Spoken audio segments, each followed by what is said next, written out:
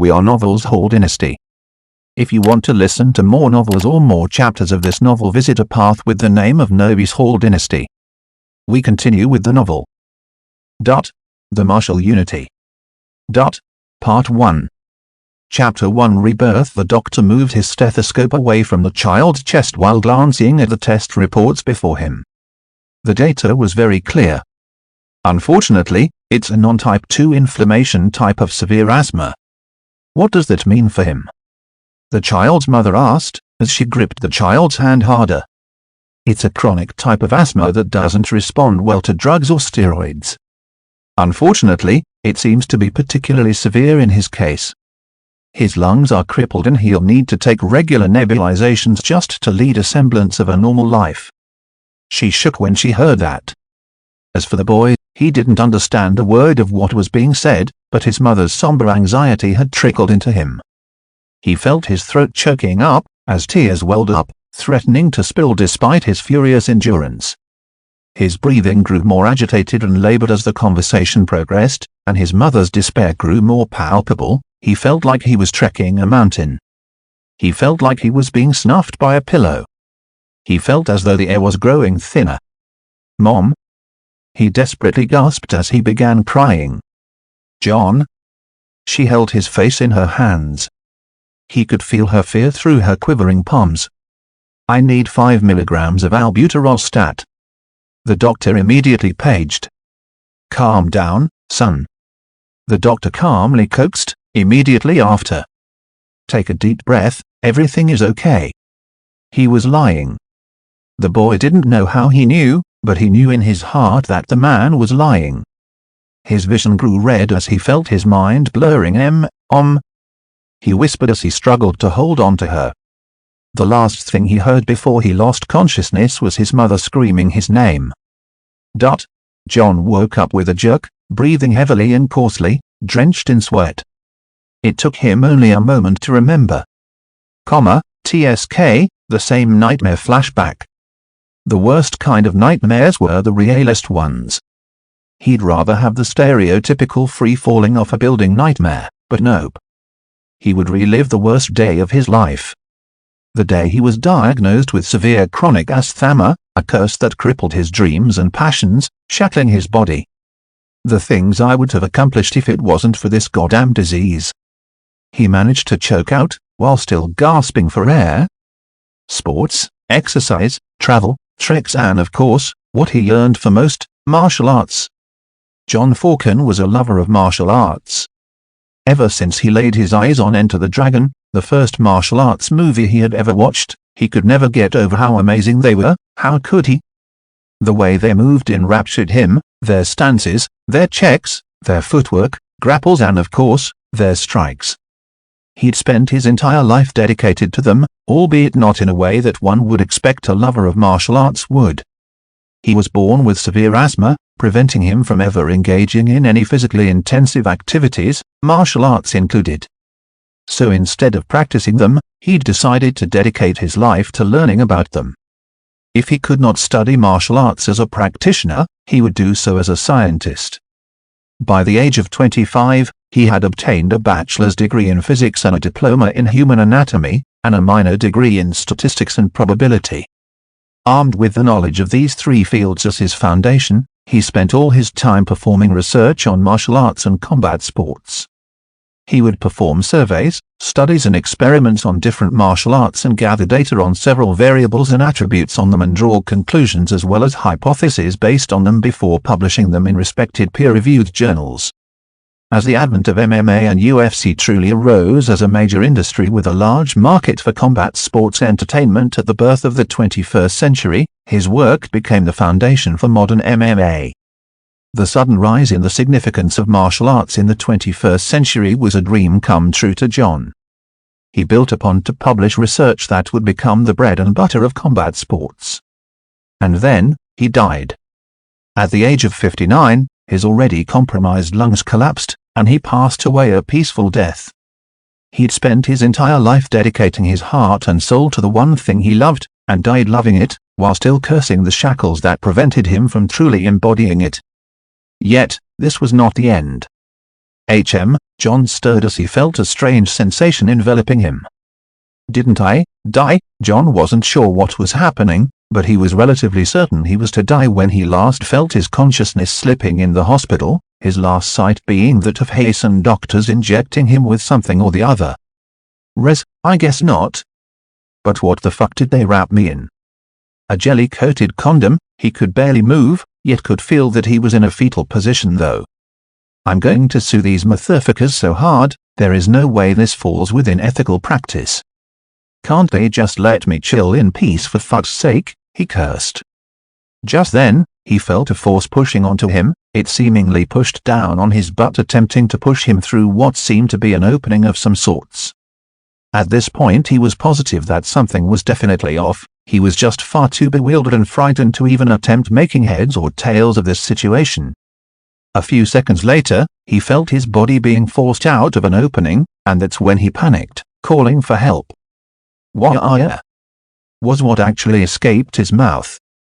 Did I just cry? He opened his eyes, only to behold a giant woman holding him. No, she's not giant. I'm the one who's small. He barely managed to glance with his stubbornly half-closed eyes at his clenched folded tiny arms, horrified. Quick, treat her. Her breathing is dangerously shallow and pupils are dilated. What ensued was a long session of attempting to stabilize his biological mother's condition. The presumed doctors and nurses all diligently performed a variety of actions with great determination, but alas, to no avail. Slowly but surely, her eyes lost their light, yet they never once turned away from John. Time of death, 1742. John didn't understand the language they spoke, but he understood what had happened. Although he still half believed this was some hallucination, he felt a pang of grief even as his consciousness drifted away. Fuck me. Please let this be a dream. Alas, fate deigned to ignore his wish, yet again. He woke up later that evening in a daze, yet he needed only one moment to know that that was no hallucination. He really was reborn as a baby, despite how absurd the notion seemed to him. He was in a rather small medical room, waddled in a thick towel in a wooden cradle. The room had windows on opposite sides of the room, one leading outside and the other to the corridor where he could see nurses and doctors walking through occasionally through the gaps in cradle. He glanced around only to realize he was not alone. There were several other babies just like him in their own cradles. An incubation room, he sighed. He hadn't the faintest idea where he was, but judging from the foreign language they spoke in, as well as the difference in clothing and even architecture, he was far, far away from the US. It's not just that, the technological level of this place is really low. Incubation rooms like this are filled with devices that monitor babies' vitals. Furthermore, there was no electronic technology when they delivered me either. Even this room doesn't have any lights, just lamps. That being said, the lamps were strange. The source of light was not fire, which flickered, whereas the lamp's light did not waver. It most certainly wasn't electricity. In fact, as far as he could tell, there was no electricity in the room at all. It really was a bewildering notion to someone from the 21st century. Was there really a nation with such primitive technology? John wasn't sure. This is insane. This shouldn't be fucking possible. What the fuck is happening? Assuming he was reborn, he didn't know if he was even reborn in the 21st century. What if he was reborn in a dystopian future? Or the past? No, wait.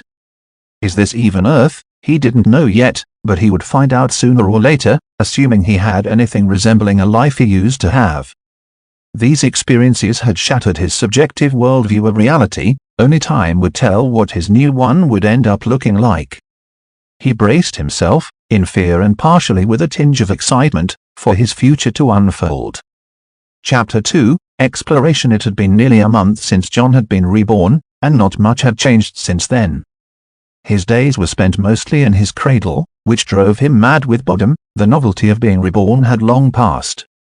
Hospital personnel would feed him, bathe and change his diaper, the latter of which was humiliating for a grown old man. Still, he enjoyed this feeling of youth. The feeling of inhaling massive amounts of air, invigorating every single cell in his body, was truly addictive. He felt as if he was overflowing with limitless energy that he urged to expend. his mind felt fresh, and his body felt comfortable. He would often spend his days trying to move around as much as he could within his cradle, but his body was far too weak to do much at this stage. He would often spend time contemplating his future and gathering as much information about anything he could. He'd even learned his own name in the process. The nurse always addressed him with Rui. A strange name, but one he was beginning to get used to. As for his surroundings, he'd already noted several oddities about this place. For starters, the race of the humans he'd come across was unclear. There was no skin color that seemed to be the norm. Both men and women ranged from light skin to dark. But this wasn't the strange part. The strange part was their hair. Are they coloring it? Does this country have a fad or something? He had seen hair of almost every primary and even secondary color. Red, blue, yellow, green, purple, blonde, silver, pink, etc. This was a rather shocking sight to a man from a world of mostly black, blonde and little red hair. In fact, he had come across only one person with black hair, himself. He was accustomed to this since he had black hair in his previous life as well, yet it seems black hair was not only not the norm, but also exceedingly rare. Of all the countless people that had walked past the corridor in the past month, he hadn't seen a single person with black hair. The second equally strange thing he had noticed were the eyes. People's eyes' color was all over the place. Just like with hair, he found a spectrum of every single color except, yet again, his own eye color, black. Both his eyes and hair were pitch black, something that was strange too, as if they sucked the light out of the world. He suspected that these traits were rare, perhaps even ominous based on the fearful, perhaps even disdainful glances that some people would throw at him. I hope that isn't the case, he sighed. In any case, this world definitely isn't Earth. There were no races with such hair and eyes. Just then, the door opened and he glanced at the nurse who was assigned to him. She was accompanied by a blonde-haired woman who looked to be in her late 30s, wearing something that resembled a fusion between a gown and a traditional yukata. The nurse lifted and passed him to her as they conversed, though he wasn't sure he understood what they were conversing about. The blonde-haired woman played with and smiled at him while occasionally asking the nurse questions. 10 minutes later, after she seemed to sign some paperwork, she left the hospital with him. Figured this day would come. 1 month in a hospital is way too much, he mused to himself, but he welcomed the change. Finally, he could learn more about this world. He glanced around and took in the environment. The first thing he noticed was that technology was most strange. It was primitive compared to the 21st century on Earth, but it was esoteric and didn't seem to match the historical technological progression of humanity on Earth. Their lighting sources were still a mystery to him. Their medicine was also strange. They used strange concoctions and apparatuses while tending to him. He had no frame of reference for them because he couldn't recall any such equivalent in Earth's history. There's something very different about this world, that's for sure. A minority of people carried belongings in makeshift bags made from cloth. It seemed only a larger majority used handbags or other carrying articles. The sense of fashion was strange. It was a mix of middle-aged Western and Eastern clothing. It seemed both men and women wore clothing that generally enveloped their entire body. This was generally a trend that existed prior to the Industrial Revolution that allowed for the production of clothing articles with a more sophisticated and difficult production process. This would suggest that their technology was low, but the architecture of buildings was rather pristine considering most of them were residences or small-time shops, not something he would expect from medieval Earth. These oddities threw him off. He wasn't sure how to evaluate their technological prowess. The weather was beautiful, the sun shone bright, yet the presence of adequate number of clouds shielded the surface from much of its wrath. Cool winds blew, rustling the leaves and cherry blossoms of trees and grass that populated the sidewalks. It was truly a picturesque sight to Rui, a sight that could seldom be found on modern Earth. The stone roads were populated with bustling citizens buzzing between what seemed to be a flea market of domestic goods and services set up in small stores or shops. Just as he was admiring and absorbing his surroundings, the blonde-haired woman waved her hand and called out to a man pulling a rickshaw. She quickly got on with Rui after exchanging a few words with the rickshaw puller, before he started pulling them away at a brisk walking pace. An economical occupation with a low barrier of entry, he noted. There were plenty of traveling rickshaws he spotted as they crisscrossed through the town. They traveled further and further away from the bustling populated markets, before soon, they reached a house with a huge fence. Before they got off, Rui noticed that the blonde-haired woman paid him off with what looked to be a bronze coin. The coins are remarkably intricate. How can their most common and universal currency be so sophisticated without electricity? Maybe I really have underestimated this place. The house was a little worn down. The paint had significantly worn off and the building was chipped and cracked at multiple areas, albeit small enough to not be dangerous. Still, the garden was surrounding the house seemed well maintained, and all in all it painted a homely image. The blonde-haired woman carried Rui to the entrance before knocking. Yes? A young red-haired woman opened the door slightly, only to beam in joy as her eyes fell on the woman holding him. Mother Lashra. Lashra is her name, Rui wondered. Alice. Lashra smiled back. Welcome back, Alice replied before turning to Rui with a curious expression. So this is him. The black-haired, black-eyed baby that no orphanage accepted for a whole month. Yes, the poor child has been alone during the most tender moments of his life. I couldn't help myself after seeing how cute he was. Alice cooed and cuddled at him before taking him in and showing him off to the others. So this is where I'll be living from now on, eh? Rui pondered. This? I can get used to this. Chapter 3, Shocking Revelation. Say Aaron. Alice smiled at Rui holding a spoon of porridge near his mouth. It had been 11 months since Rui had been born. He had grown accustomed to the mundane albeit pleasant life that he had come to be living for the past 10 months. Still, although he had very few tribulations as an 11-month-old, he would notice that the state of the orphanage was not what his comfortable life would lead him to think it was. Life was hard. The 21st century had the highest quality of life in the history of Earth and only got better and better every year due to growth in technology. But this was a world in its Middle Ages. Even basic necessities that he took for granted on Earth, such as easy access to food, shelter and security, were difficult to obtain, and even harder to maintain for the lowest of the middle class and lower. The risks and consequences of failing were much harsher too. He could tell that the financial state of the orphanage was poor. The condition of the orphanage left some to be desired. He wasn't sure where the orphanage managed to scrape the necessary money to sustain itself, but he was sure it was far from easy. Orphanages were a non-profit organization. They usually made their ends meet by donations or in rare cases subsidies. Though clearly this orphanage struggled with those. The sisters would often forego eating meals so that the children of the orphanage could eat fully. He could sense the anxiety hidden behind their smiling facades when they fed the hungry children. Sigh, to feed a helpless, worthless baby like me, they sacrifice much, they endure much. He couldn't help but feel guilty. When I'm older, maybe I can use my knowledge to earn a large amount of money. I'll support them myself. They already think I'm a genius after all. As an adult mentally, Rui was able to learn languages much quicker through active learning. He quickly remembered everybody's names first, followed by basic greetings, words he came across most, such as food and eat, before making his way across a large portion of the common language.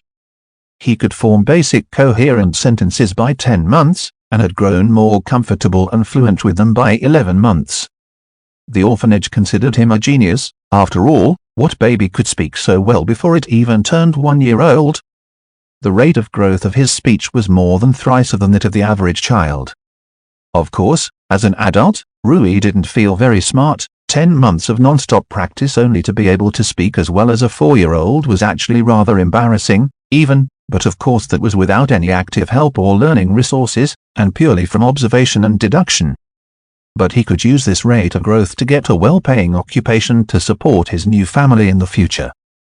For now, he indulged himself in the food his body needed to grow up strong. How's the porridge, Rui? Is it tasty? I added extra pepper just as you wanted. Alice smiled as she fed him another spoon. It's really tasty, sister. Rui replied with as much sincerity as he could fake. In truth, he hated porridge. As someone from the middle class of a first-world country, he was accustomed to much better food than porridge, but this was something Alice had personally made for him, with a lot of love and care. he did not hurt her feelings out of his privileged lifestyle. Besides, he did need to eat. Nutrition was most important for a child his age, and malnutrition could screw him forever in the worst-case scenario. This was not something he could tolerate, as someone who suffered from poor health for a lifetime. As a former chronic asthma patient, the feeling of air gushing into his lungs and invigorating every cell in his body was addictively satisfying. That also means I can practice martial arts in this world, he reminded himself excitedly. Ever since he was reborn, he realized that the fact that his body did not seem to be hindered by any health ailments meant he could do all sorts of things he never could before, with the number one activity on his list being martial arts. Fuck yes. This is by far the most exciting part of being reborn. He couldn't wait until he was old enough to start practicing martial arts. Alice, the squire you called to clear the fallen tree trunk blocking the back exit, is here. Karen, another caretaker of the orphanage, informed Squire. Rui inquisitively inquired. He'd never heard anyone mention that phrase so far. Ah, you don't know yet. Well, would you like to come and see? Alice put down the bowl of porridge and gestured at him to follow, which he did out of curiosity. The man waiting outside the house was extremely tall and ridiculously buff.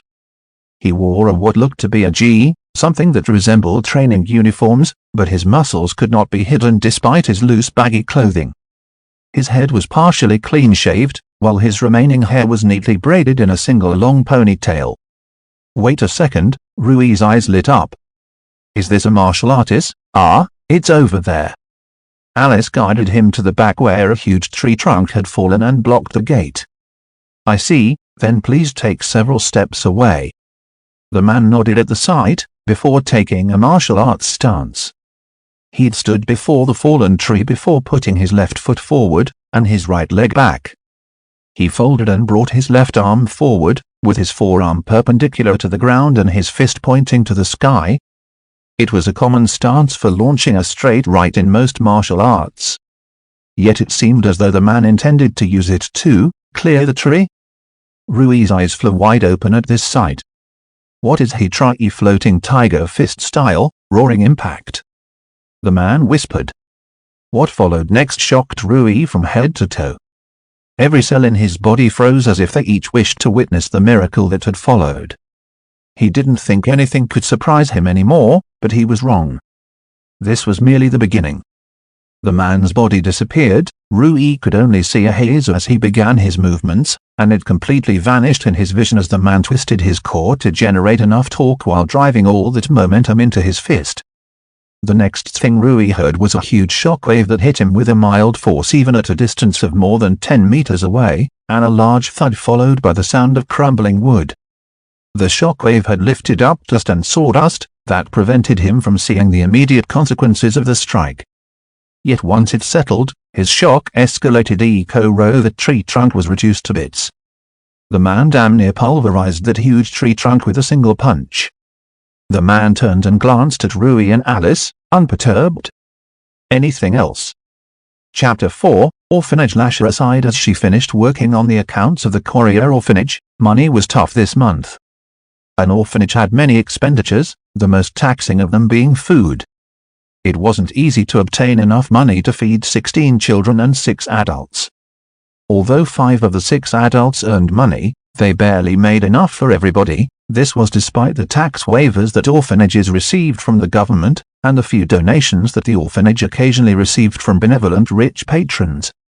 Their monthly expenditure included food, clothes, as children were constantly growing and with 16 of them something or the other was always outgrown every month, sanitation supplies, the discounted tax, maintenance, and several other individually small needs and indulgences that culminated in a daunting monthly expenditure. The Courier orphanage had been founded by her 23 years ago. Back then she was the only caretaker, and she had taken in 5 children back then. Generally, families looking to adopt went to larger and more famous orphanages rather than smaller ones like her own, so the 5 children she took in had never been adopted. She raised like her own children. Those 5 children, Alice, Karen, Deb, Myra and Kensha, grew up and decided to support the orphanage and their mother. Together they constituted the 6 adult caretakers that ran the Courier orphanage. Lasher spent all her time at the orphanage, whereas the 5 caretakers had part-times that allowed them to sustain the orphanage. Usually they had anywhere between 14–16 children. This was their utmost limit given the orphanage's accommodation and financial capacity, as well as the caretaker-to-child ratio. Though, families preferred to adopt younger children, below the age of 1 normally, so most of the older kids remained in the orphanage. They would be home tutored in their early years by Lasher mainly. She would teach them basic law, geography, history, mathematics and the absolute bare basics of economics and politics. She did her best to instill the foundational knowledge that all were expected to have as well as the things all adults ought to know. Although she was no learned academic, over the span of 23 years she had become a master of teaching the basics. The ladies Alice, Myra and Karen worked part-time in kitchens, restaurants, at wealthier residences as cooks, waitresses, maids, babysitters and jobs of those sorts. The men Depp and Kendra worked in manual labor jobs, rickshaw pullers most of the time, albeit in winter they preferred to get into mining. Together the 5 earned a majority of the monthly income the orphanage received. Lasher loved each one of them from the bottom of her heart. Without them, she would have to shut down the orphanage, the mere thought of which made her heart ache. Things were hard, but because she had such loving children, she could overcome these tribulations.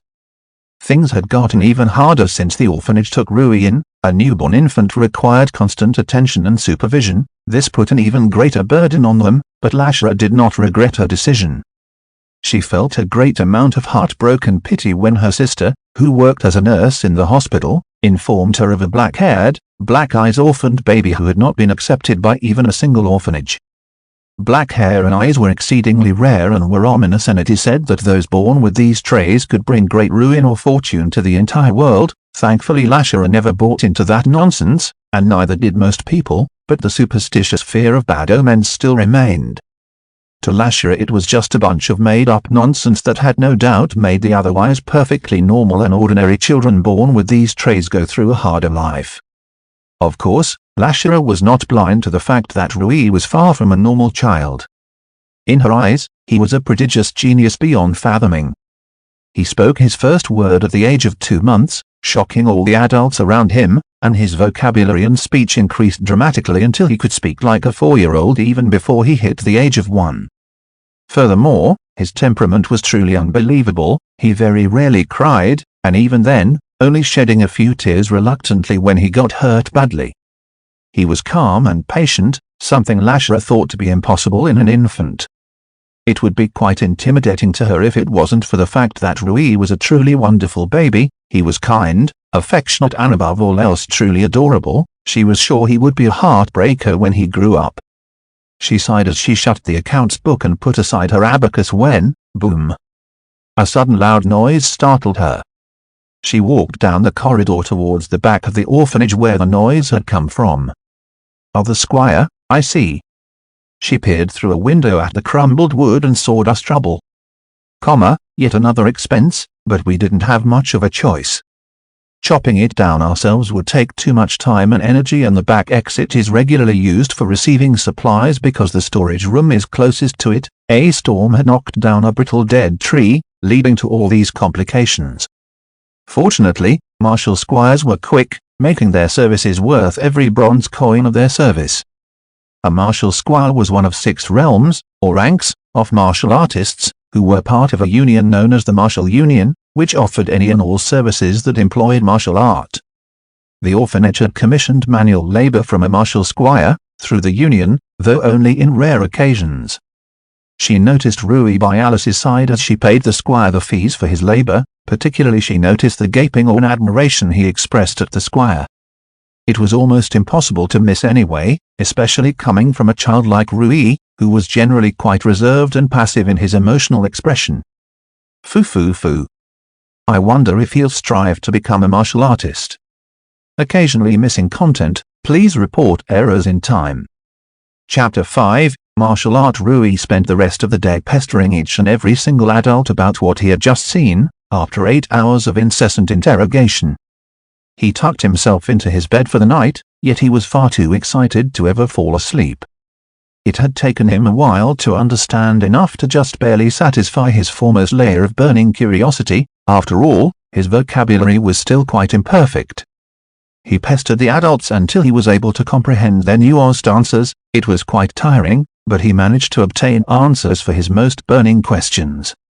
After the rigorous interrogation, he'd spent time assimilating and organizing everything he'd learned. Martial arts, or martial art as they called it, was real. It was not only real, but it was extremely powerful too. Martial artists were extremely powerful, capable of extremely superhuman feats, like the one he had witnessed. Across the country, and perhaps even the continent, martial artists were divided into 6 realms, which were basically ranks: martial apprentice, martial squire, martial senior, martial master, martial sage, and finally, martial transcendent.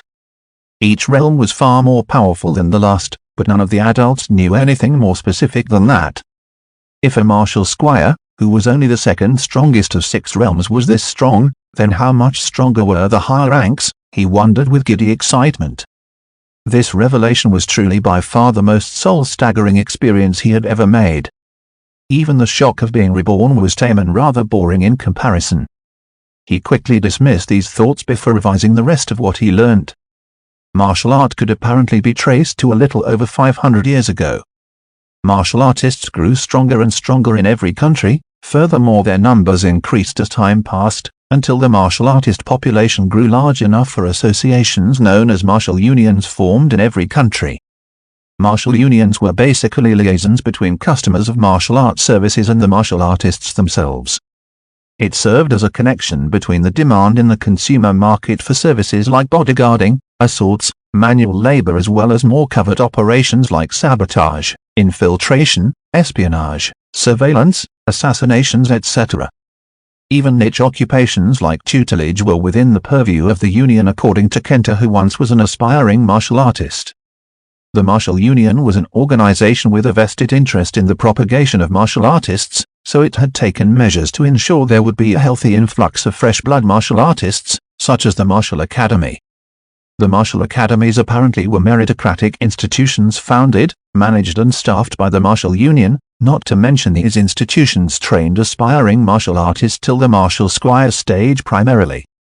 Furthermore, according to Depp, the academies had a hefty yearly tuition fee. After all, tutelage from martial seniors was a privilege to aspiring martial artists that would otherwise be difficult to attain.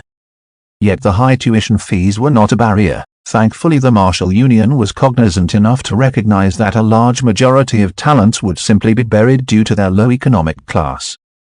Thus, the martial academies offered a scholarship program that allowed aspiring martial candidates to incur the fees as debt and repay the debt after they graduate from the academy. The scholarship program was essentially an investment with no guaranteed returns. After all, if a scholarship student failed to graduate, then the debt would never be repaid. But ultimately, this policy allowed the martial academies, and by extension the martial union, to maximize the number of martial artists, their highest interest and goal. The financial losses were rather trivial in comparison to the economic might of an international union. Furthermore, the scholarships were given based on merit, so the losses were minimized. The moment Rui learned about the martial academies, he had already made up his mind about his future. His motivation for it was extremely high. He couldn't wait. He would get into an academy, one way or another, scholarship or not. He had already formulated potential solutions, but he lacked far too much information to flesh them out. "What are you thinking about?" a child's voice called out to him. Rui glanced in the direction it came from. "Not much, Farian," Rui responded. Farian was one of the boys at the orphanage. Rui is thinking about martial art, isn't he?" A girl beside himself smirked mischievously. "He spent the whole day asking all the adults about martial art." FWEC. This was Nina, one of the older girls at the orphanage. In the past 10 months, Rui had familiarized himself with all the children in the orphanage. Although due to the age gap, both mental and physical, he had a harder time bonding with them as much as he would have liked to, but he did spend time with them nonetheless. Children like Farian and Nina would take more time to spend time with Rui and babysit him whenever the adults were busy to make their lives easier. "Do you want to become a martial artist, Rui?" a 13-year-old boy reading a book asked him. Rui's eyes sparkled. "I'm going to become the best," Rui declared. "Then you'll have trained hard." The boy smiled, closing his book. Martial artists train very hard to get their hands on superhuman power. Are you willing to do what it takes? I was born for it, Julian Rui replied, without a shadow of doubt or hesitation. It wasn't literal though, for he had no idea why or even how he was reborn, but he suspected that there was some reason. If there was a reason, what other reason could there be? Then we'll support you to the best of our ability, Rui. Julian walked over and lifted Rui into a hug. Thanks, Rui replied. Julian was a bright child, although he wasn't freakishly prodigious like Rui, he was a quiet and intelligent child who spent his time absorbed in books of all sorts, anything he could get his hands on. Rui was impressed by his maturity despite his age, among other things. The children chatted more until Depp told them all to put out the lights and go to sleep. To Rui's surprise, he fell asleep quickly. He was quite exhausted after a whole day of excitement. Chapter 6, Foundations. All right, let's begin, Farian said, glancing at Rui. Rui nodded. It had been 7 years since Rui had been reborn in this world. Ever since he learnt about martial art and the academy, he'd already begun preparing for them, doing everything he possibly could. The minimum age necessary to enroll into the academy was 13, adolescence. As for his preparation, he had been unable to gather much specific information. The martial academies kept a bit of a tight lid on the nature of the entrance exam. However, there were simple deductions to be made based on the available information at hand. For starters, the entrance exam being open to only ages between 13 and 18 implied that the martial arts skill level requirements of the exam were not too onerous. 13-18 was a very young age group. It was simply impossible for an overwhelming majority of adolescents of this age group to be proficient in martial art. After all, hiring a long-term tutor from the union was very expensive, something only the rich could afford, and even then, they would not be able to master any more than the foundations. However, considering the age limit being 18, it could be inferred that the exam would not be centered around martial proficiency. That left only a few possibilities. Thankfully, Rui was a former martial art and combat sport researcher. He was well aware of the predictors and determinant variables of a successful fighting career. It wasn't even that difficult to figure out really. The two biggest predictors of success were talent and drive. Talent in the context of martial art would mean the measure of innate, natural physical and performance attributes. This would include health, physical attributes like raw strength, speed, agility, reflexes, durability, flexibility and stamina, as well as performative capabilities like balance, analysis and judgment, body-eye coordination, alertness, etc. While these could most certainly be trained even within the window of 13 and 18, he was certain the impact of training would not be to the degree that experienced martial art trainers of academy would be unable to evaluate raw talent. Rui was relatively certain he was not talented, unfortunately.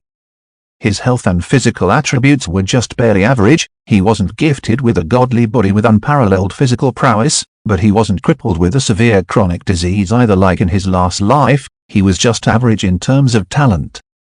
The problem was his performative attributes. He was rather bad in this area. And there was mainly one reason for this. For starters, there was the mismatch between his mind and body. His mind had grown extremely accustomed to his former body on Earth. He was lean, thin and quite tall with a weak physique. The physical attributes mass distribution of his previous body were drastically different from that of his current body. His mind constantly treated his body like it was his old one and not his new one. This was because of muscle memory. Furthermore, his mind was that of an adult, and despite the developing brain of his young body, it was extremely difficult to completely erase 59 years of ingrained muscle memory in order to make way for new muscle memory for his new body. Certainly wouldn't happen any time soon.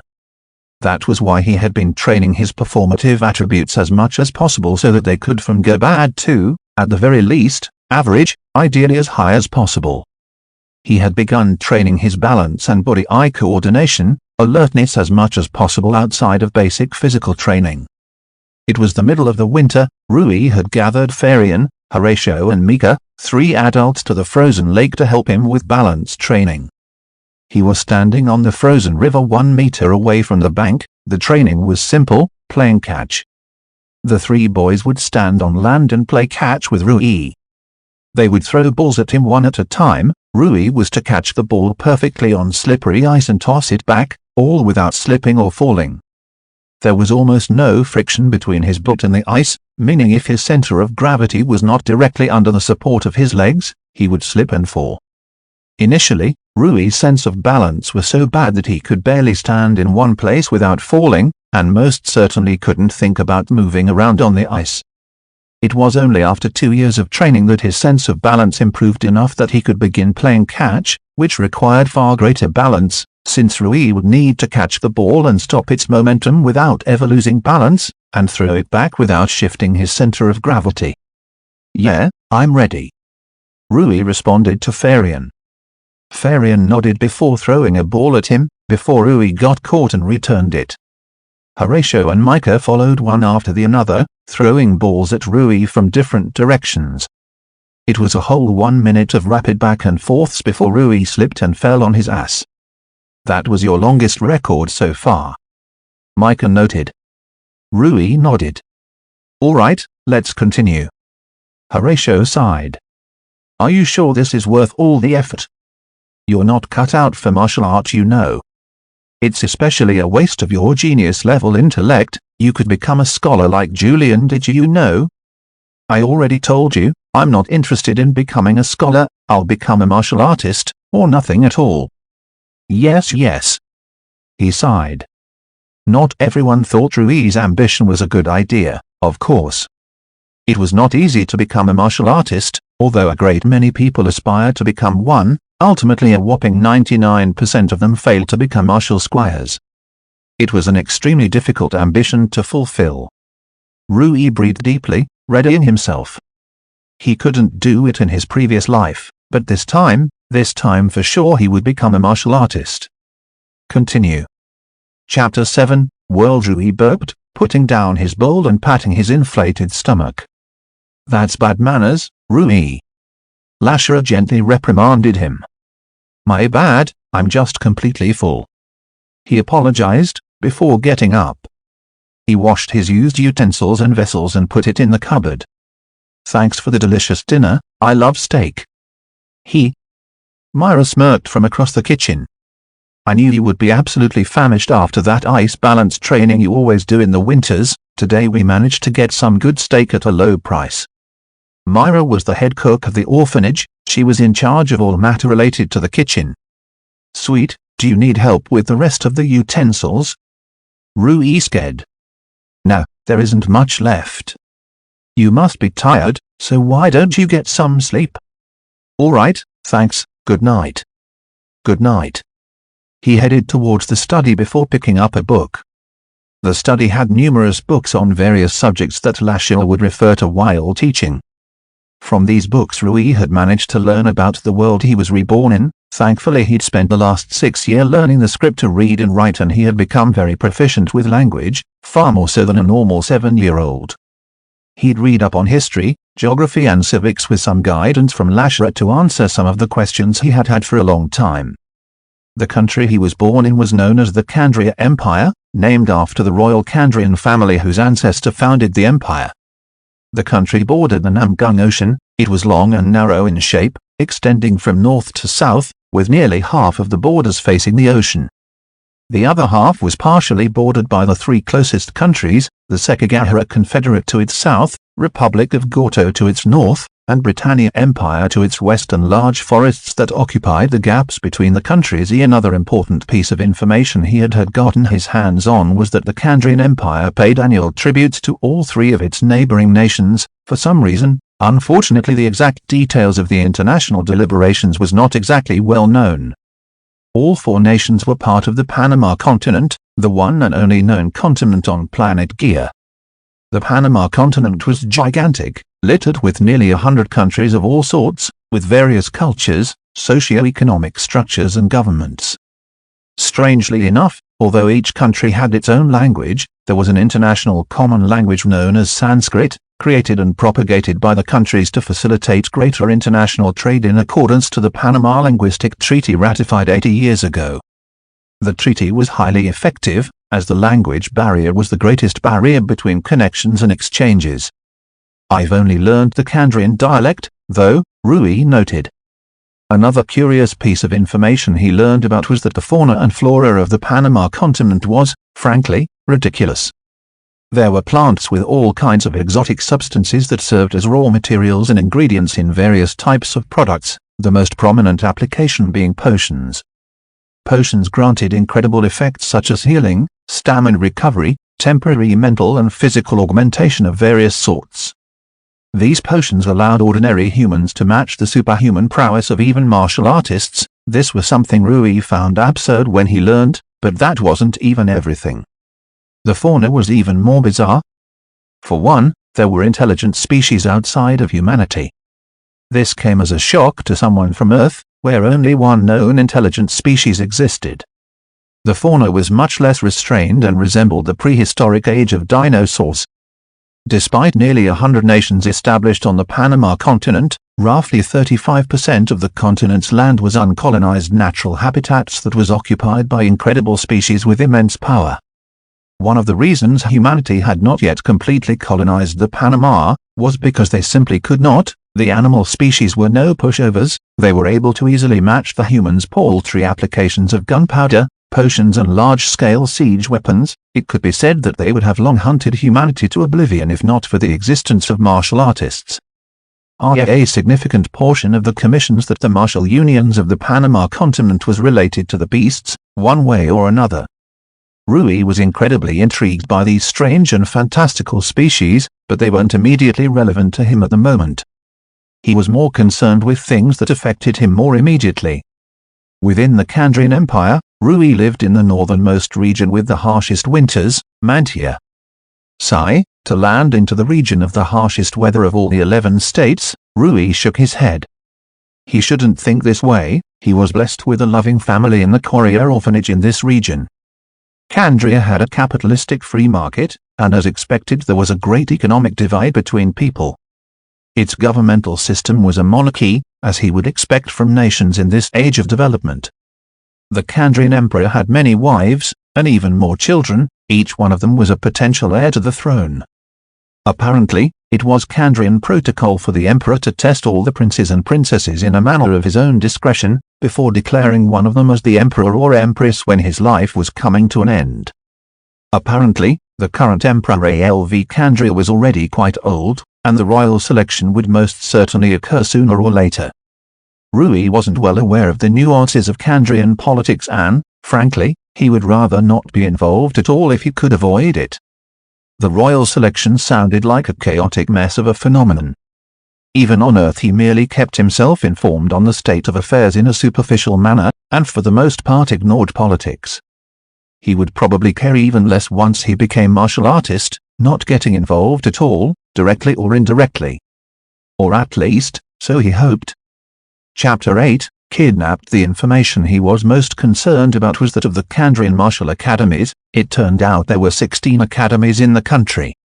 One of them was located in Mantia. Rui intended to aim for the Mansion branch. In the past 6 years he had deigned to do a more thorough investigation into the entrance exam. However, the Martial Academy was quite secretive about its entrance exams. The union did not want every applicant to be able to prepare targeted solutions that made their job of evaluating their talent and drive more difficult. They went so far as to almost completely change the exam every year so as to diminish the impact of the leaked information from recalcitrant failed applicants every year. The only thing Rui learned was that there were multiple rounds each year and the exam invigilators changed each year as well. The difficulty of the exams was exceedingly high. Furthermore, it was said that a small number of applicants died every year, while a greater proportion were greatly hurt. This was unexpected when I learnt about it. I was hoping to make targeted training regimes that could allow me to overcome these tests. Rui sighed. Having dedicated his life to research into martial arts and combat sports, Rui was an expert in evaluating the physical and performative attributes necessary for any particular activity, and setting up targeted training regimes that would most efficiently facilitate the growth of the athlete's ability to complete said physical activity. "I'll just have to stick to what I'm already doing, I guess," he mused. "Rui, it's time to sleep," Lashara said, standing at the doorway. "All right, Mom," Rui replied. All the children treated Lashara as their mother. Rui was no different. All of them had been raised by her. She was indeed a mother-like figure to all of them, the adults included. Later on, having changed into the medieval equivalent of pajamas, he lay in bed contemplating what he ought to do tomorrow. Cardio early in the mornings, 1 hour. Then 20 reps of squats, crunches, push-ups, pull-ups and chest dips, 3 reps of plank variations all until lunch. Rest, followed by balance training at the leg till evening, followed by basic body conditioning and tempering. This was actually a relatively simple and mild training regime, but that was because he was only 7 years old. His body was still growing, especially his bones. Stressing them too much would be quite detrimental in the long run. He planned to increase his exercise load as he got older. "I should be decently well built by the time I'm done." The next day, he followed through with his early morning jog. He would generally begin at the orphanage, jog to the city and come back before the rush hour begins, but today he was a bit late, so he was navigating through the earliest bustle of the day.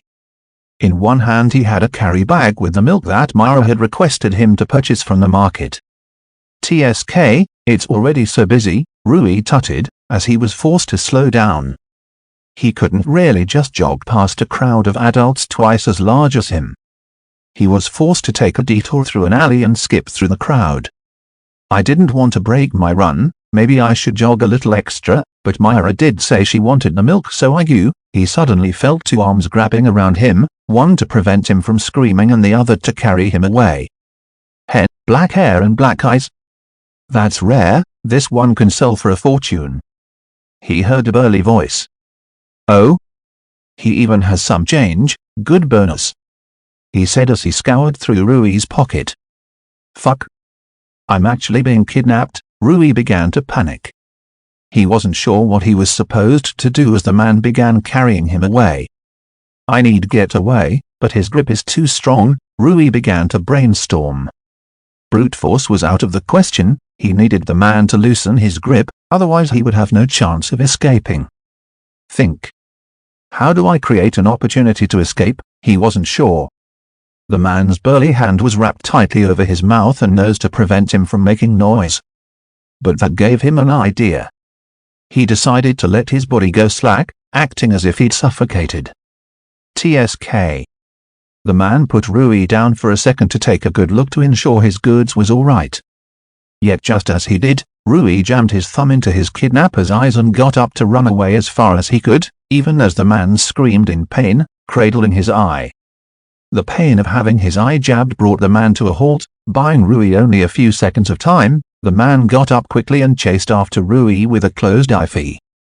"I just need to reach a populated area, he won't get away with a public child crime." Unfortunately, he couldn't get back to the market the way he came. The burly man was in the way and he most certainly would have been caught. He just needed to reach people, but unfortunately, he'd reached a dead end instead. "Fuck, I need to go. No, hey, too bad you couldn't get away, little boy." The man threw Rui a disgusting smile. In that moment Rui felt despair and true fear. His legs began to shake, and he almost peed himself. Rui forced himself to take a fighting stance, but the man walked over and, ignoring Rui's meager struggles, grabbed Rui by the neck, forcing him down. Rui thought about screaming, but when he opened his mouth, nothing came out. "Let's have you choke for real," he whispered even as his grin grew wider. Rui froze in terror. "He's going to kill me," Rui panicked. His heart was beating hard and fast, struggling to give Rui the power he needed, but Rui was too afraid to use it. "Dose, it's no use, I'm too weak," he knew this, giving up. "I'm not just weak, I'm pathetic." Just as his vision was turning red, thud, the man's grip slacked and his arms let go of his neck, and Rui's body contorted as he gasped and inhaled for air, before turning around. What the fuck just happened? What he saw shocked him. The man was dead, lying on the ground. What was even more shocking was the cause of death. The top of his head was dented and broken in. There was another man standing behind him, with a fist mid-air. To attempt to snuff the life of an innocent child is the greatest of sins one can commit. The man said, scorning at the corpse. His eyes turned to Rui. Are you all right, my child? Chapter 9, Naive. He was vet. He had underestimated what it meant to be a warrior. This wasn't a movie, or an anime, this was real life. He would have died on the spot if his savior was too late. Rui thought he could just train and become a warrior, but he had severely underestimated the temperament and resolve needed to fight with his life on the line. How could he, a former denizen of the 21st century, understand? He had never fought in his life, ever. He didn't understand just how strong the primal fear of death was ingrained into one's soul. Martial artists weren't decorative and aesthetical artists whose jobs were to look cool. They were warriors, assassins, protectors, hunters, pioneers. They were people who fought every day with their lives on the line. They tread up the martial path knowing that every step could very easily be their last. Did he possess such resolve? That day had made the answer clear. He did not. He was unworthy of being a warrior, a martial artist. You're wrong, said the man who saved him. He walked over and sat beside him, patting his head. His gesture was warm and gentle, but his hand was heavy and rough, like a boulder. Kid, you wanna be a martial artist, correct? Rui nodded. He was still choked with emotions. Of course you do. There is no other reason a kid your age would put yourself through the training that you have. He noted. Do you think yourself unworthy of being a warrior because of the fear and despair you felt? It was as if the man could read Rui's heart. Rui nodded, reluctantly. The man smiled in response. You quivered in fear and despair as you were pushed into the ground. The words tore a hole in Rui's heart.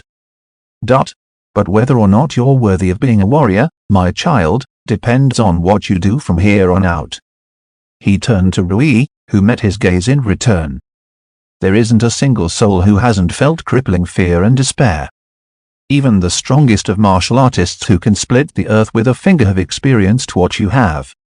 What separates the strong from the weak is whether or not one overcomes that fear and strives forward. Rui clenched his fists and gritted his teeth. Tell me, boy, will you succumb to your fear? FWEC never. Never again. Rui swore even as tears of frustration, shame and anger poured out of his eyes. Every muscle in his body went taut. He felt as if every cell in his body stood united as he ingrained his oath into each and every single one of them. I will never let fear and despair get the best of me again. The man he smiled as he glanced at the fire in the young boy's eyes. Rui got up and bowed deeply to the man. Thank you for saving my life. I'm just doing my duty. The man got up, patted Rui's head one last time and walked away. Stay safe, boy. I'd like to see you become a warrior. You have what it takes.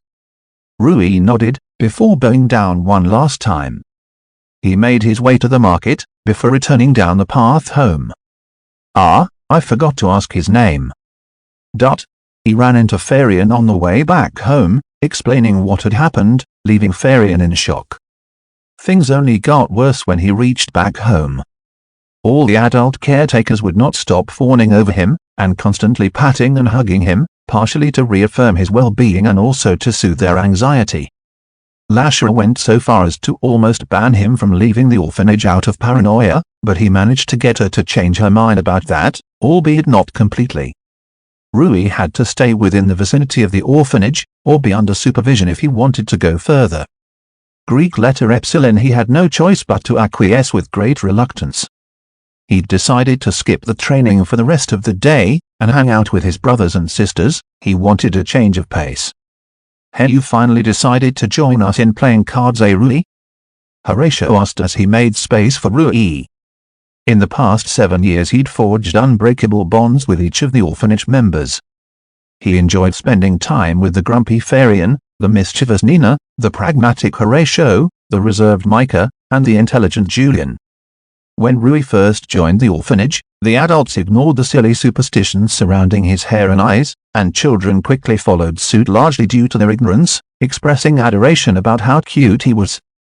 The past 7 years had caused him to develop a great amount of affection for each of them, and the orphanage as a whole. Almost to the point he'd rather stay with them than leave to become a martial artist. Almost, but still not enough, he mused. His renewed will and determination after that morning's incident would not allow him to not become a martial artist. He just felt a tinge of sadness that it would eventually drive him away from his family. The academy not only took care of housing and food, but mandated its students to stay in the academy dormitories. The martial path was one that required discipline, which could only be fully enforced if the academy regulated the students' lives from dawn to dusk. Even once he graduated, he suspected he would have to spend long hours, days and maybe even weeks away from his family. He would most certainly grow a little distant from them, it was inevitable. Although he would always love them, prolonged periods of separation would likely dampen his emotions. He was not a very social person, even in his previous life. His parents died early, and since then he had never forged a single significant relationship or even friendship. I'll make the most of these times, then, for the next 6 years. Then I'll have to leave them. It was a shame to Rui. He quickly shook away these thoughts before getting invested in the game. Chapter 10, Martial Exam. Have you taken your identification? Yes. Have you taken some energy drinks? Yes. Have you double-checked the timings? Yes. Have you enough, Mom? I have everything in place, don't worry. Rui reprimanded exasperatedly. Lashira was notoriously overprotective. The martial entrance exam was notoriously difficult and dangerous. Lashira had warned Rui over and over that it could be disastrous, but she knew Rui had been preparing for this day for a long time. His resolve was quite unshakable. She knew her words would have no effect. Rather than antagonizing him and earn his ire, she decided to give him her blessings. 6 years had passed since the kidnapping incident. Rui was now 13 years old. The time for the martial arts entrance exam had come. It was quite unnerving to Rui, even though he had been mentally preparing himself for this day for a long time. No, it was because he had been preparing for this day for a long time that he was nervous. He breathed deeply, trying to calm his racing heart down as he prepared his pouch with some basic essentials. Let me travel with you there, Rui. Julian smiled. He had managed to graduate from the Kandrian Institute of Sciences, and was accepted into the institute as an apprentice scholar under a prestigious scholar in the Research and Development Department. Thanks. Rui nodded. Julian had always been a calming influence. He was a true genius too, unlike Rui. Lashira hugged him one last time and kissed him on the head. Be safe, don't push yourself too far, okay? She told him. A tinge of anxiety rippled across her face. Yeah, don't worry, Mom. I'll be fine. After receiving well wishes from the whole of the Courier orphanage, he bid them farewell and set out with Julian on a rickshaw. Nervous? Surprisingly not as much as just a while ago. Being supported by my family puts me at ease, even though the significance or difficulty of the exam hasn't changed at all. I'm glad to hear that. Julian smiled. I'm going to be honest with you. I truly never did expect that your drive to become a martial artist would be this strong. Rui didn't know how to respond. Children undergo a lot of phases as they grow. This is universally true for almost everybody. I say almost true, because I've only ever come across one exception. Julian turned to Rui with scrutinizing eyes. Born with hitherto unheard of prodigious, genius-level intelligence, having mastered 2 languages, mathematics and sciences at an extraordinarily young age, yet you've never changed, at all, Rui. Julian continued. It's pretty absurd. Your temperament was also unchanging and mature well beyond your age. Your cognitive capabilities only grew exponentially sharper as you grew older. Rui knew what he was talking about. A human being's brain stopped developing at the age of 25, this was the age at which their cognitive capabilities reached a peak. Rui, however, inherited the cognitive capabilities of his previous brain stacked on top of the growing cognition of his adolescent brain. It was as if he possessed the sum of the IQs of both John Falcon and Rui Quarrier. This was one of the biggest advantages of being reborn with your mind intact. His already grown mind received the advantage of growing even more for a second time. All of this data points to the conclusion that you're an adult in a child's body. Julian continued. Rui turned his head and met his gaze, before smirking. You don't actually believe that, do you? No. Julian shrugged, smiling. It's not impossible, nothing is, but it's too absurd. Inwardly Rui sweating. He had no idea why he was reincarnated, though he suspected there was a reason behind it. He was pretty scared that his secret would come out when Julian began talking about Rui. To think that this guy had been scrutinizing and analyzing Rui for the past 13 years and correctly hypothesized the actual truth, as expected of an actual genius. Or they bantered for a long time until the rickshaw had reached its destination. Well then, good luck Rui. I'll be heading to the kiss from here. Thanks Julian, goodbye. One last thing. Rui turned to face Julian as he got off. Even if you were someone else reborn in a child's body, I would still love you as my brother. Julian smiled warmly. Go on Rui, fulfill your dream. Rui smiled back. I sure as hell will. And with that, the two brothers split paths. Rui turned to face the mansion branch of the Kandrian Martial Academy. There were many rickshaws, and even many chariots littered outside the academy. There were many thousands of adolescent boys and even a decent proportion of girls accumulating inside the gigantic facility.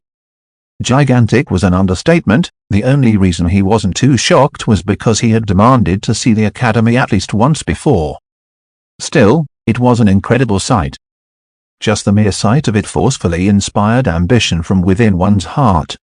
This is it. The Kandrian Martial Academy was a multi-section set of facilities that revolved around one primary facility that served as the main facility for training. It was fortified by a huge wall made from stones and cement that circled around the academy for many kilometers on end. The sheer prestige of this academy alone drove more than 1 million aspiring martial artists to apply for the entrance exam. As Rui entered the academy, having passed the huge gates after showing his ID to the gate security, he took a good look at the competitors, who were heading towards the designated exam center. They're almost all older than me, Rui noted. Most of the adolescents taking the exam seem to be 16 and above. I guess it's somewhat rare for a 13-year-old to participate, Rui said, as he received a numbered tag upon reaching the facility, serving as his applicant ID. The exam center was even bigger than one would think from afar. Within the facility was a huge crowd of applicants. The mood was tense, although there were martial artists serving as assistant invigilators to prevent the outbreak of violence. Just standing in the room with thousands of others put faint pressure on Rui. A cursory glance at the crowd revealed a lot of information about his competition. Most of them have trained their body, though not as much as I have. Yet a lot of them are inherently physically superior to I am.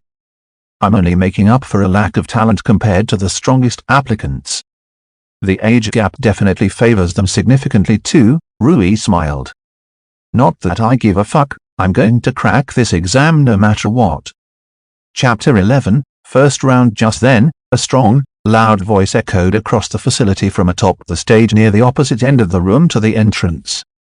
Welcome to the 106th annual entrance exam of the Martial Academy. A man who looked to be in his 50s spoke. He had a long salt and pepper beard, and a bald head. He wore luxurious robes over a simple martial art uniform that spoke to his position within the academy. The most distinctive feature about him was the most intangible one, the weight of his presence. Rui could feel it. Every single applicant could feel it. They all even realized they experienced the same pressure when everyone began stiffening up or showing other signs of anxiety, fear and discomfort. He's not even doing anything special, Rui smiled nervously as he began sweating. He just gave the most generic and simple welcome. I am Master Ironian, a martial master and the headmaster of the Kandrian Martial Academy. I will also be serving as your head examiner and invigilator. He continued, ignoring the applicant's reactions. So this is a martial master. Incredible. This is fucking amazing. Rui grew more and more excited. How could he not? The man was more hundreds of meters away and his lungs were powerful enough to talk loudly enough without any aid. He was that far away, yet his presence alone was so heavy that Rui felt as if he was staring a bloodthirsty, man-eating tiger in the eyes point blank.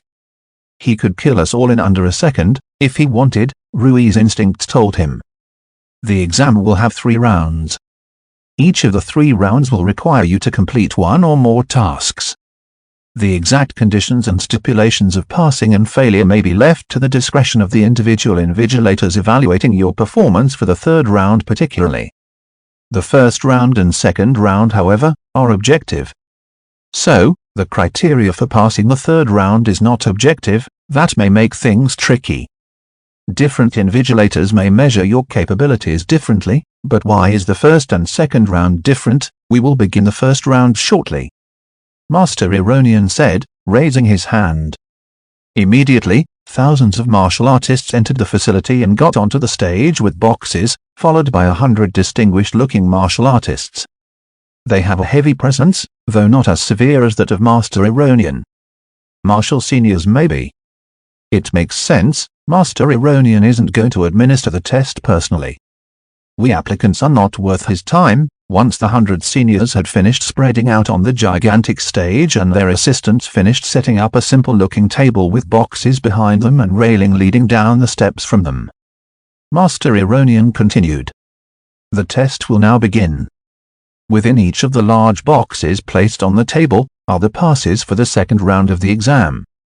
Your objective is very simple. You must walk over to the martial senior standing in front of each box, shake their hand, and request them for a pass, or rapidly within 10 seconds. Master Ironian paused for a second, indulging himself in a smile. Those who can complete the aforementioned objective will receive a pass to the 2nd round. Those who cannot will irrevocably fail the 1st round as well as the exam altogether. Good luck. He walked away, having completed his duty. How? Rui was gobsmacked. He could sense that each and every single applicant save a small minority were just as confused as he was. He, like a lot of others, decided to wait it out and see what happened. There was obviously more to this than met the eye. Rui watched with great scrutiny as the first applicant walked up the stairs to the stage, through the railings. But just as he reached the stage, he froze. Why did he stop? Rui glanced at the martial senior that the applicant was facing before realizing what had happened. Bloodlust, Rui sensed the emotion the powerful senior was practically radiating. In fact, all the seniors had begun doing just that. The applicants at the front of the queue had frozen in fear, unable to approach the martial senior. 10 seconds later, the martial squires assisting the martial senior began declaring applicants' failures. Applicant 00504, failed. Applicant 10,756, failed. Applicant 65,784, failed. Applicant 45,786, failed. Applicant 00037, failed. I see. I get it now, Rui realized. The 1st round was a test of fortitude and resolve. Martial seniors were exploiting evolutionary neurology and psychology to evaluate the applicants' all sentient life had evolved to evaluate danger, risks and threat. This was an evolutionary psychogenetic trait that allowed for species in ecosystems to survive. It was a well-documented phenomenon of evolutionary biology in his previous life. This included even the smallest of animals like insects to the most powerful of dragons and phoenixes that existed in this world. All of them were able to evaluate danger subconsciously from observation and intuition. Based on how high the danger was evaluated to be subconsciously, their minds would experience a proportional amount of fear. The 1st round of the exam utilized this neuropsychological phenomenon in testing the applicants. The seniors were not literally radiating some magical energy field that induced fear. They were merely exploiting the candidate's instinctual, subconscious danger evaluation to induce crippling fear in the applicants. This was a piece of cake for the martial seniors, considering the applicants were basically kids. In fact, they even held back their bloodlust and didn't seem to go overboard. They needed to see how far each applicant could be pushed. ELO, specifically, their testing our resolve and our determination. 1 million applicants applied every year, each of them was driven by different motivations. Glory, money, prestige, ambition, power, duty, etc. The first round tested the strength of the applicant's determination to become a martial artist. The martial journey was an incredibly arduous and dangerous journey. If the applicants could not overcome this simple obstacle, they were wholly unfit to become martial artists. They would fail to reach even the martial squire stage. This test. I've undergone this test before, Rui remembered. The kidnapping incident was somewhat similar to this test, and he failed the test miserably. He'd sworn he never would fail ever again. This time for sure. Chapter 12, I will applicant 11,234, Kane Ranka, pass. Rui heard, as he took a good look at the first applicant to pass the test and head out the exit with a pass. To his surprise, the kid was short, about as short as him.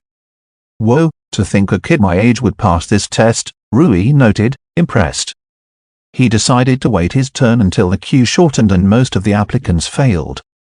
To think the first round alone would be this cutthroat, Rui mused. Though it was to be expected to some degree.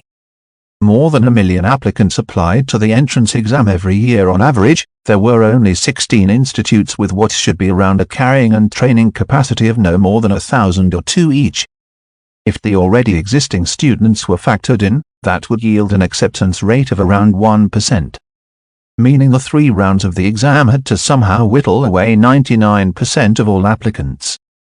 With that stipulation in mind, this brutal filtering made a lot of sense. That also means that each martial artist was effectively the most talented as well as the most determined and resolved of their generation. Rui's respect and admiration for martial artists went up. He quietly observed the ongoing ordeal for quite a while, specifically observing those who passed the test. He was quite a distance, so he wasn't able to discern their characteristics, but in general they had an air of solidity in them. They were people who had enough determination to overcome their primal fear of death. The question is whether I'll join them or not, Rui wondered. Yet for some strange reason he wasn't as nervous as he was when he'd woken up that morning. Weird, I was nervous back at the orphanage, but I feel serene now. Shouldn't it be the other way around? The first round will be ending soon. We urge those who haven't attempted the round yet to do so before the time limit ends. You will not be allowed to appear for the round once the time is up. That prompted Rui forward. He saw multiple empty queues as all the riffraff left with deflated spirits. Maybe it's because I know. He walked forward nonchalantly, climbing the stairs step by step, maintaining eye contact with the senior who would be evaluating his performance. Once he reached the top of the stairs, he stopped. He felt as if the air was prickling his skin, urging him to stop. He felt as if the ground had begun to incline upwards, denying him entry. He felt as if the world itself barricaded his path forward while instinctual fear shackled him back. What a horrifying feeling. So this is the bloodlust of a senior. It's millions, if not billions of times scarier than the man who nearly choked me to death. He looked down at his quivering fingers. It was almost as if his body had begun fearing it of its own volition. He clenched his fists, as if to forcefully imbue courage in them, before walking forward at a steady pace. Maybe it's because I know, he reached the senior. That this isn't enough to curb me. He glared at the senior with defiance, even as his jaw clattered. His legs felt like they were turning to jelly. His limbs felt like an electric current ran through them. But he pushed forward, going so far as to crush his tongue to combat the fear. I will become a martial artist. Before bowing to show respect, defiance could be tolerated, but disrespect would not. Rising back up, he calmed down as his expression returned to neutral. Senior, may I have a pass to the second round? The man stared deeply into Rui's pitch-black eyes, before breaking into a smile. Of course. He acquiesced, handing Rui a piece of paper that, written on it, was a declaration of his right to appear for the second round of the 106th Kandrian Martial Academy entrance exam. WebC applicant 30,947, Rui Coria, pass. With that, Rui made his way to the exit at the end of the stage, heading down the path indicated by signs until he reached a facility. Within it, of course, were the applicants who passed the first round. There's still like a few thousand of them, Rui inwardly tutted. He had hoped there would be fewer, resulting in lesser competition. He knew that the real competition would start from here. All the people who made it to the second round were built different from the wannabes. Everyone in the room eyed each other, knowing exactly this. Rui drew a fair bit of attention himself because of his youth and his pitch black hair and eyes. Though he didn't care too much, it was something he had long grown used to. The training room they were in was rather strange. It was basically a giant hemisphere.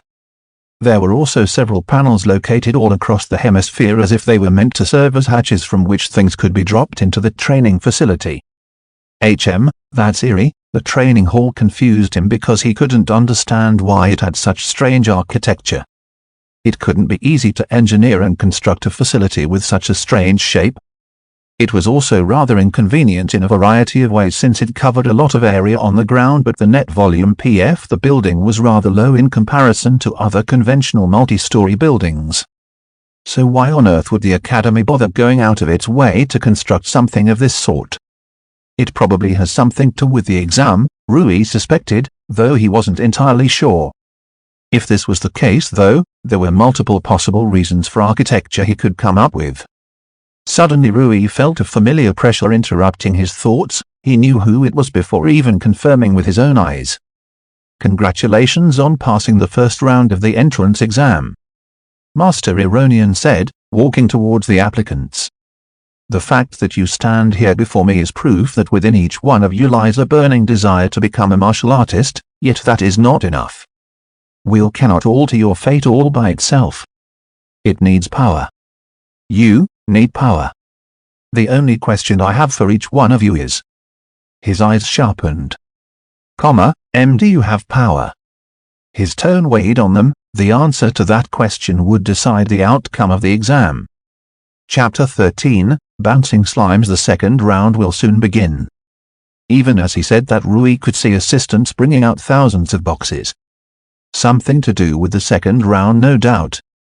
Rui noted as they finished bringing everything they needed seemingly. Your performance in the second round will be graded by points. Master Ironian continued. Those of you whose number of points are lower than that of the average will fail this round.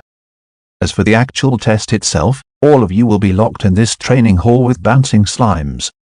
Bouncing slimes are a species of slimes that hunt animals, humans included, in dungeons by slamming into them repeatedly by bouncing in enclosed spaces. These slimes will be released in here with all of you, and they will hunt to kill you. Blocking or parrying a slime while incurring minimal damage will earn you 1 point, dodging a slime will earn you 2 points, and killing a slime will earn you 5 points. This is not what I expected. I pictured a more straightforward testing of physical and performative attributes. There is more important information and rules, so please pay attention. Firstly, the number of slimes in the training room at any point in time will be maintained at 100. That's a fuck ton. Secondly, you are prohibited from entering a 2-meter radius of your fellow applicants. Every violation of this rule will cost you 5 points. Makes sense. It prohibits uncontrolled violence between the applicants. Thirdly, you will be required to wear a special weighted suit at all times. Master Ironian explained as the assistants took out said suits from the boxes and began offering them to the applicants. These suits are quite heavy and will strain and hinder your body, allowing us to evaluate your capability more objectively. The weight in these suits come from an extremely dense and heavy liquid present in the outer layer of the suit. You will not be allowed to remove these suits during the exam, Master Ironian warned. Wait, so we have to block and dodge 100 bouncing slimes that hunt humans, while wearing these heavy suits? Rui was stunned. Yet even as fear crept into his heart, a nervous smile broke onto his face. Fourthly, you may not be within 10 meters of the walls of this exam center. TSK, that kills an obvious strategy, and the final and most important rule, Once the second round begins, it will stop only after the first applicant among you dies. All the applicants in the room froze, Rui included. Master Ironian just increased the stakes. Even though the probability of them being the one to die was low, just knowing that one of them would inevitably die made the air macabre. All of you will be required to sign a consent form in order to appear for this round and the next. You will be unable to withdraw from the exam once it has begun, so please make up your minds carefully. Good luck. The second round will begin in half an hour. So this is why the exam is known to kill a few applicants every year, Rui realized. This year, at least 16 applicants will die because each of the 16 branches of the Kandrian Martial Academy is holding the exam. I'm going to have to give this round my absolute best. As Rui put on his suit, he noted how strange the fabric was. Extremely elastic, yet it doesn't exert a high restorative spring force despite large amounts of strain in its thickness. I don't think even Earth had such a remarkable material. Every substance had something called a Young's modulus. It was a property that described how much stress was needed to strain a certain material or substance. The suits that were provided had an exceptionally low modulus, allowing to be stretched with great ease. After he and many other applicants put the suit on, one of the assistant invigilators inserted something into the suit from an opening in the back that instantly added great weight to the suit while simultaneously began shifting its center of mass. The drastic shifts in center of mass and gravity made both Rui and most other contestants fall, losing their balance. I see. This isn't just meant to hinder our movements, it's meant to hinder our balance as well. Master Ironian had mentioned that the extra weight came from an extremely dense liquid in the outer layer of the suit. Liquids did not have a defined shape allowing them to flow within the suit every time Rui tilted it. Furthermore, Rui's movements were hindered by the inertia of the liquid, reducing his agility. This is no joke. This will be quite difficult to handle, Rui gritted. His balance wasn't bad, but with a dense liquid flowing around inside the suit, he had a hard time getting his bearing. He spent the remaining 20 minutes testing how much the suit hindered his movements. It deviates my movements roughly 20%. Looking around, he noticed that the other applicants didn't have an easy time adapting to the suit. Most of them had to perform every movement with caution.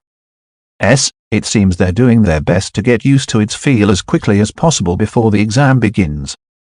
How crude, he tutted. Rui had already prepared a set of tactics to make the most efficient use of his body under the current circumstances. He'd made use of the rotational and fluid dynamics he'd learned thoroughly in his last life. Because of the extra torque caused by uneven distribution of the liquid every time I bend, I need to reduce the degree to which I tilt or bend my body.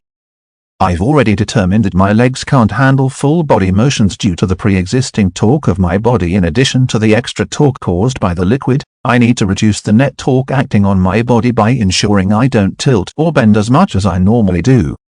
Doing this will keep the balance and distribution of liquid in the suit even and uniform. This was a very fancy and technical way of saying, I'll trip if I bend too much, so I should stay steady. This might sound like common sense, but the difference was that Rui had determined at exactly what angle of tilting and bending did the torque become too much. Due to his physics background, he could clearly estimate and extrapolate whether or not a certain maneuver was safe and what the likelihood of losing his balance was. I'm not talented. I wasn't born with great strength, speed or durability, or exceptional balance and flexibility or body-eye coordination. But I have the wealth of knowledge of a lifetime and a mind growing past its ordinary limits. I won't succumb to this challenge. Chapter 14, Pandemonium. The assistant invigilators quickly vacated the room, leaving the applicants alone. All of them had been informed the exam would begin the moment the doors closed. They'd maintained several meters distance from each other with their guards up and their alertness at max, eyeing the gigantic dome ceilings and its many closed hatches. The tension was palpable. Everyone knew that the carelessness could end up meaning a slow and painful death. With the doors closed, they could rely on nobody but themselves to survive and pass this round. Suddenly, a squeaking sound shook everyone as they directed their gaze to its source. The hatch at the top of the dome in the center had opened. Yet nothing came out. This is unnerving. I'd rather they just begin, Rui complained. A transparent blob appeared through the hole. Here it come, will. His thoughts were interrupted as 99 other hatches opened simultaneously, and a bouncing slime appeared out of each one of them. Oh fuck me, it was difficult to fully appreciate the difficulty of tasks you've never attempted. Only after the 100 bouncing slimes appeared did Rui understand the gravity of the second round. Yet despite all that, he had the audacity to smile. No, not just smile, but grin like a madman. All 100 bouncing slimes dashed off towards the unwitting applicants, and what followed was the most chaotic experience Rui has ever undergone. Bouncing slimes doing as promised, bouncing, and applicants doing as expected, getting bounced at. Rui had already been hit multiple times. Damn, this fucking hurts, Rui cursed as slime rammed into his ribs. They were as large as soccer balls, meaning therefore somewhat concentrated. He shook it off and concentrated. He had already made several plans, he just wanted as few of his competitors to catch on. The biggest obstacle here is the fact that the attacks are omnidirectional, they can come from anywhere. With our limited field of vision, it is impossible to see them all. In that case, he turned to the closest applicant to him, who was also 13. This was by no accident. Rui had already known that the AoE nature of the ordeal would make it difficult to avoid getting hit. He had decided to team up with an applicant and watch each other's backs, and call every attack heading their way that they saw. He intentionally chose to be near a young applicant like himself. The odds of them agreeing to team up was much higher with a younger applicant, who would also be disadvantaged against older applicants. But before he could say a word to the applicant, he spoke to Rui of his own volition. Hey, wanna team up? Rui was taken aback. Not bad, the fact that he was able to realize the merits in this alone means he's worth teaming up with. Rui nodded, before they both faced their backs to each other. And the effect was noticeable quickly. Although they didn't dodge all the attacks from their blind spots, they did so at a higher rate than when they were relying on themselves. Still, Rui was getting hit more often than he didn't. Thank God getting hit doesn't give you negative points, otherwise probably not a single person here would score above 0. But this isn't enough. ADIRSSE with Karen right now, his performance wasn't really exceptional compared to the others. He needed to ensure he passed this round. In order to that he needed to dodge more. Though he didn't have a concrete plan yet, he had already made several astute observations. I had only suspected it initially, but these slimes cannot seem to control their trajectories. Their trajectories were too random and inefficient. They really did bounce around like a non-living super bouncy ball. Specifically, their bounces obey the laws of motion and reflection far too much. This implies that the only thing determining their trajectories are the initial launch and the laws of physics. If they were manipulating their directions, their bouncing would most certainly not be consistent with kinematical predictions of their trajectories. Rui grinned. It's one thing if they could control their motion after the initial launch. But if their trajectories are driven by physics, then they can be predicted. Of course, this was not a perfect solution. First of all, predicting all the slimes was absolutely impossible. He couldn't even see more than half of them because the rest was in his blind spot. Furthermore, predicting a large number of slimes, even if not all, required an extreme amount of focus which would almost certainly tire him out. He wasn't sure he would be able to predict the ones he could clearly see, but he had to try. Don't react after they bounce in your direction, react before they bounce. The laws of reflection are extremely simple. The reflected trajectory and incident trajectory will be in the same plane, and the angle of incidence will be equal to the angle of reflection. It's extremely simple to verify whether or not a ball will bounce in your direction. The problem is the number. I need to maintain realistic goal. I can forget about those in my periphery vision, but I should be able to manage the balls in my primary perifoveal vision. He decided to ignore the slimes in the extremes of his vision, clenching his body and protecting the sides of his head with his hands, focusing only on the slimes he could clearly see. But unlike the other applicants, he wasn't looking at the balls that had already bounced off the dome ceiling. He was looking at the ones that had yet to. Quickly confirming or denying their future trajectories, he also reduced his movement to a minimum to make his task of observation easier. Suddenly duck. Rui warned his partner. His partner crouched, but the slime came a split second later than he had expected. He was surprised Rui had managed to give him such an early warning. The same thing happened over and over, until he realized Rui hadn't fallen down or grimaced in pain in the past 20 minutes. He was dodging all the slimes that came from the front and back, while permanently using his arms as shields to minimize damage from attacks from the side. Interesting, his physical capability doesn't seem to be too high. But he's dodging them almost as good as I am. Furthermore, that hair and eyes of his. Could he also be a genius, the boy wondered. Chapter 15, Outcome. An hour and 12 minutes had passed since the second round had begun. Rui had grown more and more comfortable in his task of dodging, although it was still very taxing on him. The delays in reaction time, wastage in movements had decreased, albeit not by much. The real problem was no longer how to dodge, but how long he could dodge. His stamina had been well honed in the past 13 years. But ultimately, he was 13 years old. His body was not blessed with great amounts of energy, and there was a limit to how much he could have trained as a prepubescent child, and a limit to the impact that the training would have prior to puberty. Huff. Huff. He wiped sweat from his forehead. He was sweating so much that it was starting to hinder his vision. Can you keep going? His partner asked nonchalantly. TSK, this brat. How on earth is he not tired? Furthermore, he rarely gets hit. He calls out slimes impeccably. He's accomplishing this through sheer field of vision, agility, reflexes and crazy maneuvering. This kid is a fucking genius. Are you rubbing your stamina in my face? Rui barely managed to spit out a retort, narrowly avoiding a slime. Hen, maybe. Duck. He warned. Unfortunately, Rui couldn't do so in time, and the slime grazed his shoulder. Fuck. He grimaced. Yet the worst part is that the hit had diverted his attention, preventing him from reacting in time to another slime that was about to hit his head. He braced himself, waiting for the impact. And he waited, yet it never came. Opening his eyes only revealed a martial squire standing in front of him. The slime nowhere to be seen. He protected me? But why? He wondered, dazed. Wait, is the exam? He knitted his eyebrows.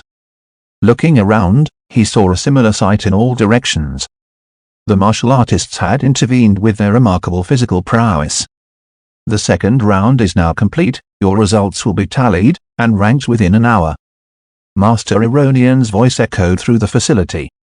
That means someone just died. Rui searched the facility before his eyes caught the sight of a young boy's corpse being covered and carried away. Sigh, that could have been me, he thought, before dismissing the thought. In the meantime, the assistant invigilators will provide you with stamina, nutritional and healing potions and any other medical aid you may need. The third round will begin only after the results of the second round are published.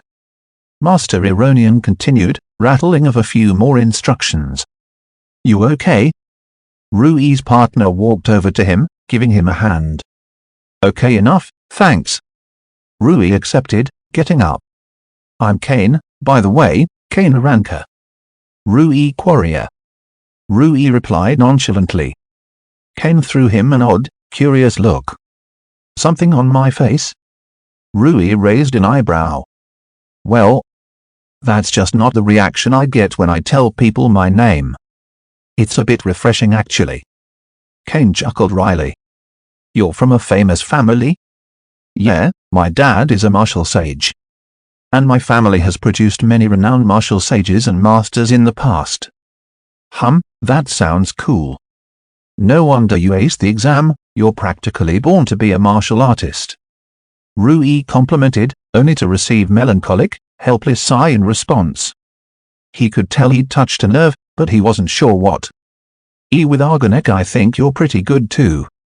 They chatted lightly as they consumed several potions that healed their wounds and bruises while restoring their stamina. Rui had never actually consumed a potion in his life, though he had long learnt of them. Potions were not something that the lower economic classes could afford, especially not an orphanage trying to fund itself. He'd never had the opportunity to try one.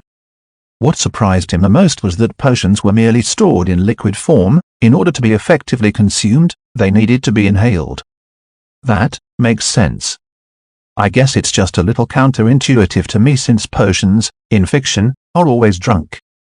However, it would be impossible for potions that are drunk to be effective immediately, of course. Digestion is a long process. Whereas compounds directly inhaled reach cells extremely quickly because they're diffused into blood that carries them to every cell in the body, allowing them to be effective immediately. Furthermore, potions being drunk would be subjected to a number of chemical reactions that cannot be predicted, controlled and accounted for. It's a poorly constrained means of administration of a complex compound, especially if organic in nature.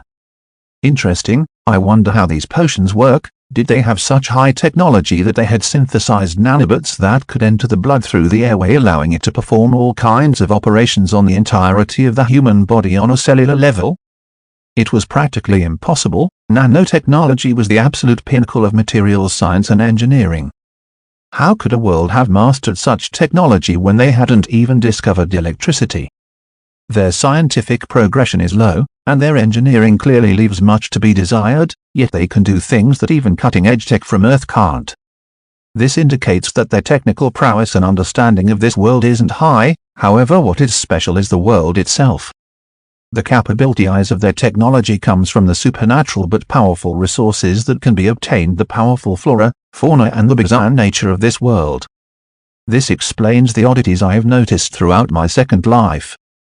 The lighting technology that relies on plants that glow, the communication technology that relies on supernatural creatures and phenomena, the remarkably intricate architecture and engineering that no doubt relies on something similar, and the medical technology that relies on a vast variety of supernatural phenomena and life forms. Most fascinating indeed, Kane noticed Rui's engrossed interest in the potions they were delivered. "Have you never consumed a potion before?" he asked, tilting his head with a surprised expression. "Yes, this is my first time." "It's fascinating. How come you've never had a potion before?" he continued, confusion creeping into his expression. Rui turned his head, throwing him a puzzled glance. "I thought he was intelligent based on how quickly he decided to team up, but is this kid actually an airhead, because they cost 3 silvers? An?" Rui looked at him with disbelief. "And I can't afford to spend that much money on a product that can only be used once." O'Kane responded, feeling embarrassed and even guilty. He was used to drinking several potions of several kinds provided to him every day. He wasn't even making fun of me. He just seems to be so rich he has no frame of reference what normal looks like. This kid must come from serious money, Rui sighed.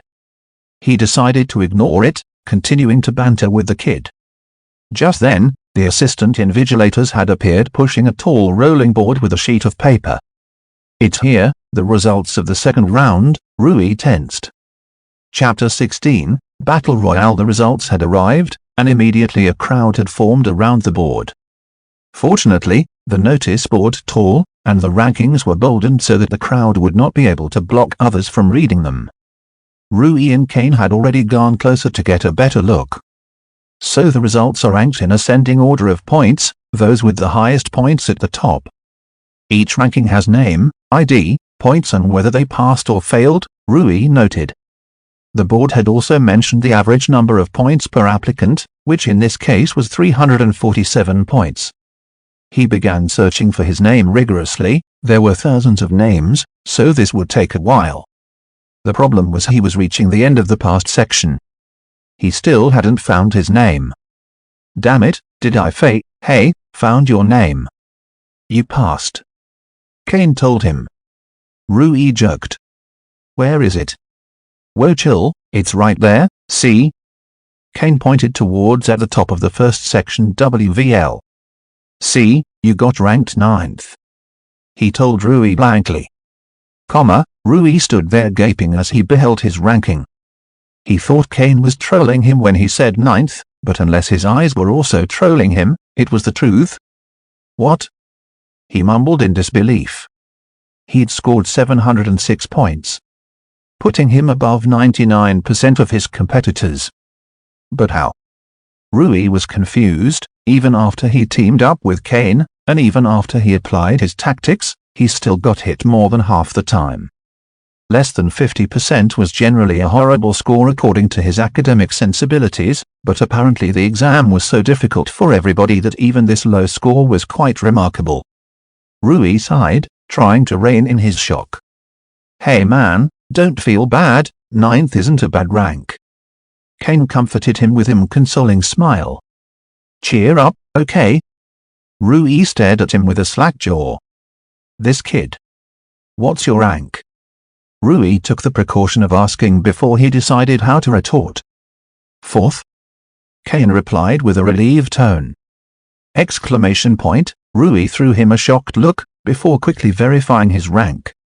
"Amazing, this kid is something special all right. But why don't you look happier though? Father said that if I didn't get into the top 5, my play time would be replaced with more training. So I just barely made the cut," he replied with a tinge of relief and defiance. "Seems being part of a famous martial family comes with its own fair share of tribulations. I trained out of my own free will." How could someone force a child to train so rigorously, Rui wondered. Another thing he noted was that Kane implied his father already knew what the test was, as well as about the evaluation method and passing criteria. "I see. Sounds rough," Rui offered. "It's a pain in the ass." Rui turned back to the board once more. From what he could see, roughly 60 to 70% of the applicants had failed. All around him applicants seemed to be either relieved or disappointed. Large droves of applicants exited the facility until a much smaller population remained, having their wounds tended to or simply waiting for the third and final round. Rui glanced around at those who had passed and remained in the facility. These applicants were both determined and resolved enough to pass the first round, as well as talented and skillful enough to pass the second round. These guys are the real deal. They possess both the drive and qualifications to become martial artists. Everyone in the room could sense that too, each one of them could see that everybody else was not ordinary. Rui once more drew eyes towards him than usual, not just because of his odd hair and eyes, but more so due to his ID, which belonged to the top 10. There were many who had looked for those applicants that managed to get into the top 10, after all, depending on what the third round ended up being, it could be of great help remembering the most dangerous applicants in here. With Argonet, congratulations on passing the second round of the martial entrance exam. Before I divulge details of the third round, each of you will be provided with a badge with your score from the second round. You may not cover or store the badge. The third round is similar to the second round in that your objective is to obtain as many points as possible. The means by which you acquire points, however, will be different. It's very simple. The number of points you possess by the end of the round will be equal to the sum of the points of all badges in your possession. A spark of understanding flashed through the applicants. You may accumulate points by obtaining the badges of your fellow applicants, through any means whatsoever. Once again, your goal is to accumulate points. Only half of you will pass the exam. You will be evaluated on your performance. So basically, the final round will be a battle royale. Rui quickly realized this was bad for him. The people who scored the highest will become the biggest targets, obviously. They're the ones with badges of the highest score. Among the top 10, I'm almost certainly the weakest in actual combat. I have no formal training in martial art whatsoever, my experience in combat is negligible, my physical prowess is inferior to all other applicants, Kane included. The only combat training Rui had done in the past 3 years was basic kickboxing practice. For punching and jabbing he would put himself through standard boxing training from earth, bag work, slip pad work, etc. These were common boxing training exercises. Of course, he didn't have actual equipment, he had to be a little clever and resourceful. He'd used rice bags in place bag equipment, cloth-wrapped planks of wood nailed to trees, etc. But he did this only so that he could familiar himself with the sensation of striking. It was by no means actual experience, or even substitute for sparring. This is going to be genuinely rough. I'm going to become a complete target. I can forget about trying get other applicants' badges, I don't need them anyway with my high score. I need to everything I can to ensure that my badge doesn't get stolen. Chapter 17, Discovering the path, Rui could already feel the attention of his competitors on him. Kane said, nonchalantly. Rui had forgotten about his acquaintance, he had been too absorbed in the imminent ordeal awaiting him. Kane was also his age, furthermore, he had more points than Rui, so he was a more attractive target, but having more points meant he would be harder to beat. Ultimately, both their young ages meant they would be more alluring as targets. You sound confident, Rui noted. Yeah, the low rankers should be easy enough, but the high rankers are strong. I don't know if I can take their badges easily. The fact that that was what was on his mind means he's not worried about losing his badge at all, Rui sighed helplessly. He wasn't as confident as Kane, his lack of experience was not something that could be overcome easily. The most important rule of the third round is that the round will end when half the number of applicants lose a badge. With that, the explanation of the third round is over. We will begin the third round soon. Good luck. Rui narrowed his eyes. That rule is good and bad news. The bad news is that my attackers will be more aggressive now that there is a limit to the number of times a badge can be stolen. The good news is that I just need to hold out until half the applicants lose a badge. Which will likely happen quicker, because I probably will last longer than the lower-ranked applicants, Rui concluded. My attackers will probably be mid- or low-ranked applicants. The higher-ranked applicants have no need to target each other at all. Retaining their high scores alone will ensure they pass the exam. If they do bother stealing badges, they will likely target low-mid rankers who they will easily be able to defeat, Rui continued analyzing. Another important thing to note is that the fact that the goal is retain and obtain badges, means that physical prowess isn't the only variable. Everyone has blind spots, regardless of how strong you are, and how strongly the badge seems to stick to your body. You could lose it simply by being a little careless, Kane nonchalantly hummed as Rui furiously evaluated his predicament and what course of action he ought to take. What makes you so confident you'll be able to retain your badge by the end? Rui asked. That's because I'm already a martial apprentice, Kane responded. To think this guy is already a martial artist, no wonder he managed to secure rank 4 despite being much younger than the top 3 rankers. I don't compare to him. What exactly does it mean to be a martial apprentice? Rui asked out of curiosity. Well, Dad said a martial apprentice is someone who has mastered the foundations of the fields of martial arts and discovered their martial path, and manifested their soul. Fields? Martial path? Manifesting the soul? Rui asked, confused. Fields are like the fundamental different aspects of martial arts: offense, defense, supplementary and maneuvering. These are the 4 primary fields that every single martial art must possess. Without offense you can never win, without defense you will always lose. And without maneuvering and supplementation you will not be able to use offense and defense in harmony. All martial arts need varying degrees of all 4, no matter how little. And the martial path is basically the journey of cultivating and creating your own martial art. Wait, what do you mean by your own martial art? Rui inquired, puzzled. Kane threw him a confused look at that question. Literally that, your own martial art. Wait, you're telling me every martial artist has their own martial art that no other martial artist in the world has? Kane nodded in response. Yep, Father said that martial art is a reflection of people's very core, their very souls. Since every single human being in the world is different, every single person will end up having a unique martial art. That's also what I meant by manifesting the soul. It means you've discovered your martial art. It's a metaphorical thing my father kept telling me. It's a pretty confusing way of saying it if you ask me. Kane shrugged. This was shocking to Rui. The notion that martial art was entirely personal and subjective and unique to every single martial artist was shocking. On Earth, there were a small number of martial arts that people learned and combined, but to think that on Gear, every single martial artist developed their own unique martial art was shocking. And also, incredibly exciting.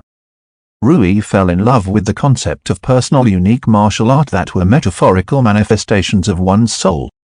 It was just so romantic. I wonder how my martial art will end up looking. A manifestation of my soul, eh? I've always enjoyed all martial arts on Earth, They were all fun and interesting, putting aside their effectivity. I also enjoy striking and grappling combat equally. I can't really picture how my martial art will end up looking, so what is your martial art like, thus far? Rui asked curiously.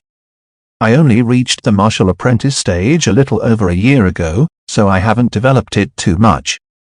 But it will end up being a maneuvering-centric martial art. I see. So that's why you were avoiding the bouncing slimes that well. Kane nodded in response just before we could continue asking more questions.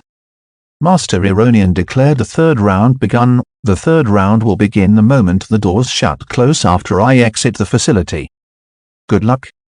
The moment he said, the applicants immediately put distance between each other and took a stance, waiting for the round to begin.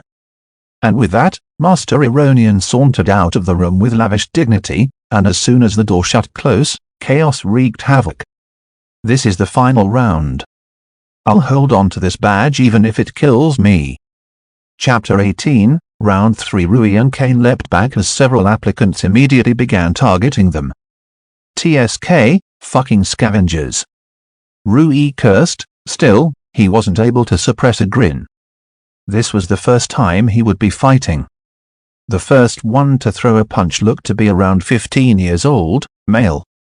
His form was terrible and his strike was practically telegraphed. Rui managed to dodge it while throwing a strike to his opponent's nose, aiming his middle knuckle at the tip. Thwack, TSK, it was slightly off target, but it was close enough. The nose was a particularly vulnerable spot. Getting struck there extremely hard caused pain and disorientation. Rui was resolved to land another strike while his opponent had openings. He threw a fully winded kick straight to his opponent's testicles, leaving him in agonizing pain. Rui on the other hand was ecstatic. Yes. My first combat victory, he celebrated before, bam, a powerful kick assailed him from the side, slamming into his arm. Arg! The ambusher rushed forward to grab his badge. When suddenly not so quickly. Kane intercepted with a high kick that landed precisely on the applicant's chin, cleanly knocking him out. You okay? He asked Rui, helping him up. Yeah. Rui groaned. TSK, I was too careless. I need to be more alert. I would have lost my badge if not for Kane, Rui scolded himself. Thanks for saving me. But you didn't have to. I know, it's just that it would be a shame if you didn't enter the academy. It hasn't been long, but you're fun to spend time with. He threw Rui an awkward smile. Rui snorted mirthfully in response. I owe you one. Don't worry about it, but don't get the wrong idea though. I can't help you much. Back then I was in a really sweet spot to knock him out, so it was easy, but this round will be hard. I can protect myself, but not you. Yeah, I know. I did not join this exam hoping someone would protect me. Rui steeled his gaze at the applicants that had begun to approach them. Their goal is my badge, but they need to reach within arm's length in order to take it. The key is to not let them get that close to me. I'll need to rely on kicks, Rui decided. It was also a conclusion that Kane himself came to. Kick, kick, parry, block, retreat, kick, kick, check, kick, retreat, block, dodge. This was a close one. He almost touched the badge.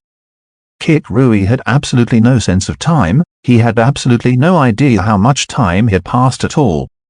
It could have been a few minutes, an hour, a few hours. Heck, maybe it had been a few days. Cyrillic letter yet, certainly feels like it has, he panted, arms on his knees trying to catch his breath. He'd gotten a moment's rest thanks to the fact that his targeters had been attacked by a few low-ranking applicants, buying him a brief but crucial reprieve. His tactics were not as effective as he had hoped they would be. For one, although kicks can be used to maintain distance, that's because their range exceeds that of punches or jabs. But I'm only 13 years old, my legs aren't really much bigger than the arms of my targeters due to the age gap. This was a problem because they could potentially rob his badge while avoiding a kick. They had come close multiple times, far too close for comfort. Secondly, kicks have range and power, but lower flexibility and greater demand for balance than punches. because you're balancing on one leg while shifting your center of mass greatly as a consequence of generating greater force. If someone gets super close while avoiding a kick, it's extremely difficult to combat effectively because it's difficult to stop the ongoing momentum and motion of your body in the middle of a kick, and also because your body is balancing on one leg, it takes much more effort not to lose balance in such a scenario. For ECM, this meant that if someone dodged a full-powered, max-range kick while moving closer to the person kicking, then the person performing the kick was practically screwed. At the very least, this was true at the martial apprentice or below level of skill. This further implied that Rui had to throw very light kicks. He could not afford to throw kicks that made it difficult to counter any misses. But lighter kicks generally had shorter range and power, thus it did not deter the targeters from attempting to close the distance. Rui had, of course, attempted to alleviate the problem. He attempted to do so by ensuring the burden of his weight was being supported and maintained by only one of his two legs at any point in time. This allowed him to throw kicks quicker. The reason was because, normally, every time he chose to kick with a certain leg, he had to remove all of his body weight from that leg, the kicking leg, and shift onto the other leg, the supporting leg. This had to be done, and only then after could he launch a kick without losing balance. However, by permanently keeping his weight on one leg, he did not have to waste time shifting his weight every time. Thus, he had reduced the time period needed to throw light kicks. Furthermore, he had reduced the recovery time needed to defend properly should one of his kicks fail. These tactics and solutions were not revolutionary, nor were they extremely effective. But together they were able to allow Rui to barely hang on to his badge without losing it. Kane is doing much better than I am. Kane's maneuvering was truly amazing to Rui. Watching him move gave Rui the impression that his body was weightless. He has an extremely high muscle mass to body mass ratio. He's able to move his with great ease because he was able to narrowly avoid jabs and grabs, while simultaneously setting up attacks that exploited his targeter's openings. This seemed to be relevant what Kane mentioned to Rui about his martial art prior to the start of the round. So, this is a martial art, it's still in the earliest stage, but it's still amazing. Chapter 19, Gamble. From what Rui could see, Kane's maneuvering prowess came from both his exceptional muscle mass to body mass ratio, but also because of how light his body was. These two factors combined gave him extremely high agility and speed. But that isn't the only cause. Rui could see that his dodges were extremely efficient. He moved as little as he could to avoid, or at least mitigate the effectivity of the strike while setting up strikes of his own with his dodging motion. For example, if someone aimed a strike at his head, he would bend backward while simultaneously launching a straight high kick, while increasing its power and range by torque generated by bending backwards. He'd cleanly knocked out one of his targeters this way, and even took his badge.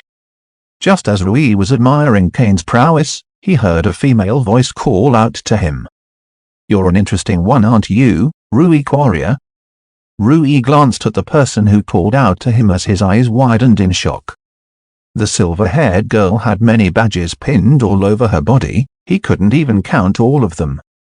Just how many people did she defeat? It's not too much of a surprise that the direct disciple of Sage Aranka made it to the third round with a high rank while still performing well at the age of 13, although still very impressive. She smiled while throwing a gaze at Kane. But it's odd some no-name commoner 13-year-old boy lasted this long, and even flourish. Rui heightened his alertness. He recognized her. Faye Dallahan. She seemed to be 16 years old. She was rank number 2 in the previous round. He'd memorized her face when she collected her badge. "You flatter me. I just barely made it here all this way. Even now I almost lost my badge many times." She gazed into his sharp eyes, taking note of his ominous hair and eyes. Suddenly, bam! Rui barely managed to block a heavy palm attack with a guard. She's fast. And more importantly, what the fuck was with that power? His arms were throbbing with pain. "Not bad, you blocked that well," she noted as she continued attacking him. "I don't see why someone like yourself would need my badge." Rui managed to squeeze out. "Oh, I don't care for your badge, you can keep it," she responded innocently even as she pummeled him. Kane had noticed had predicament but was too preoccupied. Furthermore, he did not think he could defeat Faye. She was too strong, it was too risky. She was the direct disciple of Sage Dullahan, her grandmother, who was an acquaintance of his father. Damn, hang in there, Rui, the round should be close to over, Kane pleaded. It had been nearly half an hour since the round had begun and many applicants had lost their badges. He just hoped Rui would be able to avoid losing his badge before the round was over. Rui was bruised immensely. In a short time, she had inflicted more damage on him than even an hour of the second round had. Her speed is lower than Kane's but not by much, but her power is far greater. Rui had observed that she was only striking him by the base of her palms, reinforced by the radius and ulnar bones which constituted the forearm. It makes sense, her hands are small, palming would be more effective than punching. She wasn't particularly muscular but her strikes delivered great force. From Rui could see, there were multiple reasons. Her arm is tough and rough. She's conditioned her entire arm, Rui grimaced as he endured her onslaught. Conditioning, broadly speaking, was a set of procedures or action performed by a martial artist in order to increase durability, toughness, hardness and pain endurance of the parts of the body the conditioning was performed on, usually over a long period of time. Harder and tougher strikes inflicted more damage because they made the collision between the strike and the target increasingly inelastic. This was a scientific way of saying harder and tougher strikes hurt more than softer and weaker strikes. If one were to get hit by a beach ball thrown very hard, one would not get hurt, but what if one were to get hit by a steel ball that weighs the same as the beach ball, and was thrown at the same speed? One would most certainly get hurt. The reason was because of the difference in their collision. The beach ball hit was an elastic collision where the energy of the ball did not get converted into damage, whereas the steel ball hit was an inelastic collision, where the kinetic energy of the ball would get converted into damage inflicted onto the target. That's not the only reason this hurts though. She's using her power efficiently, and every power uses her body weight, Rui noted, even though it hurt a lot. The sheer brilliance of her combat made him, a martial arts combat sport junkie, extremely excited. Faye continued her onslaught with an intrigued expression. She noticed something strange. He's smiling, it was faint, furthermore it was hard to discern under through his grimaces, but she could just barely detect excitement under all of it. Haha, he's enjoying this. He's an interesting key, thwack. She froze in surprise. Rui had just dropped his guard, crouched and rushed into her strike, allowing her palm attack to strike the top of his head hard. The sheer force by she had thrown the palm as well as conditioned toughness had caused a wound at the top of his head that had begun bleeding. However, he'd ignored the wound and dashed towards her waist, grabbing onto her thighs. "I have you now," he screamed as he pushed her upper half while pulling her lower half. A takedown. This was what Rui had aimed for. He had not made this decision lightly. Prior, Rui made several astute observations. She's throwing straight palms and nothing else. It's likely because while palms are good at delivering impacts, they have very little inherent variation because other types of trajectories require too much flexibility to be used regularly. It's also because she's holding back against me a bit. Another thing is that every strike she throws is close to max power from what I can tell. She's twisting her body, drawing power from her core and her legs. This delivers great power, but it must be difficult for her to counter if someone avoids it. Problem was, Rui didn't know how to avoid her strikes fully. She has too much speed. Furthermore, palms have a wider range of effect than fists. Dodging a fast wide strike like that requires preparation that she will definitely notice. I cannot take her by surprise if she notices, thus dodging and then closing the range is impossible. That leaves only one strategy, but it's a gamble. Dodging fast and wide strike required premeditated movements that would tip her off on his intentions. But allowing her to hit him did not. If he could simply rush in, endure the strike, not get knocked out by it, then he could attempt a takedown and grapple with her. But what are my chances of not getting seriously wounded by her attack without a guard? Non-existent. He would definitely get hurt. Worst case scenario, he would just get knocked out. But he didn't really have any other choice. If I continued taking these palms, I'm doomed.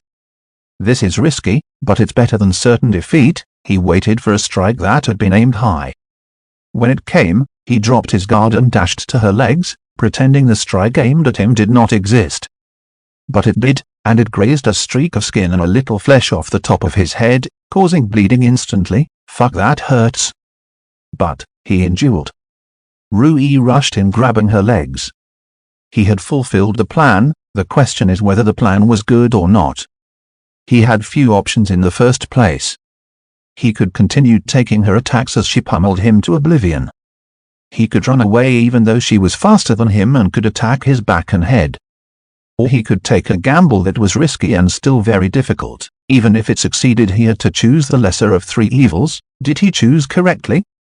Chapter 20, Outer Convergence. Abandoning a guard and haphazardly dashing for a takedown mid-strike was a very dangerous thing too. He could have easily been knocked out, or he could have completely avoided the strike if he was skilled and experienced. The only reason the strike didn't knock him out was because Faye had been caught off guard, thus her reaction time was a little greater than normal. She wasn't able to adjust the trajectory to strike him in time. Yes? Now I can grapple her. This way her body conditioning won't really be too much of a deal. Furthermore, the mechanism by which her strikes were so powerful also cannot be applied to wrestling. I could potentially beat H. Rui spat out blood and immediately fell unconscious at her feet. Phoo. To think he managed to almost get me. If it wasn't for 1-inch palm, I might have had some difficulty. Faye mumbled, her palm facing upside down at waist level. Faye's 1-inch palm was an attack that allowed her to strike with maximum power in extremely close ranges. This was abnormal because it was difficult to leverage the power of the core and legs in such a position. Usually, greater power required greater space.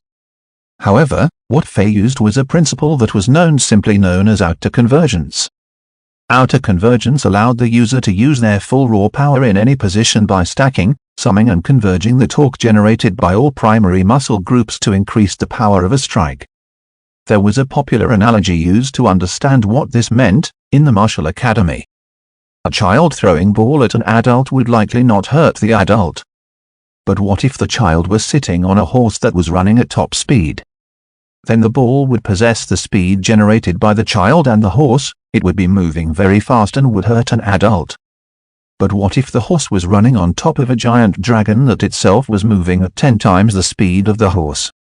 Then the ball thrown would possess the sum of the speeds given to it by the child, the horse as well as the dragon stacked together. The thrown ball would be extremely powerful. This was because the power generated by three sources had been constructively accumulated and stacked together into one attack. This was exactly what the principle outer convergence was about. The different muscle groups in the body were like the dragon, the horse and the child. The fist, or palm in this case, was like the ball being thrown. Outer convergence allowed the user to transfer the power to the strike in exactly this manner, accumulating and summing torque and force from all across the body additively and converging it into the strike. It was theoretically possible to do so in any position, but Faye had not mastered outer convergence to that degree yet. Still, being able to use flow accumulation at all in the form of the 1-inch palm was what allowed her to crush Rui's gamble instantly. Rui had failed miserably. He chose wrong. Still, if it had been 99.9% of the applicants here, they would have probably lost. Faye mused. Rui Korea, how interesting. I hope you passed the exam. You do seem worthy of being a martial artist. She bade him, before leaving. His badge was stolen the moment she walked away. Well. Rui opened eyes in a daze, unsure where he was. An unfamiliar ceiling, only then did his memories kick in. Wait, what happened to the third round? I remember I was fighting Faye. Applicant Rui Korea, you're awake. A voice called out to him. You're currently in the medical wing of the Martial Academy. You fell unconscious during the third round of the entrance exam. Your wounds have been completely treated, so you may leave after gathering your belongings. A nurse of the academy, he noted her medical uniform. Damn, so it's over? Faye must have done something to me. I can't really recall what happened after I dashed for a takedown, he cursed. What about the results of the exam? You will be notified by the Martial Academy of the results of your exam within a few days. Rui sharpened his eyes. A few days? It shouldn't take that long since the criteria for passing or failing was simple. I probably had 0 points by the time the round ended, and 0 is most certainly below the average number of points. Is there a badge among my belongings? Rui asked nervously, just to verify. The nurse turned to face him. No, there was no badge on your person when the third round ended. I see. Deep grief and frustration assailed his mind. He'd spent practically his entire life preparing for this exam. He'd given the exam his everything. All for a complete failure. How long has it been since I was knocked out? Around 5 hours. Rui jerked his head towards her. Damn, I need to get back home soon or everyone will be worried. He changed back into his clothes from the medical garb he woke up wearing, before bidding the nurse gratitude and leaving. On the way back home he had a lot to think about. Fate. She was at a martial apprentice level 2 probably, just like Kane. She was the reason he failed. She attacked him on a whim and beat the living shit out of him for amusement. Yet, Rui felt no resentment towards her. Instead he felt a tinge of excitement and anticipation building up. When will I become that strong? I can't wait. He would have been much more excited on any other day, but he found it hard to get excited right after failing the exam. 12 years. That's how long he'd invested. He'd spent those years doing his absolute best. It was not an exaggeration to say that Rui had done absolutely everything humanly possible to pass the exam. If it was anybody else, they would have likely not accomplished as much as he did with what he had. This was because of the sheer expertise, knowledge and experience surrounding martial arts and combat sport. There were very few people with as much unadulterated raw love for martial arts and combat sports as much as Rui had. But it wasn't enough. Chapter 21, Home. The sky was dark, the edges of the sunset were dipping below the horizon. He'd spent nearly half the day away from home. Yet Rui was in no hurry. He was walking home peacefully in a nonchalant manner, contemplating what had occurred throughout the entire day. The first round weeded out a majority of the applicants, around 90% or so. The second round got rid of 70% and the third round got rid of precisely half. That only left around a little over 1% of the applications. Such was the tiny proportion of applicants that managed to pass the exam. Furthermore, even among the applicants who passed the exam, only a small proportion of them reached the martial squire stage. It was a brutal ordeal, one Rui had almost overcome. Sigh. I wonder if Kane passed. He probably did. He hoped so, at least. Although he hadn't even known the kid for even a day, he was cool. Furthermore, he helped Rui out. A debt Rui promised he would pay back. Faye definitely passed too.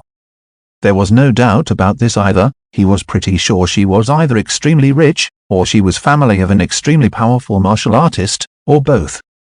He sighed. He didn't regret being born in the Courier orphanage, but there were undeniably benefits that he missed being born in a lower class of the economy. Still, I'd stick to the orphanage if given a choice. He smiled warmly as he thought about his family in the orphanage.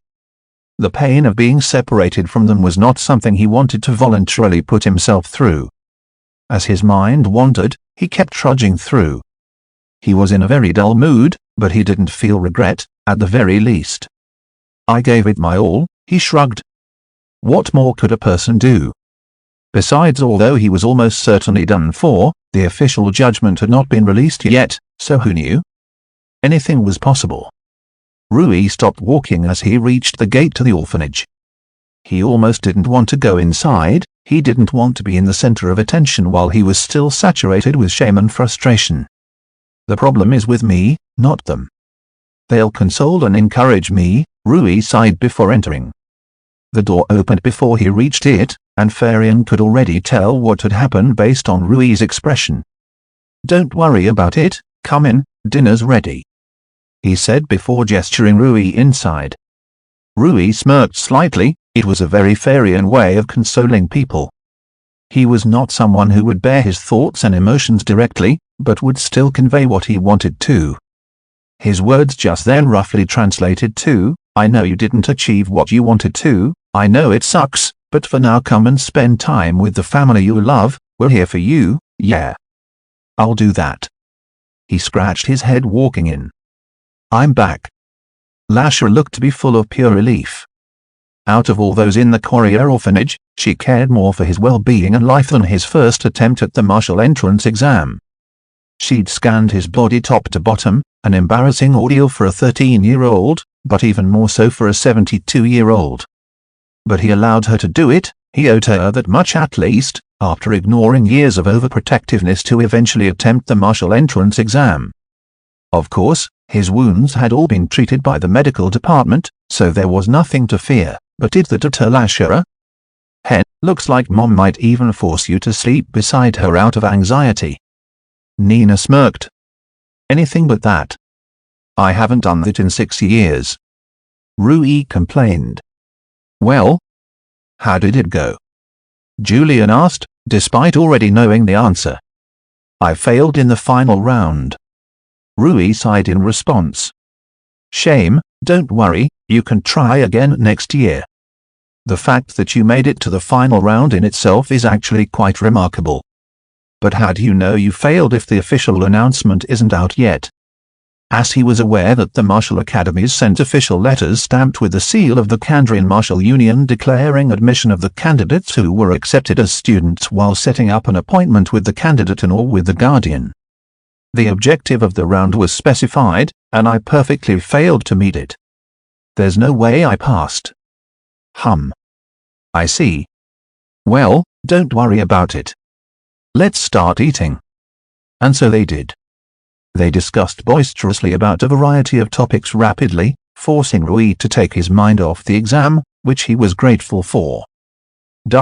Master Ironian had just finished grading the final round of the entrance exam. Only 567 applicants had passed the entrance exam in the Kandrian branch this year. As the appointed head invigilator of this year, he was given full discretion regarding the exam, and as long as he didn't go overboard, he could do whatever he wanted. Normally, he considered this duty a dull chore, but this year's applicants were interesting, to say the least. The top-level talent in this year's batch is impressive. There's Kane Aranka, son of Sage Damien Aranka. Based on his performances, his overall skill and combat capability was at the martial apprentice level. Extremely impressive that he managed to discover his martial path at the age of 13, a genius with unknown potential. What is interesting is how vastly different his martial art seems to be from that of Sage Aranka. Sage Aranka's Devil Fury Fist is a striking martial art that heavily emphasized on raw power and durability at the cost of speed and maneuvering. Although I didn't particularly expect Kane to go down the exact same path, it's a little strange he chose the exact opposite. Kane had chosen a martial art with a strong focus on speed, agility and evasive maneuvering, at the cost of a powerful body. Martial arts are manifestations of the soul, in a sense. For Kane to have focused on evasiveness and chosen a completely different path from the Aranka family tradition. I wonder how this bodes for Aranka household.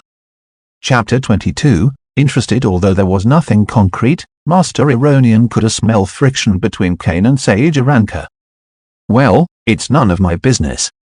Another applicant he was interested in was Faye Dullahan, yet another descendant of a sage. 2 of them in a single year is quite rare. She also was worthy of her status in his eyes. She consistently dominated the rankings with ease. What particularly impressed Master Ironian was the fact that she managed to learn how to use auto-convergence. Although he could tell she hadn't mastered yet, the fact that she managed to use a high-end apprentice-level technique was rather impressive. He couldn't wait to see where her martial journey would take her. Then, of course, is him. Master Ironian said, looking at a chair with a picture of a 15-year-old boy on it. The boy had long, messy white hair and unnervingly wide blood-red eyes, with a wild grin on his face. Rank number 1. Nell. He wasn't even a commoner, he was below that. From what the admissions department of the Martial Academy had learnt about him from their background check was that he was a child who was raised by animals till the age of 3, when he was discovered and rescued by humans. Although he eventually adjusted to living like a human by the age of 15, he still retained the savagery and ferocity he had obtained living with beasts. He was territorial, cruel to the weak, and seemed to have obtained the strong urge for physical conflict. Master Ironian even suspected he got off of it, considering he actually killed several applicants in the entrance exam with expressions of unadulterated, almost innocent joy and pleasure. He hadn't studied martial arts even a little bit, but he signed up for the martial academy anyway. And he was monstrously strong. In the second round, he was the one contestant who didn't get hit by a slime at all. He successfully dodged or destroyed every slime. Faye had challenged him towards the end of the third round, but unfortunately for Master Ironian, the round ended before the fight could reach a conclusion. "I regret making the third round so short," he sighed. He wasn't entirely sure which one would have definitely won, had the fight continued. But he knew it would be extremely close. The two contestants were nigh equal. What particularly impressed Master Ironian about Nell was his ferocity and tenacity.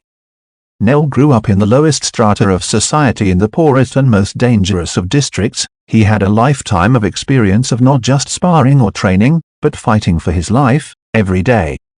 He had a shockingly unpredictable, unconventional fighting style stacked atop a body blessed with high physical attributes, and powerful senses and instincts. He was an outlier, a beast. Using his unparalleled senses and reflexes, he was able to dodge or destroy all slimes from all angles. This was something Faye, despite her age and pedigree, could not replicate. FWECM. And finally, there is him. Master Ironian glanced at Rui's profile. Rui was much of a deviant as Nell was, in Master Ironian's eyes. 13 years old. No formal martial arts training, well above average physical attributes as a result of training, considering his age, but not too much of note by itself. Average physical performative attributes too, slightly above average skill, but again, nothing special. Though the fact that an untalented child like him fact that he reached this level without formal training speaks of great determination and hard work. Still, this was not the most shocking part about Rui. What is truly impressive was his mind. He's an unparalleled genius. He did not make that statement lightly, no martial master would. Despite possessing unremarkable physical and physical performative attributes at the age of 13. He managed to score above 700 in the second round and secured rank number 9. Furthermore, he did this purely tactically with absolutely no other attribute contributing majorly. He observed the slimes, drew hypotheses and conclusions regarding the slimes and the exam itself, tested the hypotheses to confirm or deny them before devising a set of tactics aimed at fulfilling the objective to the highest degree possible, centered around predicting the trajectory of the slimes rather than reacting to them. This was an instance of analytical and tactical ingenuity as well as sheer processing capacity absolutely unheard of in an applicant, let alone one as young as Rui, according to the martial exam library. Usually only highly experienced martial artists who were also inherently intelligent could accomplish such feats. Unfortunately, he lost his badge to fate, but he still held out longer and acted better than likely anybody else would have with what he had. Not even Nell pushed Faye far enough to hastily use her 1-inch palm against her will. Master Ironian thought quite highly of Rui, on par with the aforementioned geniuses, even though Rui would have undoubtedly lost to them in a fight.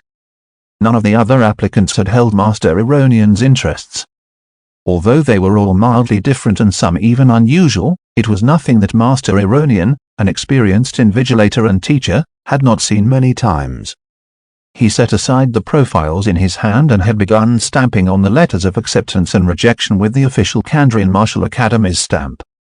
The seal pattern on the stamp was extremely intricate, and even the materials it was crafted from were from high-grade esoteric bestial matter obtained from powerful beasts. Forging a counterfeit was actually extremely difficult.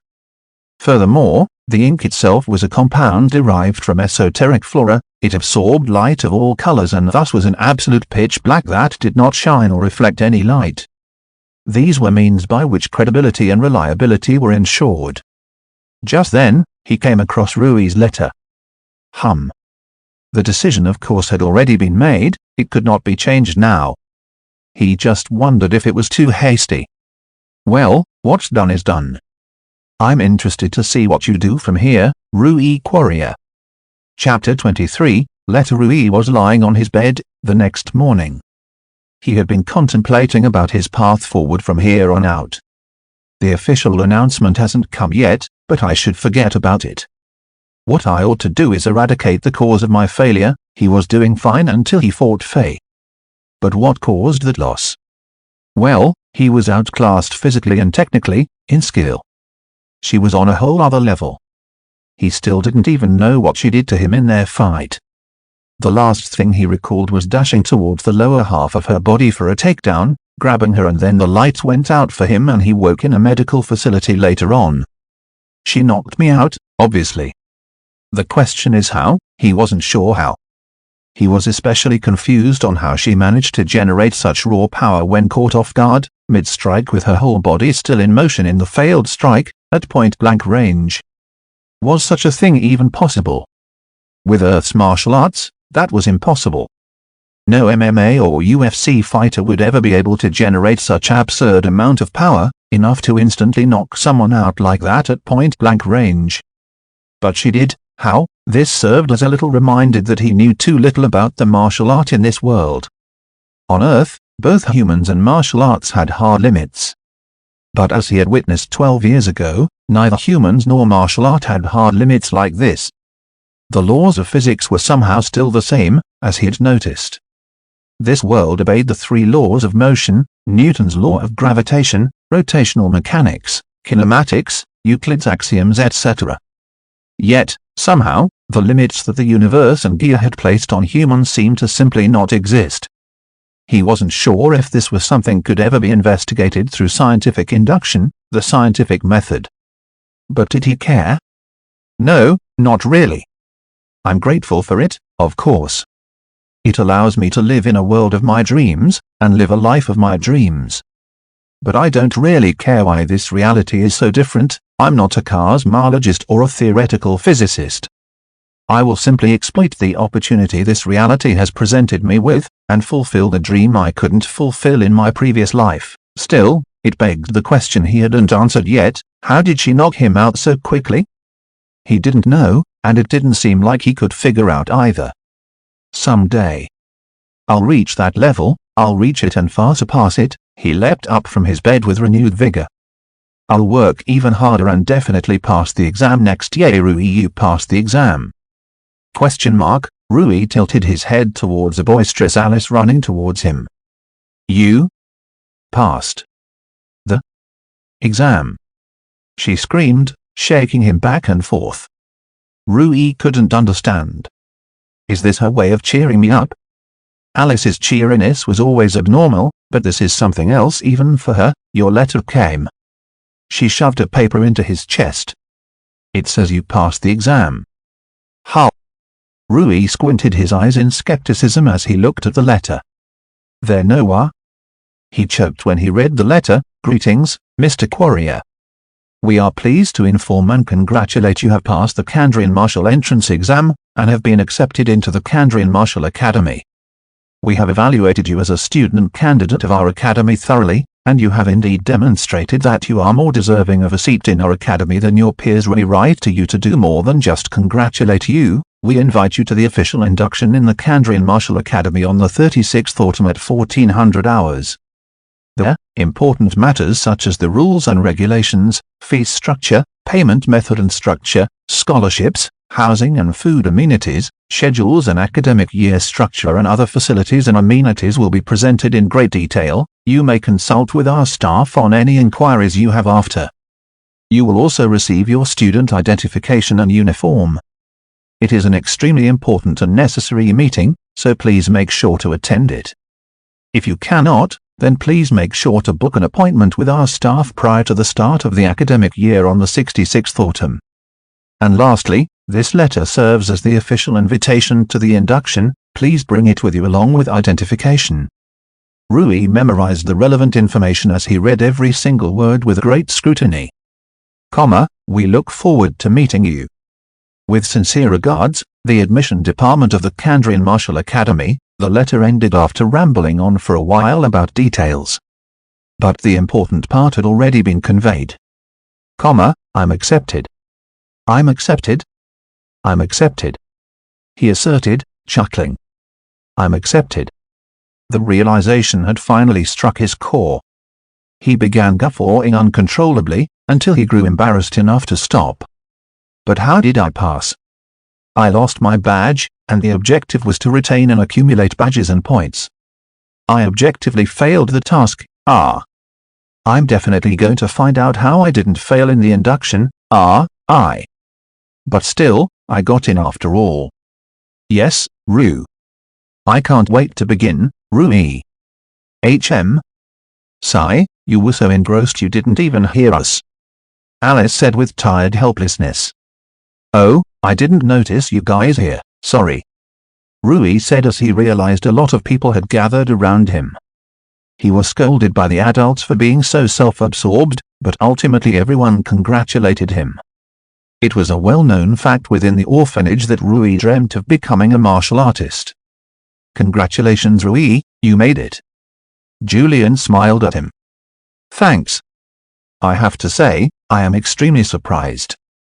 I thought the chances of you passing the exam at the age of 13 were practically negligible.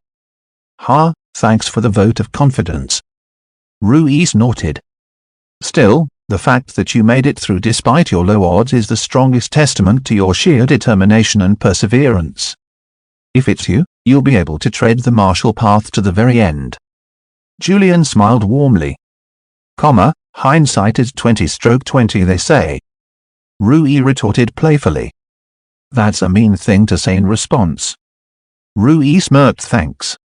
Chapter 24, Induction. A week rolled by and the induction ceremony of the Kandrian Academy had arrived. The event was held in the morning on the 36th winter, which would be the 6th of October on Earth. There were multiple calendar systems used on the Panama continent, but the most universal one was the calendar of systems. The year was divided into 365 days, just like on Earth, but the days were not grouped into months, instead, they were grouped into seasons. The 36th winter referred to the 36th day of the winter season. This was one of the many differences in the cultures between Earth and Gaia. It had taken Rui a while before he got used to them completely. Come on Julian, we might be late. Rui urged Julian through him a helpless sigh. We already resolved to leave a whopping half an hour early in anticipation of traffic, leaving any earlier would be silly. He told Rui. It's rare to see such a childish side of him. All right fine, but don't waste any more time. Rui relented. Yes. The reason Julian accompanied him was because all applicants below the age of adulthood of 16 needed to be accompanied by a guardian, or an adult who would serve as an acting guardian. Lasher had requested Julian to accompany Rui as the acting guardian, and in order to aid Rui in the induction. By the time they reached, they were, as perfectly predicted, half an hour early. See? We're this early and you wanted to be even earlier. Julian poked at Rui. Hey man, better safe than sorry. Rui yawned. Sleepy? Not at all. You stayed awake all night excited about the induction, didn't you? Julian sighed. He really did think Rui's childishness manifested when it came to his passion and love for martial art. They followed the directions to the induction hall after showing their ID and invites to the guards at the gate. The induction hall was a large facility that seemed to be explicitly designed for presentations of this sort. On the outside, it was large and ostentatious in its architecture, clearly designed to grab attention and demand admiration from its beholders. On the inside, there was a large stage with a podium upon it at the opposite end of the hall. The hall actually descended downwards as one moved forward, with the stage being the lowest in elevation. It had a wide carrying capacity, clearly designed to accommodate the large number of new students and guardians that attended the induction every year. Truly, an extravagant hall that does the prestige of the Martial Arts Academy justice. Julian sighed in admiration. What held Rui's attention, however, was not the hall itself but its inhabitants. So these guys are my batchmates, eh? Indeed, I hope you make a lot friends. I didn't come here to make friends. Rui shrugged. Yes, but it doesn't hurt to make a few. Good friends can have overall positive impact on your life, maybe even on your martial art. It was possible, Rui supposed. Speaking of which, didn't you make a friend in the exam? I knew him for a few hours at most, he's an acquaintance at most, Rui said, before feeling guilty. Kane had saved him in the third round. Does that make us friends? Rui wasn't sure. In his past life, he had never made any friends. His disease and the nature of his career simply prevented him from making any. He'd also developed a relatively asocial attitude due to that. True enough, I suppose. The accepted students were all strong. Rui could feel it. He wasn't sure he could beat most of them in a fight. Even though he was in the top 10 of the second round, he didn't let it get to his head and bloat his ego. His success in that round was a rather niche outcome and wasn't something that spoke to his overall combat ability. Ultimately, he was younger, weaker and less experienced than pretty much every single other student in his batch. The only other kid my age was Kane, and he was a fucking genius who was personally trained by a martial fucking sage. I'd have to have my head deep up my ass in order to think I'm comparable to him just because the ranks were somewhat close in the second round. Rui clenched his fist. It doesn't matter how strong I am currently, I have a lifetime ahead of me. This is what the Martial Academy is for. After all, he couldn't wait for the academic year begin. He intended to grind and train like a madman under the tutelage of the martial seniors of the academy. Just then, Rui saw a figure board the podium. Master Ironian surveyed his audience, sweeping his gaze across them. Students of the Martial Academy. This time, allow me to welcome you all to the Kandrian Martial Academy not as aspirants, but as members. Each and every single one of you belongs within the walls of this academy. You have overcome tribulations as well as your peers and proved without a shadow of a doubt that you belong here. Be proud of how far you've come, yet be cognizant of how much you have left to traverse. He spoke calmly with sagely dignity. Today, we aim to inform you about the everything you need to know, and ought to know about the Martial Academy. Without further ado, I invite our Honorable Chancellor Calix Hayne to begin the presentation. A strapping younger man walked onto the stage as an applause ensued. Master Ironian shook his hand before deferring the podium to him and walking off the stage. He smiled before cutting straight to the chase. The purview of this presentation is to provide you with an overall understanding of how the Academy functions. I shall broadly be going over several categories of topics. The educational services the Martial Academy offers to its students. The responsibilities and entitlements that students possess. The fees structure and means of payment. And finally, the future that lies beyond the Academy. The primary service that the Academy provides to its students is, simply speaking, the tools necessary to allow students to reach the martial squire realm. The curriculum is not set in stone universally, beyond the bare foundations. The martial path is a deeply personal journey that cannot be universalized, yet the conditions necessary to become a martial apprentice and then a martial squire are defined. The Martial Academy possesses a vast library of techniques and skills that can freely be explored by students in order to discover their martial path, before pursuing it. The Martial Academy offers the tutelage of highly qualified and experienced martial seniors, who have all guided countless students into discovering their martial path, and aided them in their journey down it. We offer a variety of highly refined training regimes and facilities for all physical and performative attributes relevant to martial art. Simply put, the Kandrian Martial Academy is a paradise for those who strive to become martial artists. As he began rattling about the details, Rui pondered about his words. I see, so in order to reach the martial apprentice stage and discover your martial path, one must explore different types of martial art techniques, skills and forms, eh? That makes sense. After all, how else can one figure out what kind of martial art they wanna pursue? In that case, having a library of techniques and skills definitely makes life far easier. Hell, is it even possible to become a martial apprentice without such resources? Regardless, just based off this alone the Academy was already worth every ounce of his time. He probably wouldn't be able to reach the martial apprentice stage any other way. I'm not like Kane, after all. Without the Academy I'll never be able to obtain these learning resources. The sheer amount of resources the Academy dedicated giving its students the most optimal education possible was mind-boggling to Rui. His astonishment only escalated as every time the Chancellor presented yet another ostentatious facility that targetedly trained one particular physical or performative attribute or a foundational skill of some kind. Is it really worth it to spend so much on us students? I've heard that only 10% of students reach the Marshal Squire stage. Is it really worth it to spend such a large amount of capital into nurturing less than 100 Marshal Squires every year? He wasn't sure. He lacked too much information on the interests and decisions of the Union. Perhaps there were several concrete economic and political incentives to increasing the number of martial artists than just money.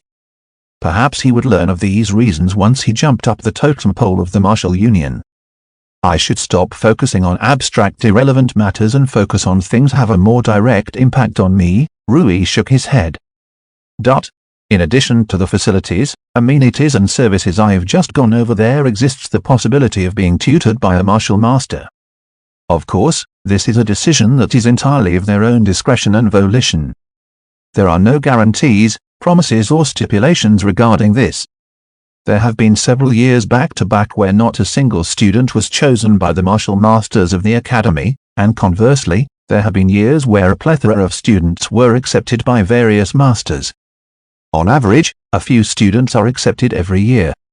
The benefits, of course, cannot be overstated. In addition to extremely high-quality tutelage, martial masters can allow disciples to obtain opportunities that other students cannot. With the vast authority they possess, they can easily circumvent the restrictions and barriers blockading resources, knowledge, events, etc. Rui grew excited when he heard that. The prospects of being tutored by a martial master was incredibly exciting. Their prowess was known to be extraordinarily high, and unless one was their direct descendant, the prospect of one being accepted as a disciple by one was extremely low. Martial masters were very powerful, influential and naturally wealthy. It was difficult to earn their tutelage services even with a small fortune. Chapter 25, Disciple. Ideally, a master ends up offering me tutelage once I become a martial apprentice. The problem is the low probability, as well as the difference in criterias that master evaluate potential disciples with. Every master must be looking for something different in the students. The only thing that can be inferred is that they are likely looking for unique traits. After all, it wouldn't make sense if what they were looking for could be abundantly found in every student. If that were the case, being accepted as a student would be a trivial and easy matter. Thus it could be inferred that the likelihood of being accepted as a disciple of a master was greater the more unique one was. So now, the question is whether I'm unique enough. Rui scratched his head. Well, I'm reincarnated. That's something I'm relatively certain no other student can claim to be. But revealing that is asking to be burned to the stake as an alien. Even if they didn't believe me, they'd at least conclude I have screws loose in my head. Nothing about this option is a desirable outcome. The problem was that Rui wasn't sure he was all that unique in practice. The martial entrance exam had shown him that. Sure, my scientific background and research experience in martial arts and combat sports allows me to pull a few tricks like I did in the second round of the martial exam, but that's it. That's not too big a deal. It allowed me to cope with the difference in prowess between me and the other applicants. But is that something that would warrant the attention of a martial master? Rui didn't think so. Another thing that likely influences their criterion is compatibility of martial arts. I highly doubt a martial master with a defensive martial art would take in a student with an offensive or maneuvering-oriented martial art, no matter how brilliant that student was. That made sense. Why would a martial master bother with things that weren't their specialty? That also implies that the students that do get chosen are probably our martial apprentices. Assuming they choose students with compatible and similar martial arts, then only those who have discovered and chosen their martial art are eligible to be chosen. That meant that the best thing Rui could do to be eligible was to reach martial apprentice. He highly doubted whether or not martial masters bothered with students below that rank.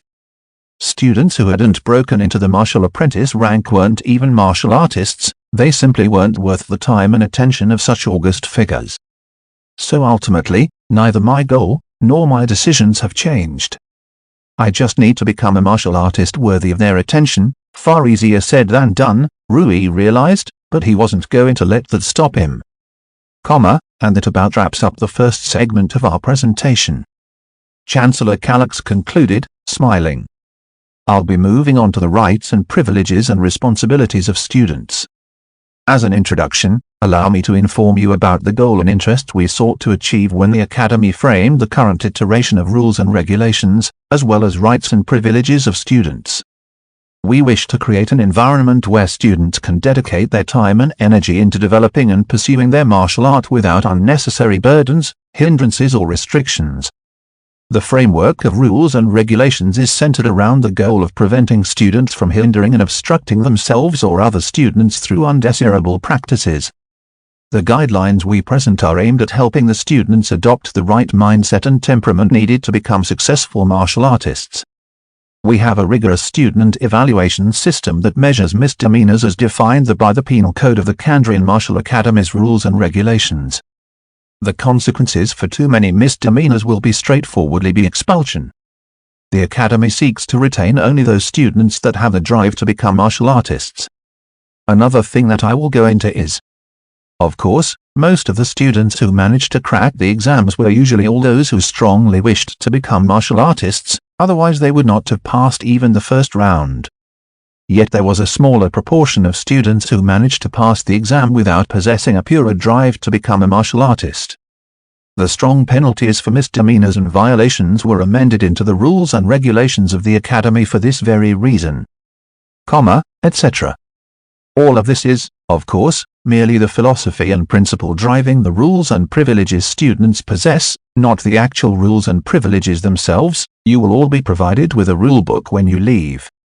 I strongly encourage all students and all guardians to read them thoroughly," he said, as he held up a copy of the rulebook. "That book is thick as fuck," Rui groaned inwardly. "Looks like you'll have a lot of reading to do when we get back home, Rui." Julian chuckled mirthfully. "Tell me about it. Can I ask you to read it and then give me an abridged version of it? Don't load your work off of others, young man," Julian said, while playfully karate chopping Rui. "This is part of the process." Rui sighed. Still, he was glad to see that the rules were taken seriously, and were seriously enforced. Back on Earth, bullying was rampant because schools simply lacked the faculties by which it could enforce them. Teachers couldn't be bothered with bullying unless it was too far, they simply weren't paid enough. A lot of kids suffered from antagonization, particularly amongst the teenagers. They couldn't rely on the teachers and if they decided to take matters into their own hands, the situation would escalate and the conflict would be intense enough for the school to be involved. In such cases, victims almost always were punished for escalating, while bullies received punishment to a lesser degree or in some cases none at all. "I have no fucking interest in dealing with that nonsense for a second time," Rui clenched his fist in anger. He had been bullied in middle school and high school. He was a weak and scrawny kid who would start gasping for air every time he grew tense. After all, one of the major driving forces for his motivation for martial arts back on Earth was because he admired the strength that martial artists possessed. They could fight for themselves, no matter who, no matter what. "That's so cool," Rui recalled thinking as a child in his previous life. Of course, as he grew up, so did his love and passion for martial arts and combat sports. What was once a childish infatuation for the aesthetics and exaggerated strength, matured into an intellectual passion, causing him to go down the path of becoming a researcher of martial arts and combat sports. "I guess, in some way, I ought to be grateful to my bullies." Rui shook his head. The mere thought of that was repulsive. "Putting that aside, it seems I won't be re-experiencing that one more time in this academy." Assuming this chancellor isn't talking out of his ass, Rui threw a skeptical glance at him. It was the induction ceremony of the academy, after all. What chancellor would talk shit about their academy on this day? If anything, it was possible he was just covering up the true state of the academy with vague, flowery lies that were merely meant to dress up the academy. This wasn't an uncommon phenomenon in his previous life either. Well, to be fair, he did just describe an intricate student evaluation system. It would be one hell of a lie if he blatantly fabricated all of that. Usually when representatives of institutions lie about their state of affairs, they're vague and ambiguous, but he's been nothing but detailed, elaborate and precise. Even now, Rui noted while listening to Chancellor Calyx's words carefully. Well, the only thing I can do either way is wait and see. He would find out what the academy was like himself, soon enough. He took careful mental notes of the extensive presentation on the rules and regulations, the rights and privileges and the means by which they were enforced. This brings us to the final segment. The future that lies beyond the academy. Chancellor Calyx continued. The academy, as you all know, is owned and funded by the Kandrian Martial Union. The union invests in students in order to maintain a fresh supply of martial artists. Part of the reason for this is of course to compensate for the martial artists that perish in missions. Part of it, eh? It seems there's more to it. Just as I suspected, once you graduate, you can immediately register with the Kandrian Martial Union. The union has a flexible contract system. Graduates with higher capabilities as measured by the academy will receive more favorable contracts, in regards to the commission cost cut you receive. Your performance in the academy will impact the contract you negotiate with the union. Chancellor Calyx smiled. Chapter 26, Provocation, interesting. I guess the contract you negotiate revolves around how much utility you provide to the union. The higher the utility you provide, the more lucrative the contract you can negotiate. Martial squires probably can't negotiate that lucrative a contract with the union, and would probably have to settle with lower commission cuts. From this it could be inferred that higher realms of martial artists would easily be able to negotiate higher commission cut rates, higher proportions of the money paid for the mission. Martial squires probably receive 50% of the money paid for a mission that they completed, or something in that range. It's likely that the higher you go, the greater the cut percentage of the money paid for the mission you get, and these are the means and ways by which your time in the academy can influence your contract in the union. Chancellor Calyx concluded. This brings us to an end to the primary presentation of the induction ceremony. As I'm sure you've realized, the goal of this short presentation was not to cover every shred of information that is relevant in any way to your studentship at our academy, but to give you a broad understanding of our system, norms, policies and regulations. The details are far too many to be able to possibly fit within a single presentation, nor are they worth diving into rigorously in a single presentation. Of course, that doesn't mean they are not important, nor does it mean we won't address them. Our admission department is fully equipped to address your inquiries and doubts of any kind once the induction ceremony is over. Chancellor Calyx smiled. And with that, the presentation has come to an end. I thank you all for your patience, and I would like you all to join me in welcoming the honors student in giving his speech. Please welcome student Nell, he said, ushering a round of applause. Honors student, eh?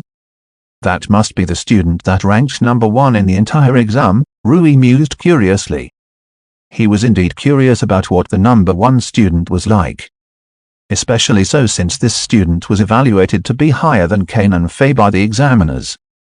Messy silvery white hair, shockingly red eyes, an undignified and a carelessly nonchalant saunter. These were the traits that stood out from the honors student now.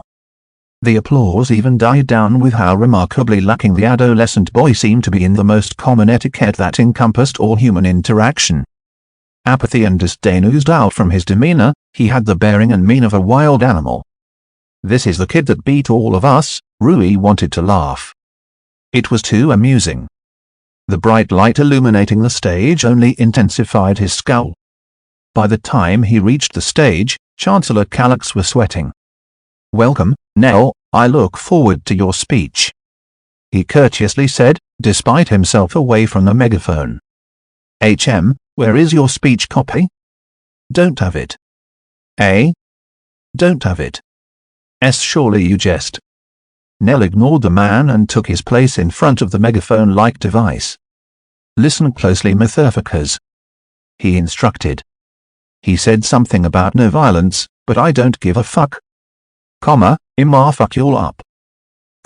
I ain't playing. I'm bout to fuck all your motherfucking asses up. He grinned. The crowd was unamused. Who the fuck you think you are, kid? Let's take this outside, little brat.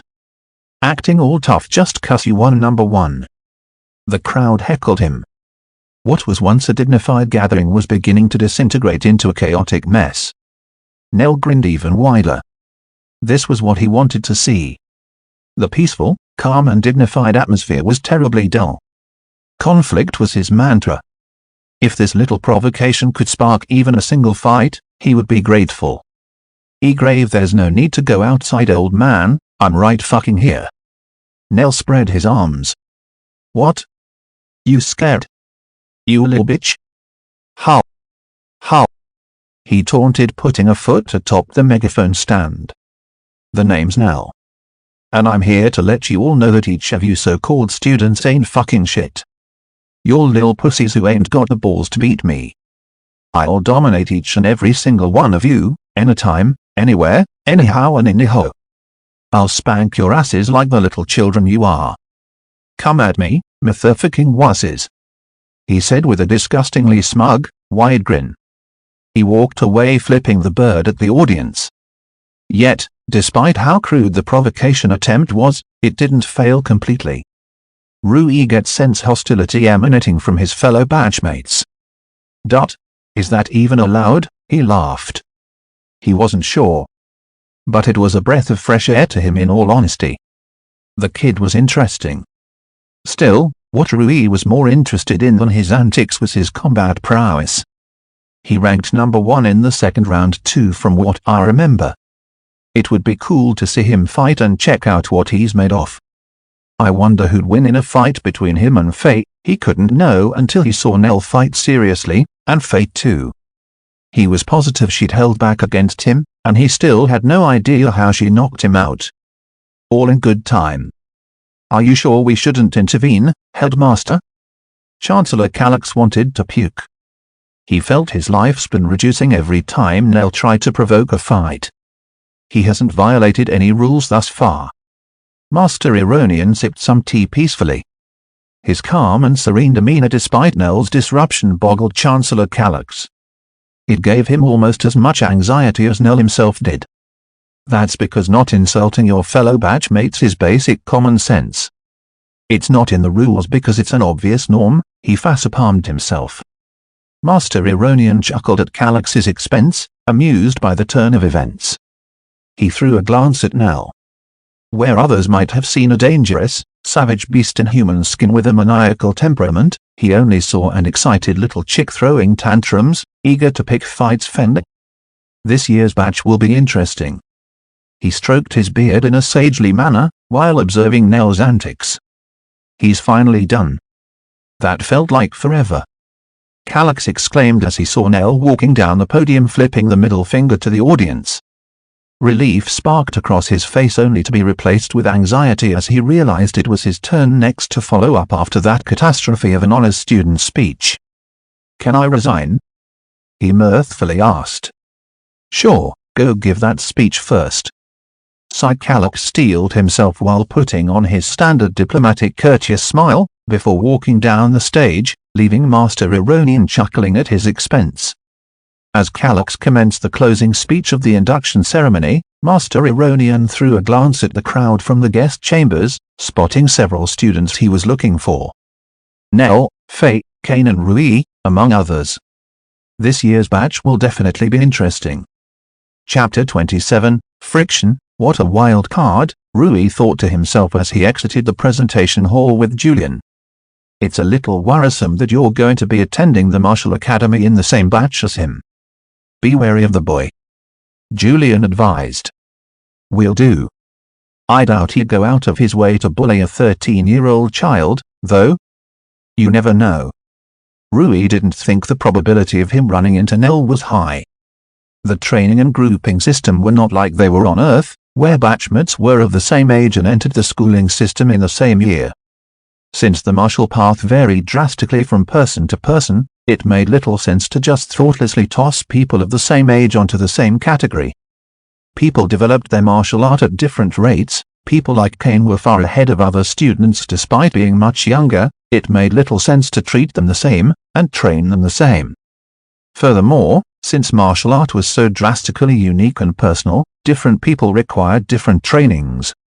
It made little sense for one to be tossed into the same training regime.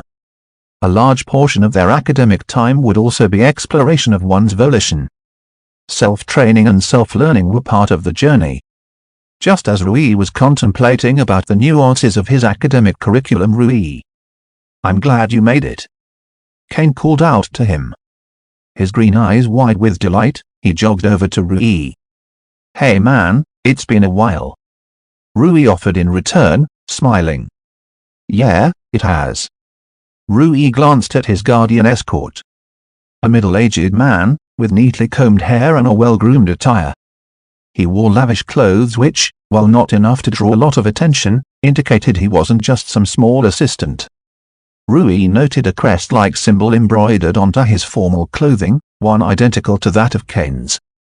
A family crest, eh? Tell me, how did you pass? Kane inquired curiously. I know I saw someone taking your badge. I have no idea, I was just as surprised as you when I received the letter of admission. That's strange, but still, who cares? You passed, we can hang together now. Kane grinned.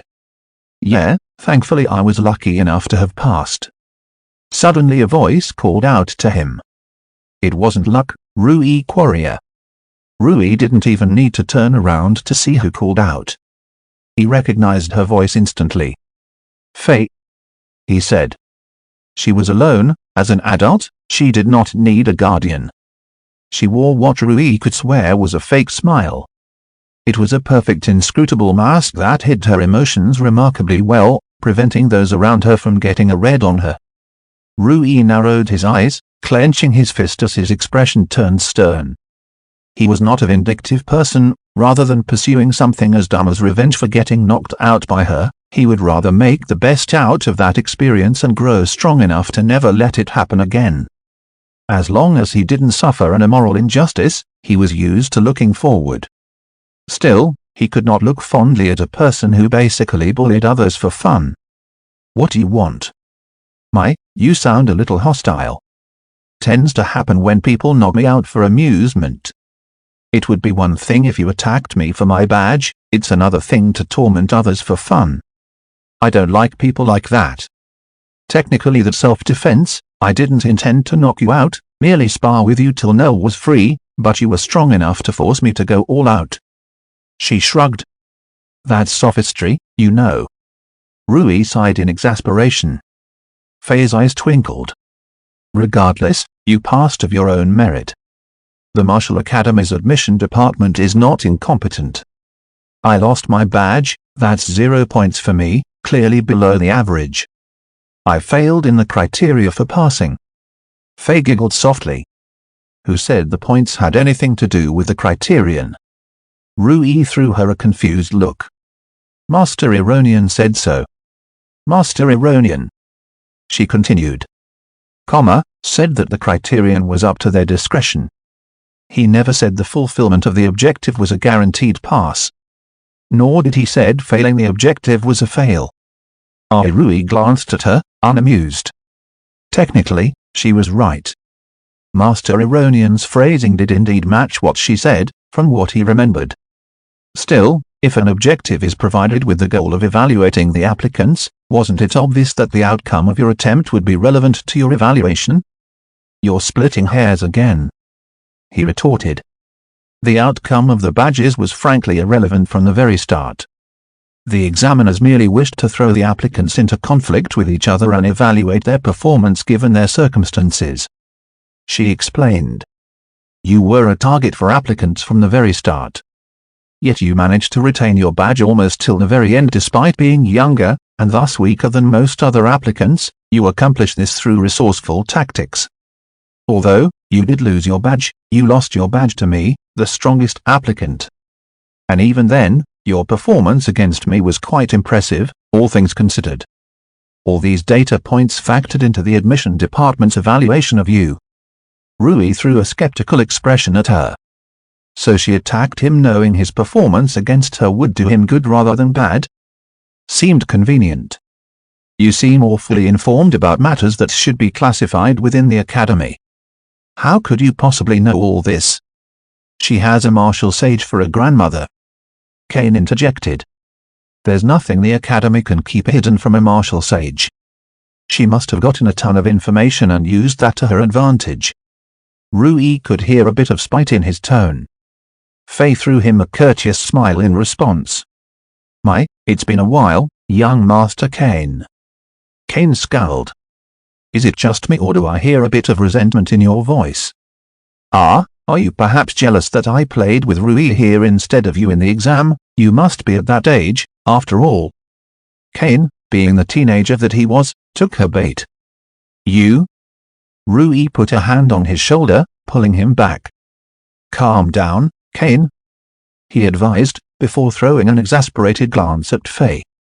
She's egging him on and she enjoys it, Rui mused helplessly. These two clearly have some history. There's no way such passive hostility springs out of nowhere. Is it because of their prides as descendants of martial sages? Kane never struck me as the proud type, and Faye seems to be half trolling, though I can't make out a damn thing about her under that mask. Still, the conversation had confirmed his suspicions that she was from a martial family. That partly explained her great combat prowess. She didn't strike him as a genius like Kane was. Kane has raw talent and limitless potential, but her prowess strikes me more as the product of maddening training and willpower, and sheer experience. Even if he wasn't particularly fond of her of her temperament, he had to acknowledge and respect the sheer drive with which she reached her current level of power. Let's chill, guys. He tried alleviating the prickly atmosphere. He wasn't sure what the deal between these two was, but he'd rather it didn't escalate. Chapter 28, Limitless. Rui was still pondering about Faye's words earlier. They made more and more sense in hindsight. I do recall Master Ironian saying the criteria was left to their discretion. But I didn't think the criteria would be so independent of the outcome of the objective. Rui didn't think the decision to accept it could have been too easy. The outcome likely still mattered to some extent. Maybe there was some degree of a controversy within the Union. He shrugged. He couldn't possibly know and probably never would. And frankly, he had no interest either. He glanced at Faye before asking her something that had been bugging him for a while.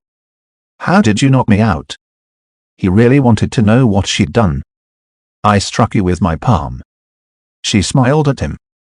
How did you strike me hard enough to knock me out in that position and range? He squinted his eyes in confusion. I can't go around revealing my trump cards so easily, now can I? Faye threw a mischievous smile at him. It's a technique called outer convergence. It's a technique that allows you to gather power from all over your body into a single strike. It allows you to strike with a great amount of power, above your weight class, from practically any position if fully mastered. Kane explained.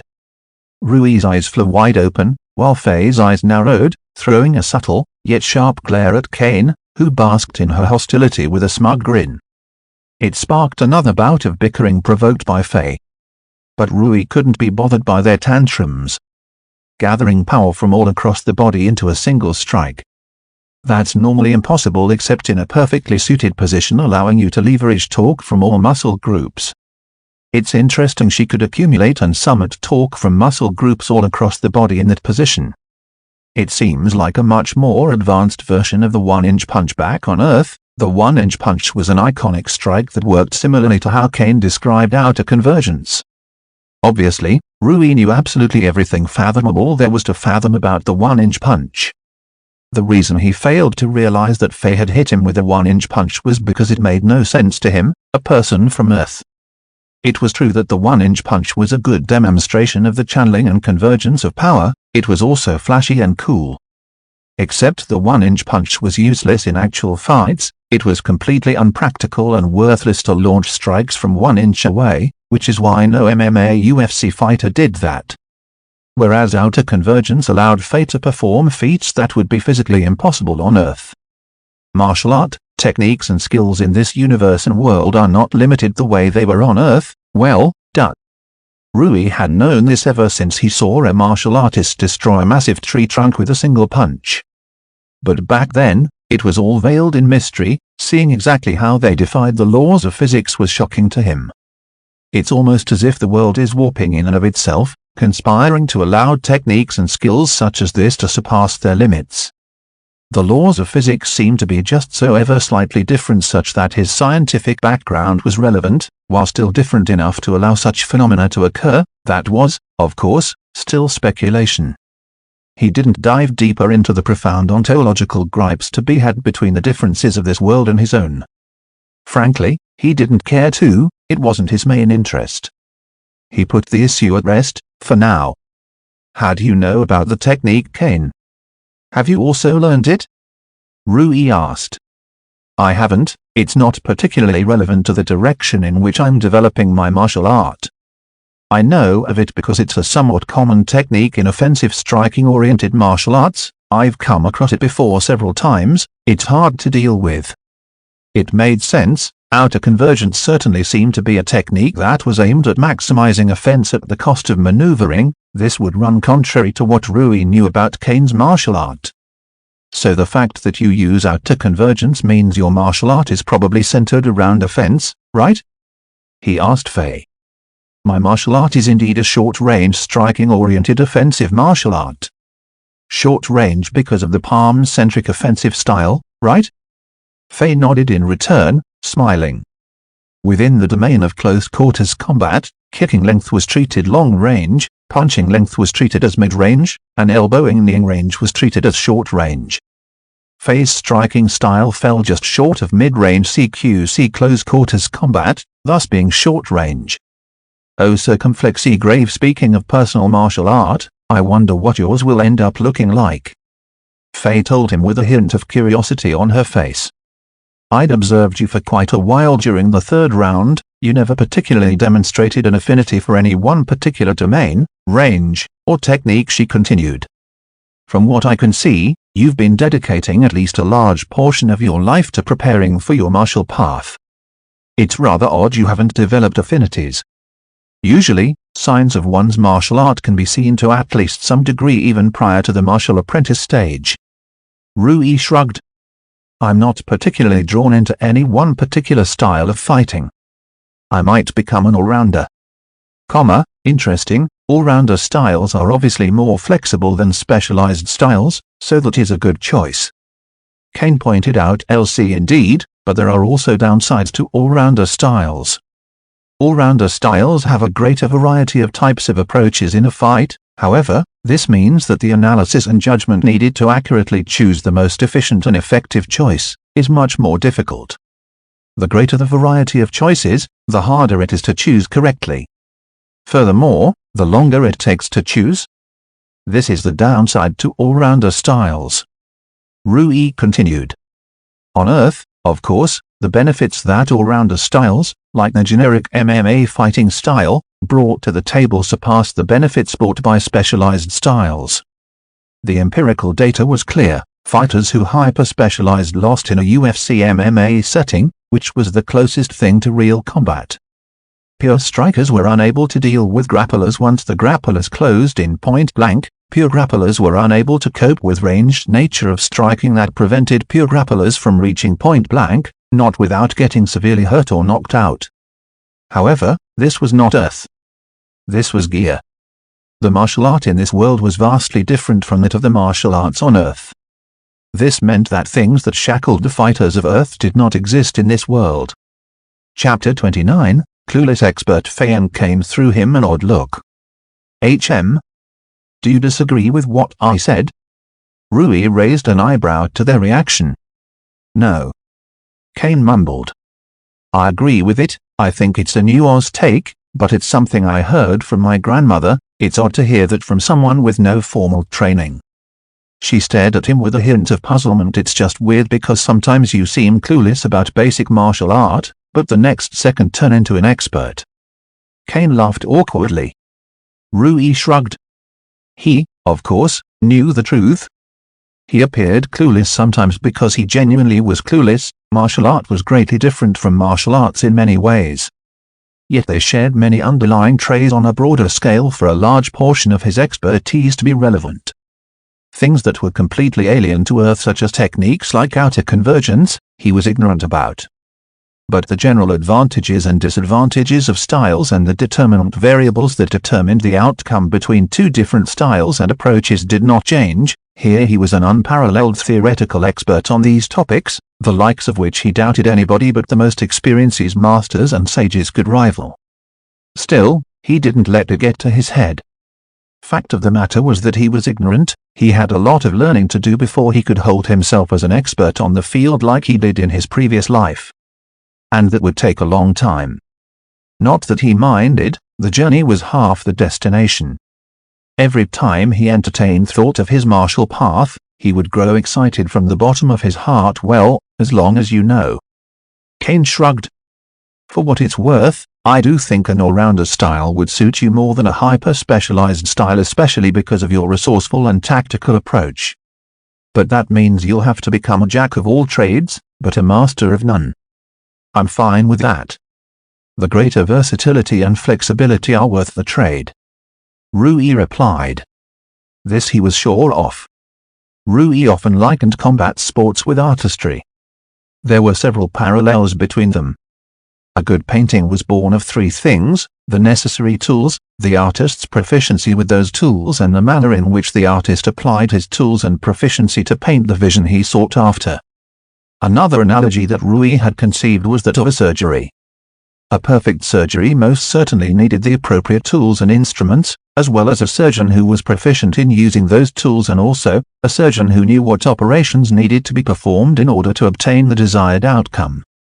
Combat and martial art were no different, in a way. The tools of a fighter were that of his body, his limbs, his torso, his head, and every cell in his body. The higher the quality of the tools, the more that could be accomplished with them. Obtaining high-quality tools was the foundation of martial art. A powerful, capable body was fundamental to the framework of combat in both Gi and Earth. Next, the proficiency of those tools was analogous to the techniques employed in combat. These techniques were nothing more than means and ways to operate the body in order to efficiently and effectively accomplish a set of tasks and actions. This encompassed both accuracy and precision of movements, and finally, the application of the tools and techniques. Using the right move at the right time. An extremely important aspect of combat. What did it matter if one possessed the body of a god, and the movements of a machine, if one used the absolute worst move at any given time? It didn't. Such a person would lose to another with bad tools and techniques, but great application. Currently, Rui was closer to the latter. A lifetime of research into mid-combat analysis and judgment, a lifetime of research into probability of success of tactics applied in various scenarios with carefully constrained and controlled variables. This was something of immense utility in Gi, and Rui possessed it in spades. This was why he was likely to pick an all-rounder martial art. They were more versatile and flexible compared to other martial art. Their only downside was that they were very tactically intensive, meaning, of the three aspects of combat mentioned prior, tools, proficiency and application. All-rounder styles required much higher quality of application compared to other styles. Thus, it was very suited to Rui, whose strongest advantage was his tactical application. The reasoning behind his decision was certainly a bizarre outlier. There was no way to train tactical application the same way one's body and technique could be trained. Tactical application was something that usually came with a vast amount of experience, real experience. It required fighting, and more fighting, and even more fighting, whereas the quality of one's application of techniques was mostly combination of intelligence and experience. This was why Rui was suited to it. His brain was still developing, and would continue to do so until the age of 25, meaning his mind would be growing sharper and sharper for a second time. And although he lacked practical experience, which would no doubt hinder him in the short run, his theoretical foundations and knowledge were simply out of this world. Rui suspected that whatever his martial art would end up looking like, he would probably be unlike any other all-rounder in the world. Though he still wasn't able to accurately extrapolate what this would look like, exactly. Rui. Julian interrupted his train of thought while approaching the trio. He had distanced himself from them when they approached Rui, not wanting to awkwardly be part of a conversation he clearly had no place in. He'd instead given them space and taken the liberty to read up on the academy information booklet the admission department had been providing to students and their guardians at free of cost. Ideally, he'd want to allow Rui to spend time with fellow students for as long as possible, but you really ought to read up and clarify any doubts you have sooner than later, Rui. You won't get another chance until the academic year begins. Chapter 30, Debt, True. Rui concurred, before facing Kane and Faye. Sorry guys, but I really ought to visit the admission department support staff. That is one of the reasons I came here today, after all. Sure, no problem, see ya later. We should hang out in my place sometime. Kane replied, earning a nod from Rui. I'll be looking forward to meeting you once our academic year begins. Faye bowed courteously. The two of them waved Rui off before setting out in the opposite directions, as though they did not want to spend any extra time with each other. What's with those two? Rui couldn't help but wonder at this point. You have some interesting friends, Julian noted, throwing Rui a wry smile. But they don't seem to get along with each other for some reason. Yeah, it's strange. They're acquaintances, probably because they both are direct family of martial sages. Rui shrugged. They must have some history together. Anyway, let's go now, Julian said as he led the waiter down a long, large and ostentatious corridor. The decor was so extravagant that Rui couldn't help but wonder whether he was in at a school or the royal palace. Gold, platinum, silver streaked across the decor. The architecture was so unnecessarily extra, it made Rui wonder about the actual purpose. It's almost like the Martial Academy. No, the Martial Union is making a statement to all students who traverse its academy. It was one thing to rub in its prestige with facilities and amenities that had actual utility, it was another to spend resources on something so vain. It's almost like they're purposely competing with royal standards. He'd once seen what royal extravagance looked like when he saw the mansion royal premises from afar a few years back. Maybe they are competing with the royal family. This was random pure speculation on Rui's part. But he didn't think that two separate entities with vast amounts of economic and militaristic power within a single nation would get along with each other. Not that I know anything about politics. He knew the bare basics back on Earth, and only the bare basis because he didn't bother with politics, ever. He'd never voted even a single time in his entire life. Democratic or Republican government, what practical day-to-day impact did it have on his life? Ultimately, ambitious rich power-mongers engaged in a squabble for more power and more money, most of which came at the cost of the poorest and most disenfranchised class of people of society. Back on Earth, he hadn't even wanted to even dip his toes in this quagmire of modern society. Fortunately, he made enough money to not be affected much regardless of how much the political landscape changed. His income was upper middle class, and he led a frugal and liability-less life. With that much money, he did not need to give a shit and could engage in the things he cared about most, combat research. Though, maybe I should care for the politics in this world, to some degree. The reason was simple, the existence, as well as the impact of martial art. One did not need to be a political pundit to see that martial art made a huge impact on political considerations. Just the very existence of martial art was enough proof. It was highly likely the world would look extremely different if it weren't for martial art, with Karen as an aspiring martial artist and a lover of martial art. The impact of politics in Gear would likely have a much greater impact on him, should he succeed in becoming a martial artist, than it did back on Earth. After all, back on Earth, he was nobody. Just another cog among another 320 million or so Americans. But as a martial artist, he would be part of militaristically elite 1%. Rui was not arrogant, but martial artists impacted politics much more so than other citizens. They were walking fully autonomous armies. There was no way such power would not get mixed up in a political muck with or without their consent, as long as they lived in a society. If that is the case, I should be careful. I should also be more informed on the current political climate. In the future, Rui shrugged. Making vague and generic precautious plans was the best he could do. He lacked too much information and too much power to even bother with anything more. Looks like we're here, Julian told him. They'd arrived at a large reception hall-looking room. Fancy as always, Rui noted. The room was filled with an array of counters with staff on one side and students on the other side, clarifying their doubts. There's an empty spot there, let's go. Julian gestured. They occupied the seats opposite to an empty counter as a staff member greeted them. How may I help you? There's several things I'd like to learn more about, but specifically, I was hoping you could tell me more about the scholarship program. Rui replied. This was the most important matter to him presently. He needed to qualify to get a scholarship. In order to that he needed to learn more about it. The staff member nodded in response before replying. Absolutely. The scholarship program was set up to help students who are unable to afford the hefty tuition, housing and other fees that end up accumulating to a rather hefty amount per academic background. You can incur the fees as debt and repay it back when you become a martial artist. The information booklet provided specifies a specific mode of payment, correct?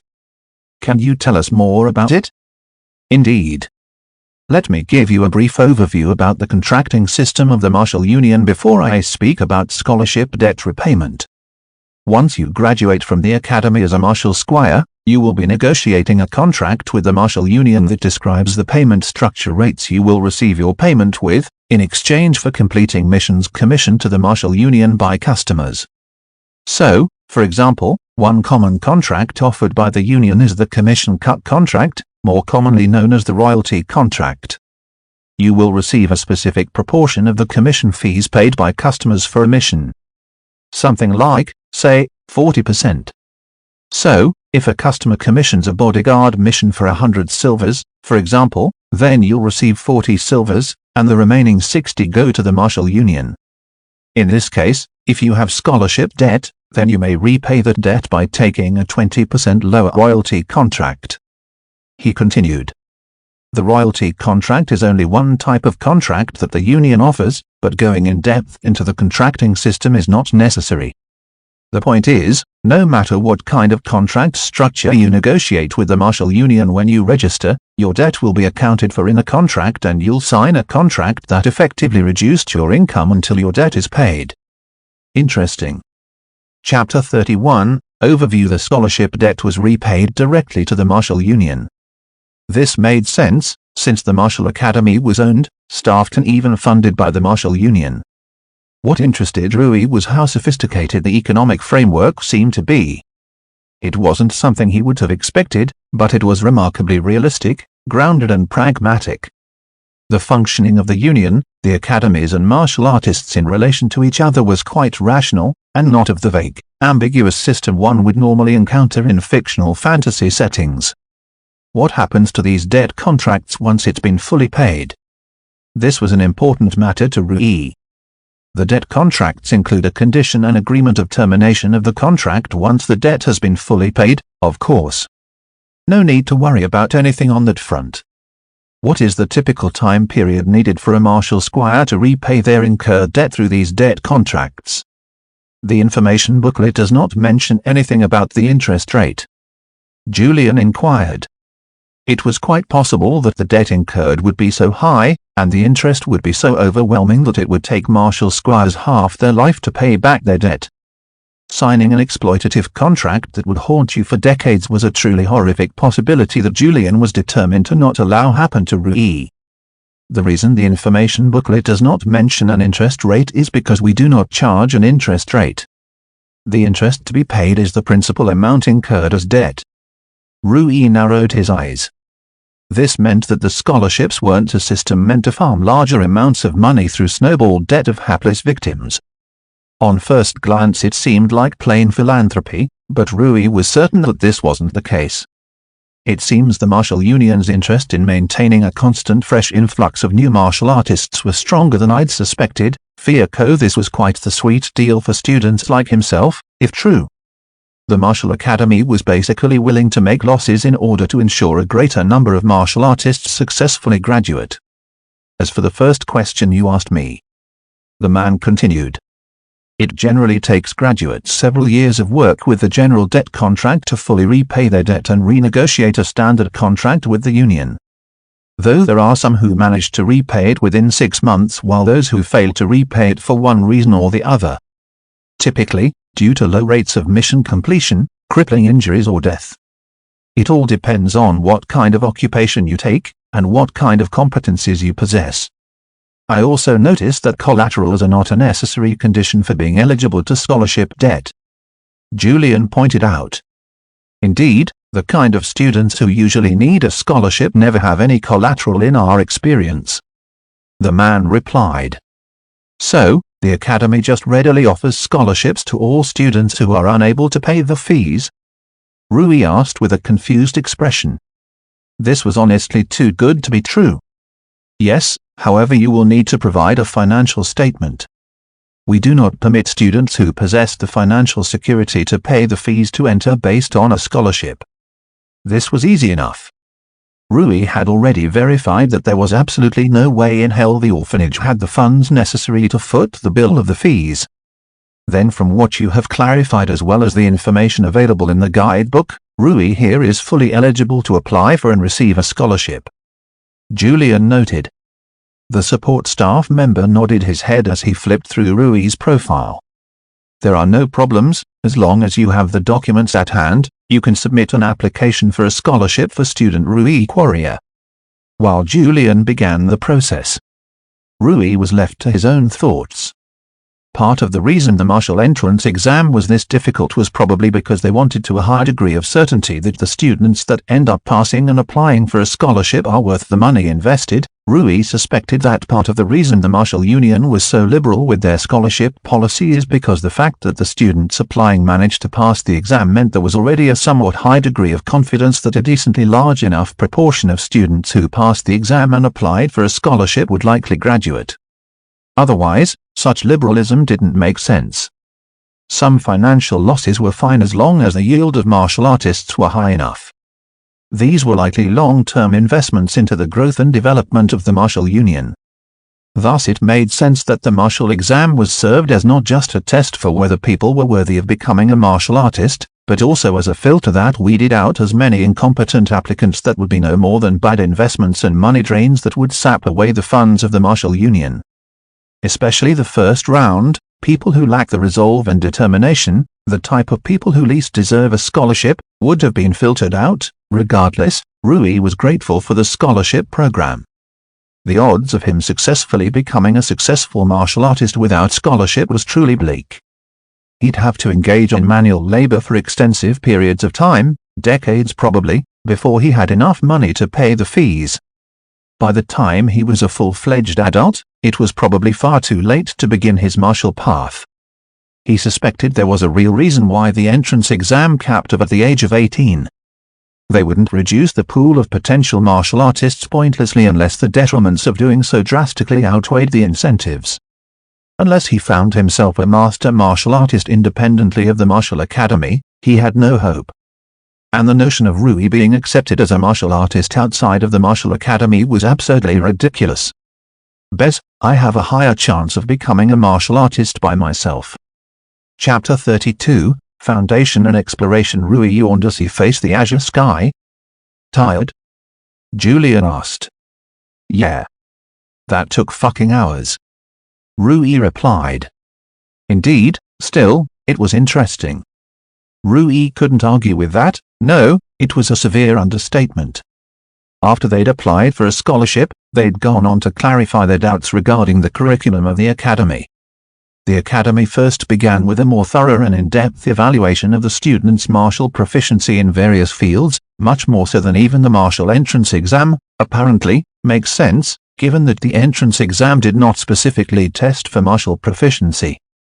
It tested resolve in the first round and general physical capability in the next 2 rounds. The evaluation exam was different. It performed detailed measurements of a student's capabilities in various fields, and the results of the evaluation exam would decide the curriculum for each student.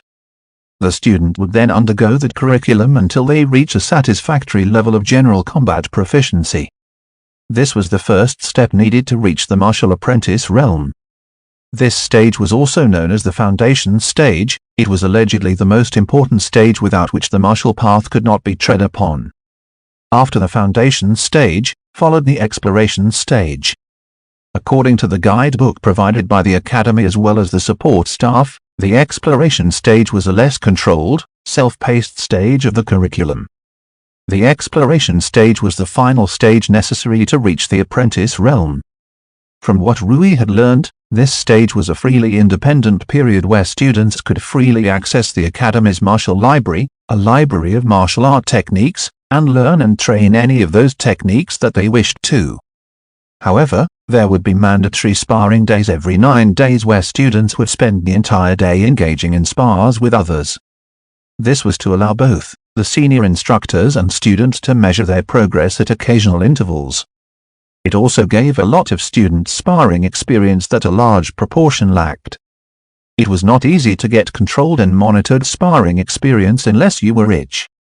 Unlike in the previous stage, the senior instructors would take less of a teacher role, and more of an aid-mentor role in the exploration stage. They were mandated to not be overbearing on students of this stage, but rather encourage them to be open-minded and inquisitive. To help them explore the length and breadth of martial art, and help them take the very final step needed to become a martial apprentice, discovering their martial path. Seems freedom is necessary for the exploration stage, Rui mused. The exploration stage required the students to freely explore a variety of techniques above the bare basics mastered in the foundation stage. The idea was that with enough exploration and introspection, the students would discover the direction they wanted to develop their martial path in, the martial path. Once the martial path was discovered, the exploration stage would end. The foundation and exploration stages were the two stages aimed at getting students to enter the apprentice realm. Rui was equally excited both stages. The entrance exam had exposed his glaring flaws and shortcomings. His martial proficiency was subpar, he had a lot to learn, far too much. He barely managed to pass the exam relying on tactics, but that was not a sustainable strategy. He needed to get strong if he wanted to become a legit martial artist. He wanted to become strong. The foundation and exploration stage sounded like absolutely perfect to Rui, who looked forward to simply immersing himself in his love for martial art without any other considerations of any kind. He had been starving for exactly this for the past 12 years. It's a shame I wasn't able to learn what comes after, that was the extent to which support staff were willing to disclose. And any and all information regarding the martial union as a whole, high realms of martial artist etc., merely earned him a courteous refusal.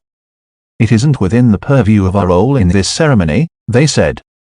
It's a bit strange they're being this secretive when I'm already guaranteed to be a student. The only answer was that they did not want to give out unnecessary information prematurely.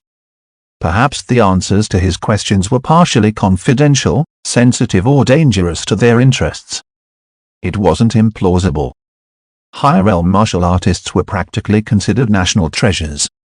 It would make sense that the Union and Academy would take a hard stance on all information regarding these assets. Anything that could diminish their safety or contribute to their harm was strongly regulated by the Union by the looks of it. That's one hell of a VIP treatment they got going on there, this one of the secondary aspects of being a martial artist, particularly a high realm one, that Rui was looking forward to one day. Who didn't like to be held in high esteem? In his previous life, he was just a researcher. And although his work did have an impact on an entire industry, ultimately, he himself was not that prominent outside of certain academic circles. In comparison, a high realm martial artist could impact an entire nation. The path to reaching a high realm as a martial artist is extremely difficult. Julian reminded. It took him only a glance at Rui's dreamy expression to more or less gauge his thoughts. Let a man dream. Rui shook his head. What man? Julian shrugged mirthfully. I only see a child who needed an adult to accompany him on his first day to school. It was a provocation. And it worked. The two bantered as they rode a rickshaw back home. Chapter 33, Home. So, what's the Martial Academy like? A young girl asked with curiosity. How many times have you asked that question, Rita? Rui sighed helplessly. Oh, come on, just tell. Rita insisted. After dinner. Focus on your food, I see you've barely eaten anything. Myra interjected. Or what? Rita pouted. All of them had gathered in the dining room. Lashra had made it a point to ensure everybody eats together. Every day, dinner would begin only after everybody was in the dining room, ready at their tables. Probably to strengthen the sense of kinship between us, Rui mused. And it worked. Blood-related or not, eating together always conveyed a sense of togetherness like no other group activity. It really hammered in the idea that they actually were family. This was one of the many reasons Rui had grown deeply fond of the Korea orphanage. Rui glanced around. In the past 13 years the Korea orphanage had grown tremendously. As many of the adolescents from 13 years ago had grown up and decided to remain with the orphanage. Even those who had gotten married and shifted away from orphanage among the second generation, still supported it when they could afford to. Farian, Horatio and Micah were now full-fledged adults that had gotten into manual labor, while women like Nina worked in restaurants and bars. Together along with the first generation of adults of the orphanage, Lashara was able to adopt and care for children with a much lesser burden. One source of income that truly helped the Korea orphanage was that of Julian's. Despite obtaining a prestigious position in the Kandrian Institute of Sciences as an apprentice scholar in the Research and Development Department, he never forgot his roots. He still resided with the home he grew up with, and aided the family that had put a roof over his head, and food in his belly and given him love and care when he was alone in this world.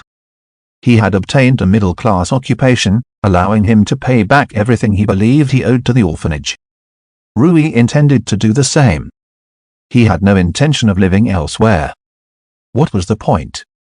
He had a loving family, there was no need of going through the extra expenses of getting his own place, only to live a lonely life. Once I start working as a martial squire, I'll give all the income I don't need to the Korea orphanage. Even on Earth, Rui had led a frugal life. He didn't even bother owning his own place, he lived in an apartment. He tossed all his income into the bank where it rotted for several decades until his health deteriorated drastically near the end. Still, this life was different. He still hadn't learnt as much as he'd like about martial artist occupations. He wasn't sure how much of his income would be needed for his occupation. Maybe martial artists used gear like armor, knives, swords? Or maybe they needed a large amount of funds for the learning and training resources needed to grow stronger. After all, he highly doubted that the martial union was unable to provide any aid to lower-ranked martial artists. It's possible they even had a monopoly on the learning resources, and exchanged them for particular services, thus incentivizing martial artists to always remain loyal and associated with the union. Well, all of this isn't relevant at the moment. He had to first become a martial squire and graduate from the academy before he could even think about the details of working as a martial artist. You said the academy would begin in 30 days, right? Nina inquired. Yeah. You'll be staying in the academy the entire time? Rui nodded. That's a shame. Nina shrugged. Don't worry. Rui reassured. They have breaks in between. I'll definitely come back during the breaks. How often are they? Lashara asked, hoping they're frequent as possible. Seasonally. The first break after the start of the academic year will be the spring break, right around the spring festival, according to the information guidebook. Rui explained. Bet I see. Lashara sighed. It wasn't as much as she'd hoped, but still better than the worst-case scenario. How long will the breaks be? Around 5 days or so. He responded. That's it? Horatio grumbled. Rui shrugged. That's it, yeah. Can't do anything about the rules. The reason for the shorter break was due probably to ensure the students' discipline wasn't broken due to extensively long breaks. On the other hand, it's nice they're letting you out during the spring festival. Meeting you after so long, and having you with us to celebrate it will make the festival even more special. That's true. Rui smiled melancholically. Now that he had gotten his hands on the academic calendar, he knew that he would see his family much less frequently. A meager 4 times his year. It's a shame I can't live here once the academic year begins, Rui sighed inwardly. Ideally, he would have liked to stay at home and commute to school daily. This was a norm for students his age in most schooling systems on Earth. He wasn't fond of being ripped apart from his family. Though the significance of the martial academies was admittedly higher than schooling systems back on Earth. Still, you'll be leaving in a week. Alice muttered, on the verge of tears. Don't worry, Alice, I'll always come back. You're my precious big sister after all. Rui assured, with a smile. "Oh, you." She rushed to hug him, overwhelmed with emotion. The gesture triggered yet another round of affection and fawning, which Rui duly received and reciprocated. As the sole cause for their emotion, he did not dare complain about this. It wasn't as though people hadn't left the orphanage before, but this was indeed the first time that someone as young as him was leaving the orphanage for as long as he was. On one hand they were happy for him, on the other they would miss him dearly. Chapter 34, Play All Right, I'm headed out, Rui said as he jogged out the main door of the orphanage. Be careful, don't get lost, Lashara warned. Rui stuck a thumbs up even as he put distance between himself and the orphanage. I wonder what his place looks like. Kane had invited him over to his house, before they'd left the academy in the induction ceremony. This was a new experience to Rui, even though he albeit knew that this was a regular phenomenon on Earth. His disease had prevented him from rendezvous in his previous life back on Earth.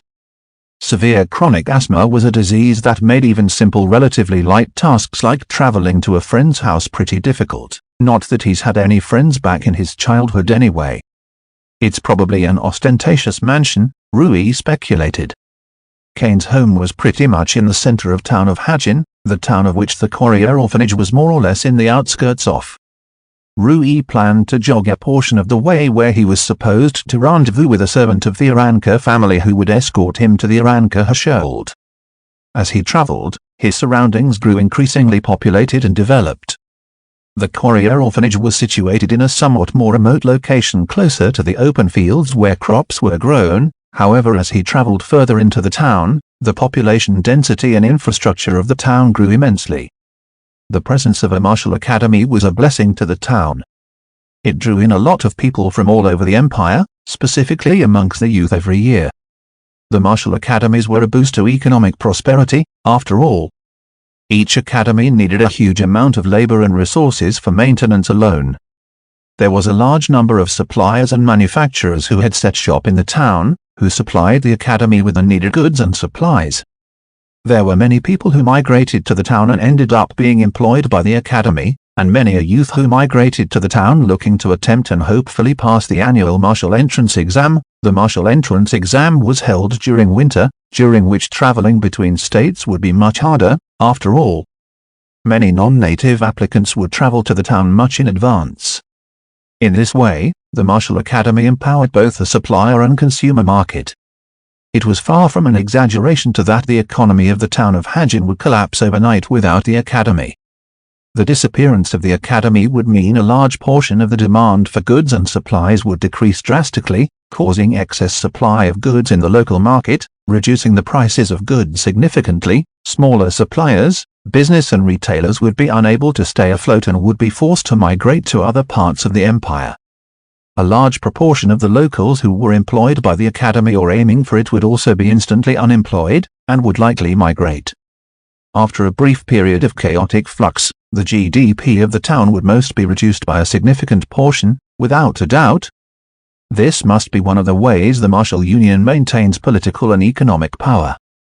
Putting aside the direct authority and capital they possess, the sheer passive impact and necessity of the academy's acre the union has on society is immense, Rui mused as he reached his rendezvous point. Master Courier, I presume?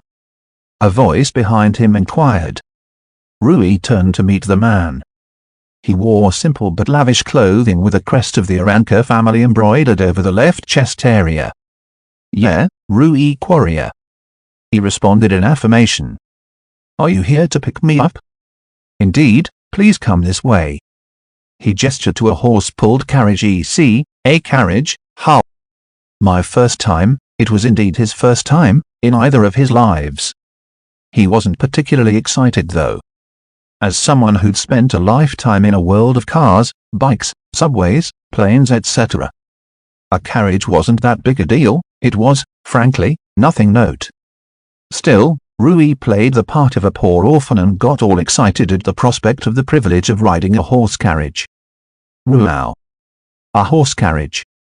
He cooed as convincingly as he could, suppressing the embarrassment that arose within him.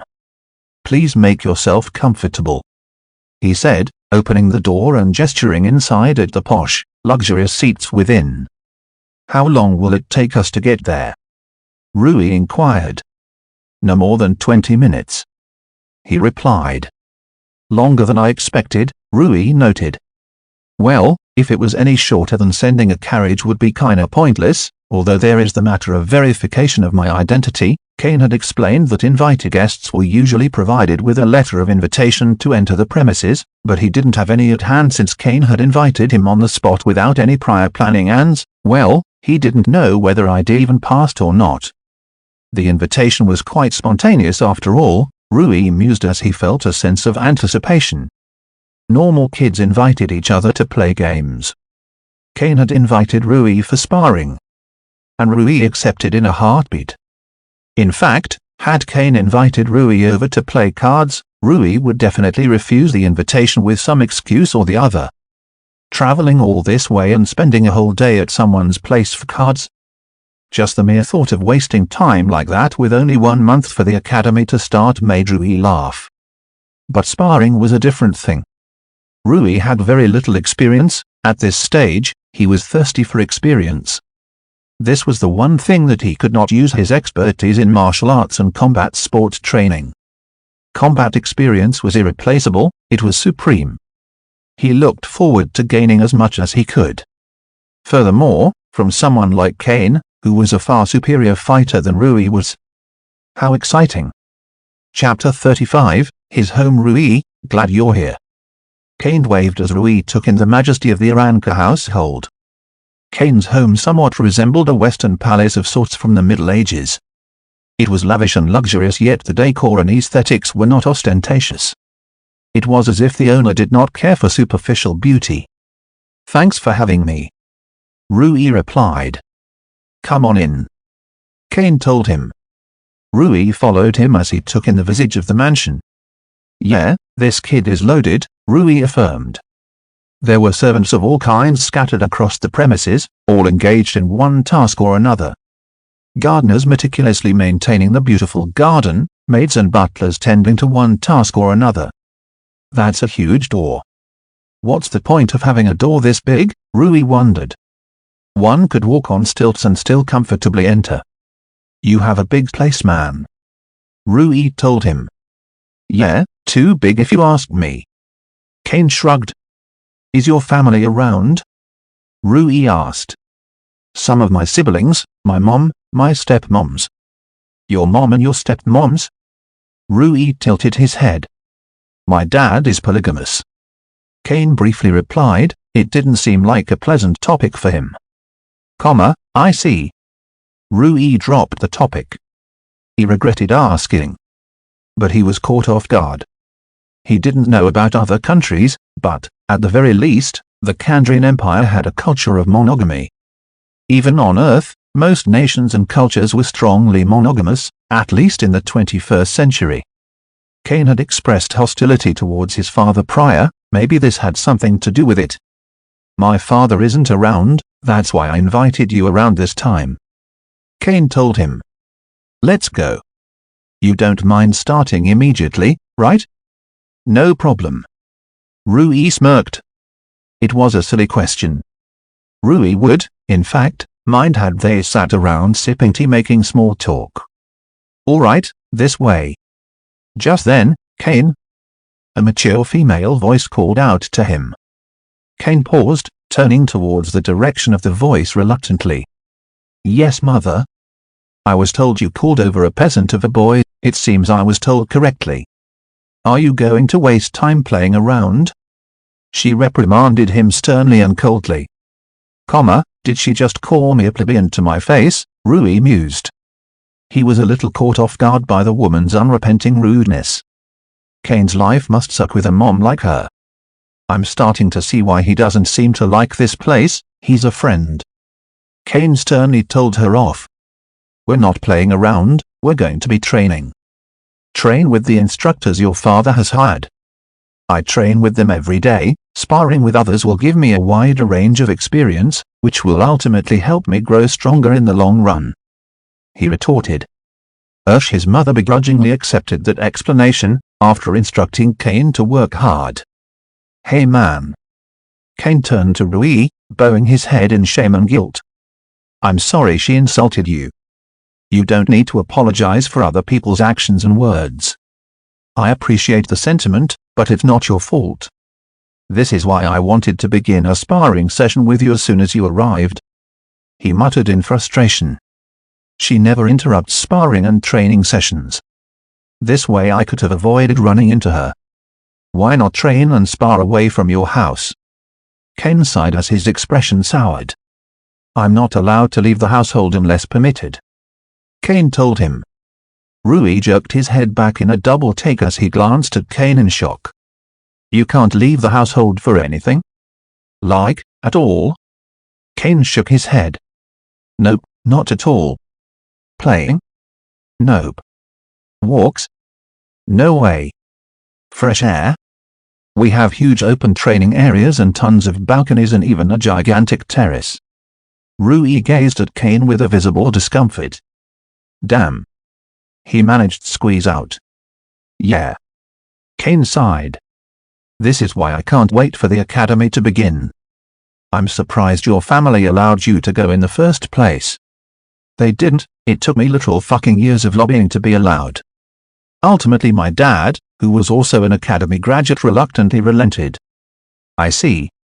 The academy is something the martial union has invested heavily in, a huge amount of resources and funds over a long period of time, making it an absolutely ideal and optimal place for nurturing martial squires. Even for a martial sage like my father, it's not easy to compensate for everything it provides by himself. This was the key point that convinced him. But he set a bunch of conditions. Conditions? I had one chance, and that was when I turned 13. And I had to make it into the top 5 overall. I see. Rui recalled Kane telling him the latter during the second round of the entrance exam. We're here, Kane told him, opening a door to a gigantic facility. Inside was one of the most aesthetically pleasing sights that a martial arts combat sports junkie like Rui had seen in the entirety of his second life. A huge wide area, divided into several sections. In one section, there were what appeared to be a vast variety of bodybuilding and exercise equipment. Rui could see the equivalent of bench presses, treadmills, a variety of weights like dumbbells and plates, squat racks, barbells, cables and pulleys, pull-up and calisthenic bars, etc. In another section was martial arts training equipment of a huge assortment, boards, a large amount of dummies for various striking maneuvers and combos, as well as throws and holds. There were punching bags of various sizes, each meant for different purposes. Further off there were many sections of area that seemed to be each dedicated to training specific attributes or skills, awareness, sensory capabilities, endurance, balance, dynamic flexibility. One that particularly caught his eyes was a circular section with a bunch of bags attached to ropes to the ceiling above. The bags themselves were attached to the ceiling. From what Rui could tell, this was dynamic evasive maneuvering practice. One was supposed to stand in the center while dodging the release bags. That reminds an awful lot of the second round. Rui gestured towards that area. Kane smirked. That's my favorite training. No wonder you aced the second round. Rui laughed. He looked forward to spending time here. Chapter 36, Warm Up. Kane shrugged. It's really fun. I often get scolded because I ignore other forms of training in favor of doing this. Anyways, let's warm up. Start with cardio? Sure. Kane nodded. They head over to a set of machines that resemble treadmills. How does this work? Do we have to run on our own? Rui inquired. The treadmill is powered by a slime, Kane explained. A slime? Rui tilted his head in confusion. Yeah, within the cylindrical panel there is a species of slime that rotates when pressure is applied to it. Kane pointed. You can adjust the pressure the slime experiences by adjusting this knob, he said, twisting a knob in front of him. I see, it's a dial that can control how much pressure is exerted on the slime, Rui mused as he adjusted the speed to a comfortable jog. This was yet another example of technology in this world mimicking that of the technology in the 21st century of Earth, not through excellent engineering, or highly sophisticated applications of science, but through the remarkable features exclusive to this reality. The extraordinary inorganic resources that could be mined and extracted from the land, the variety of the supernatural flora and fauna, and the esoteric phenomena they offered together allowed this world to achieve things that would otherwise be well beyond their capabilities. Furthermore, in several areas, it even allowed them to surpass Earth. The potions he had consumed in the academy after the second round of the entrance exam healed his wounds completely while also restoring his stamina entirely in a short period of time. This was something no technology on Earth could replicate. "This is pretty amazing," Rui said. "It's pretty normal though." Kane threw him a confused look. "Anyways, that's enough cardio, my muscles have warmed up. Let's stretch for a round before we begin." It was a well-known fact, on Earth and on Gaia, that stretching before heavy exercise or any physically intensive activity was a must. There were several benefits it provided, and several detriments that were associated with not stretching. The most basic benefit was, of course, maintaining an increasing range of motion. Muscles were bound together by web-like sticky tissue called fasciae. This connective tissue bound muscles and restricted their elasticity. Regular stretching was needed to prevent them from building up. Range of motion was not the only benefit, of course. Flexibility was highly relevant to multiple physical attributes, power and speed. The amount of kinetic energy the body could generate depended on the physical acceleration due to muscular power, and the distance over which that acceleration could be maintained. Low flexibility inevitably meant the effective distance over which muscles could accelerate was limited, because low flexibility meant muscles could not stretch. If they could not stretch, then the net energy they generate was very limited. Stretching exercise also prevented loss of muscular tissue during exercise. Muscular tissue collapsed at much lower rates when stretched before being put through intensive workouts. It also increased blood circulation, which ultimately increased the net output of the human body. Reducing fatigue, stress, tension and risk of injury were also some of the more prominent benefits among others. Furthermore, static flexibility exercises are not energy intensive. You can obtain a lot of benefits with very little physical effort, so much so that even an asthmatic patient like himself could manage to stretch daily as long as it was slowly paced. Flexibility exercises were an absolute must in the field of martial arts and combat sports. Rui himself had published several papers demonstrating the correlation between the probability of a KO victory and flexibility. Circumflex, all right, that should be enough, Kane said. Rui nodded in affirmation as he lifted himself from a split.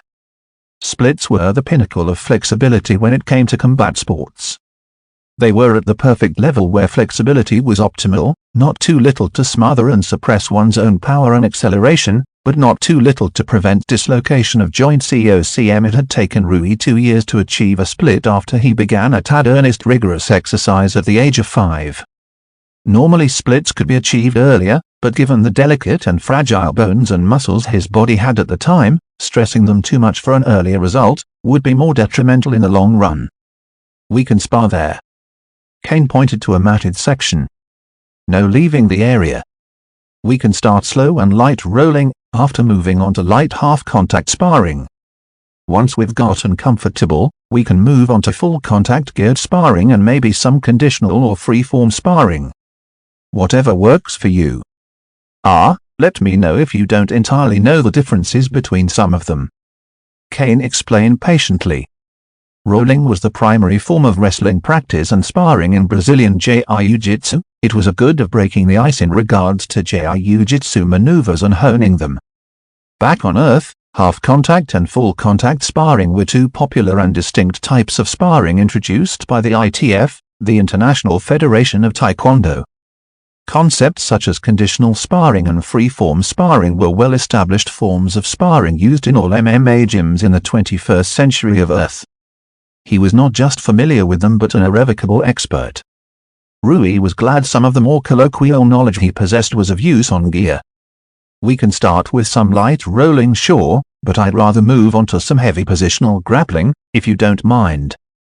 My experience in full contact grappling is paltry compared to my striking practice. It's a lot harder to practice grappling by yourself than striking."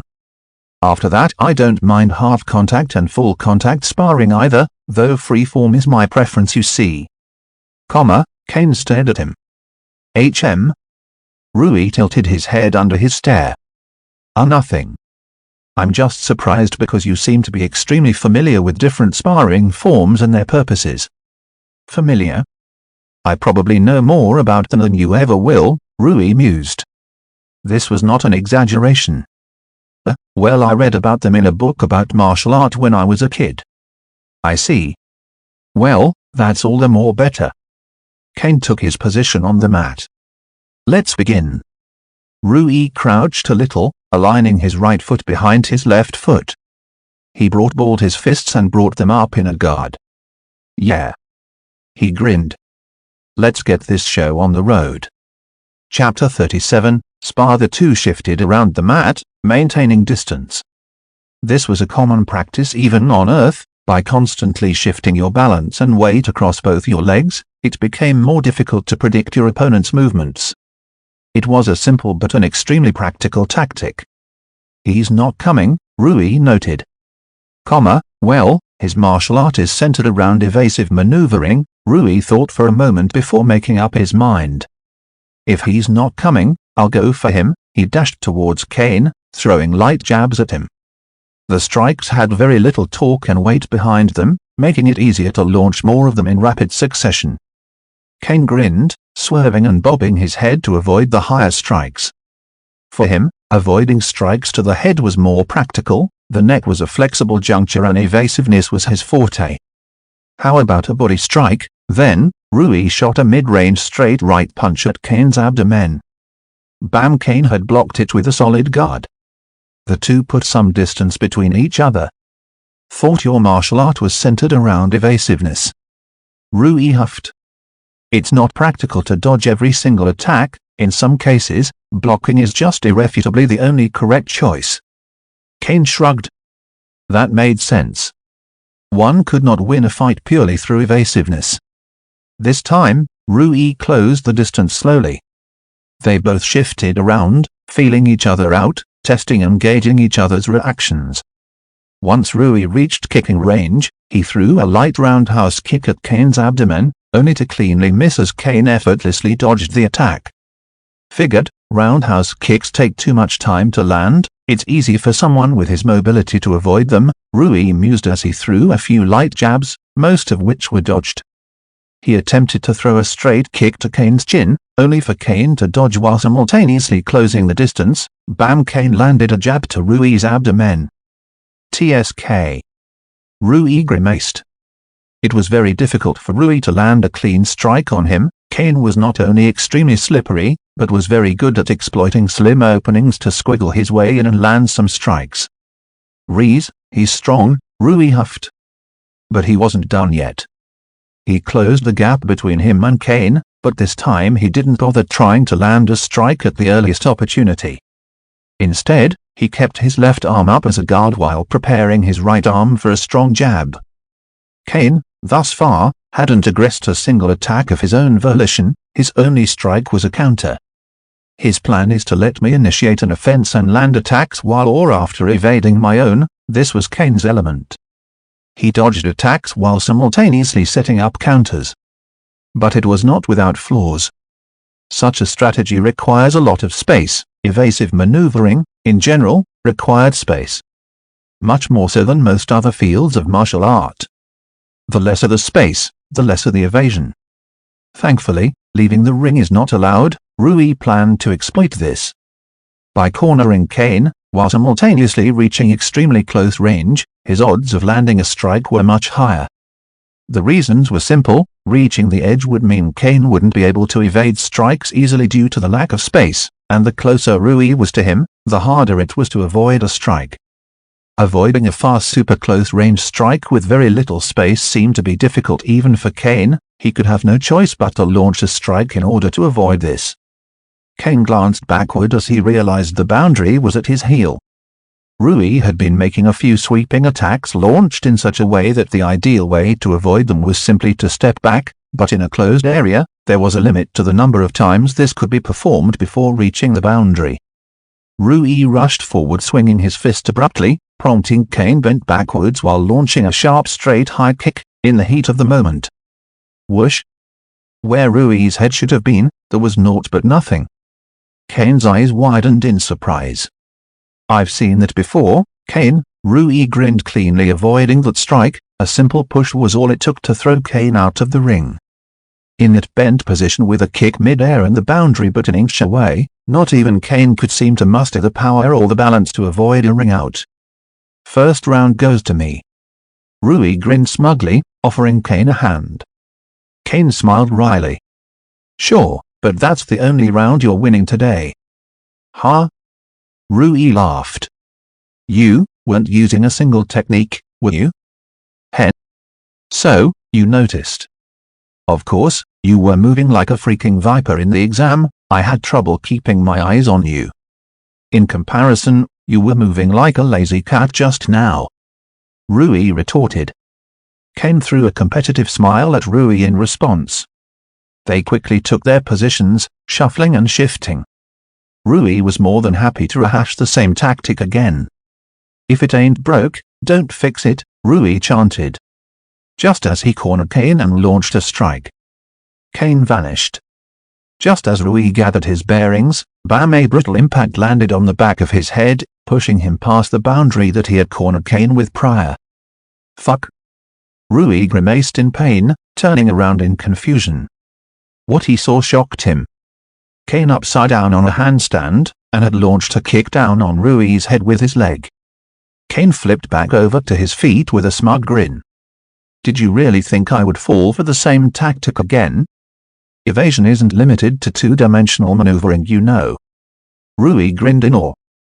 "Did he really flip into a handstand to avoid my strike while simultaneously launching a kick to the back of my head to push me over the boundary I had cornered him into?" Rui had underestimated him. Kane was far nimbler and more mobile than he had imagined. Such acrobatic maneuvering made his evasion that much more formidable. "You're really something else, you know," Rui complimented, getting back into the ring. "Hey, you haven't seen anything just yet. I was barely using half my full power." Kane cracked his knuckles, boasting and smiling with a hint of sadism in it. NCM. Chapter 38, Apprentice Level. The third bout began, and this time, Kane made the first move. "He's coming," Rui tensed in alertness. Kane exhaled and suddenly, taking his first step, he blurred.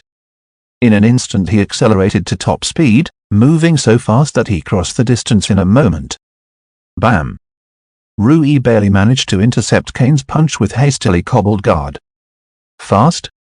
His speed before was basically child's play. Rui haphazardly threw a punch at him, hoping to catch him off guard, but Kane attacked in such a way that the strike would naturally be avoided by the attacking motion. Attacking in a manner that naturally avoids the attack of your opponent, this was Kane was doing. Bam! Kane managed to slip an attack through Rui's guard. Damn, this is different from before. Before he was evading first while countering a slip second later. But right now, he's perfectly choosing an attack such that the attacking motion naturally avoided Rui's attack, Rui realized. For example, a jump kick naturally avoided a leg sweep. A leg sweep naturally dodged a jump kick. Kicks possessed greater range than punches, thus, if well timed, they could be used to avoid punches by hitting the opponent first. Dealing with anti-cadence is difficult, isn't it? Especially considering you're a newbie. Rui got up, taking up another stance. You haven't mastered it yet, right?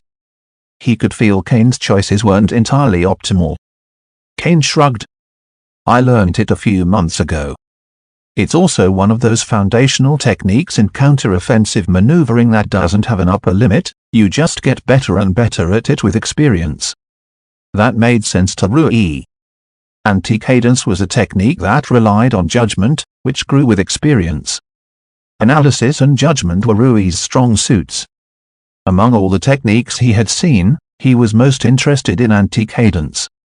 It had a lot of synergy with Rui's affinities and interests. How'd you cross the distance between us so quickly? Kane was moving at a speed that should be way above what someone of his physical stature should be capable of moving like. Oh, that's another apprentice-level maneuvering technique called parallel walk. Parallel walk? Yeah, normally people walk and run by twisting their upper body and swinging their arms in the opposite direction to the legs, right? This was true. At a young age, humans naturally developed the habit of walking with their arms swinging opposite to that of their legs. This was because it was the most natural way to maintain balance by countering the torque generated by the legs. Parallel walk is a technique where you run with your arms and upper body swinging in line with and parallel to your legs. It's a technique that allows you to run faster. Rui's eyes widened. This made sense. Twisting your upper body and swinging your arms required a lot of energy. All of that energy was being wasted in maintaining balance. Parallel walk seemed to be a technique where one moved with their arms moving in the same direction as their legs. This avoided the immense waste of energy that occurred with the twisting of the upper half of the body. All the energy that would otherwise be wasted with twisting the upper half would now be directed into the legs and be converted into speed, thus allowing the user to run at significantly higher speeds. It feels really weird when you learn it. Balance is maintained in a totally different way after all, so it takes a while to get used to it. But once you do get used to it, you move at way faster speeds way easier. I'm telling you, it was a blessing to my martial art. Kane explained. Rui nodded. It made sense. In truth, this wasn't the first he'd heard of this concept. Back on Earth there was a Japanese form of walking and running known as Namba-iruki or Namba walking. Namba walking was the running style of the express runners, during the Edo period, whose job it was to run messages quickly and efficiently between Edo and the other provinces. Usually they would travel in pairs, one having a pole with a box or package on the end, and another that had a pole with a lantern on it inscribed with the characters official business for LC. Needless to say, communication was key to an effective government, so these express runners had to be very, well, express. They would regularly run from Edo to Kyoto in 6-8 days, a distance of approximately 480 kilometers on foot. They were highly efficient and wasted lesser energy that could otherwise be used for more speed or stamina, thanks to this form of maneuvering. I just didn't think it was legit. But it seems that, at the very least, it's legit in this world. Can you teach it to me? Rui asked. I'm not qualified to. The training process isn't as straightforward as it seems. I had a martial senior monitoring my training, and he put me through a ton of training that I didn't really understand. Half-assed erroneous training is worse than no training, trust me. Kane replied, earning a downcast expression from Rui. Ross, don't worry though. He consoled. I told you this is an apprentice-level technique for maneuvering, right? That means you absolutely can learn this in the academy as long as you reach apprentice level. Rui's expression lit up. Yet another reason to look forward to the academy. He strongly looked forward to the day he learned this technique in the academy. How many apprentice maneuvering techniques are there? Oh, there are tons of apprentice-level techniques. That being said, each field has a set of basic apprentice-level techniques. These are the easiest techniques to learn that help a brand new martial apprentice grow accustomed to apprentice-level techniques. After all, the transition from foundational techniques to apprentice-level techniques can be tough. It took me a whole month before I could even get used to it. Kane sighed, recalling a painful memory. To answer your question though, as far as pure maneuvering goes, there's 4. Parallel walk is one of them, meant for physical travel. There's one for combat speed, combat agility, travel agility, etc. Kane explained. Chapter 39, Shackle. Are each of the apprentice-level techniques as effective and as powerful as the techniques you showed me? Rui asked. Just around, yeah. Kane replied. Alright then. Rui stood up, taking a position within the ring. Can you show me the rest? Sure thing. Kane grinned, taking up a stance. They clashed with each other for a few hours after round. Kane demonstrated the prowess of a martial apprentice, mopping the floor with Rui over and over. Not only did he overwhelmingly pummel Rui, but he also defeated Rui in many different ways. So, this what happens when he uses his foundational and apprentice-level skill, how? It's overwhelming, Rui though, as Kane floored him yet another time. Cain had beaten him many a time by now, but Rui only grew more and more ecstatic, much to Cain's confusion. "Let's stop here for today," Cain told Rui, earning a nod of affirmation in response. "Yeah, no need to push ourselves too far in a single session." They were both extraordinarily exhausted. "You know, you seem like you enjoy losing," Cain told him. "What makes you say that?" "Well, I beat you a lot, yet if anybody were to look at us, they'd assume you were the winner given how much more satisfied you seem." "That's because I am satisfied. I learnt and experienced a ton of new things. The losses are trivial in comparison," Rui explained. "I felt this before, but your passion for martial art is, how do I say it? Pure?" "Pure?" Rui echoed. "Yeah, of all the martial artists I've known, all of them had one reason or the other to become a martial artist. Power, glory, prestige, status, money and stuff like that, you know. But your joy for martial art feels clean." He seemed to have trouble articulating his impression, but Rui didn't press him despite that. Ultimately, he was merely a 13-year-old child. Accurately and precisely enunciating his feelings was not something Rui expected of him. "You really enjoy martial art, don't you?" Cain asked. "Yes," Rui replied unhesitatingly. "That sounds amazing.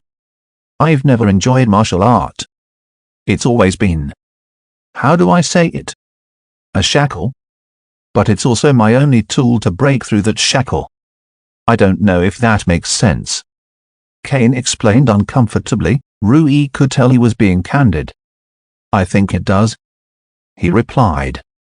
From what little Rui had seen of Cain's life, it seemed as though martial arts shackled Cain, but was indeed also his only hope breaking through those shackles. Being born as the son of a martial sage, as well gifted with prodigious talent for martial art, probably put a huge burden on him. From what Rui had seen of Cain's mother, it was likely that the entirety of Cain's family had massive expectations of him. These expectations seemed to be a shackle. His family probably put him through rigorous martial art training from a young age, so much so that he reached the martial apprentice realm even before entering the academy. They didn't allow him to even leave his damn house of his own free will. His life was basically a prison. Freedom must be something of his wildest dreams. But you know. Cain turned to Rui with a mirthful grin. "When I'm with you, martial art doesn't seem all that bad." Rui smirked. "Well, then why don't I come hang out more often if that's okay with you?"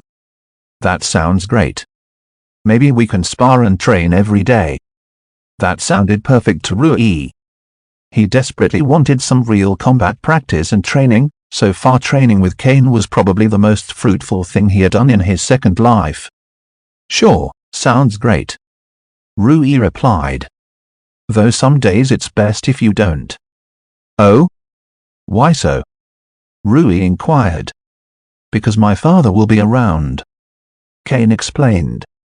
"You saw how my mother was. My father is far more overbearing and unpleasant." "I see. You sure have it rough, man." Cain sighed. "You must be excited for the Martial Academy, eh?" "Oh man, you have no idea. I can't wait to live in a different place." "How excited are you?" "Extremely. I've been waiting nearly 12 years for this." Cain threw him an odd look. "What?" Rui responded to his reaction. "You're the same age as me, right?" "Yeah." "Then how have you been waiting for 12 years? Rui scratched his head awkwardly. "I probably miscounted, Anyways, I should probably head home. I'm fucking exhausted and bruised up." Rui changed the topic. "Wait, have some potions before you go?" Cain offered.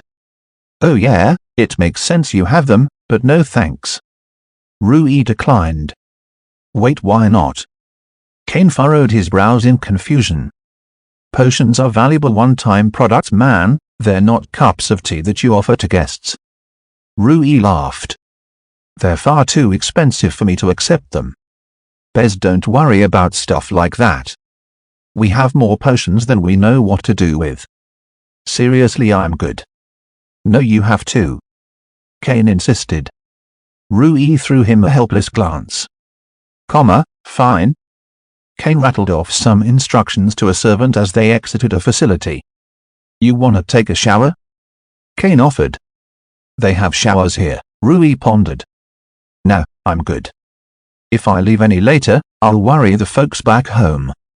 They bantered until a servant returned with 4 vials. 2 of them were red, while the other 2 were blue. A healing potion for your bruises, and an energy potion for your stamina. Kane offered. Rui grasped them, taking a closer look at them. It's always boggled me how amazing potions are. To think they can heal and rejuvenate you in such a short period of time, truly amazing. That's pretty average for potions, you know. Kane told him. Average? Rui asked, perplexed. Yeah, these potions aren't even the best of their types. These are just standard post-training potions around here. Though they are far better than what you had at the academy. Damn, so there's even better stuff, huh? Yeah, I don't know the details, but I heard the highest grade healing potions can heal extremely lethal injuries, even if the patient is on the verge of death. On the verge of death? That's insane. That's not all they can do though. There are potions that can give permanent enhancements to your body significantly in many ways, albeit rare. There are also potions that can significantly increase your lifespan. What?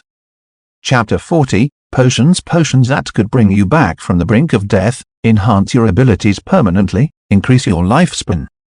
These were all truly unfathomable phenomena to Rui.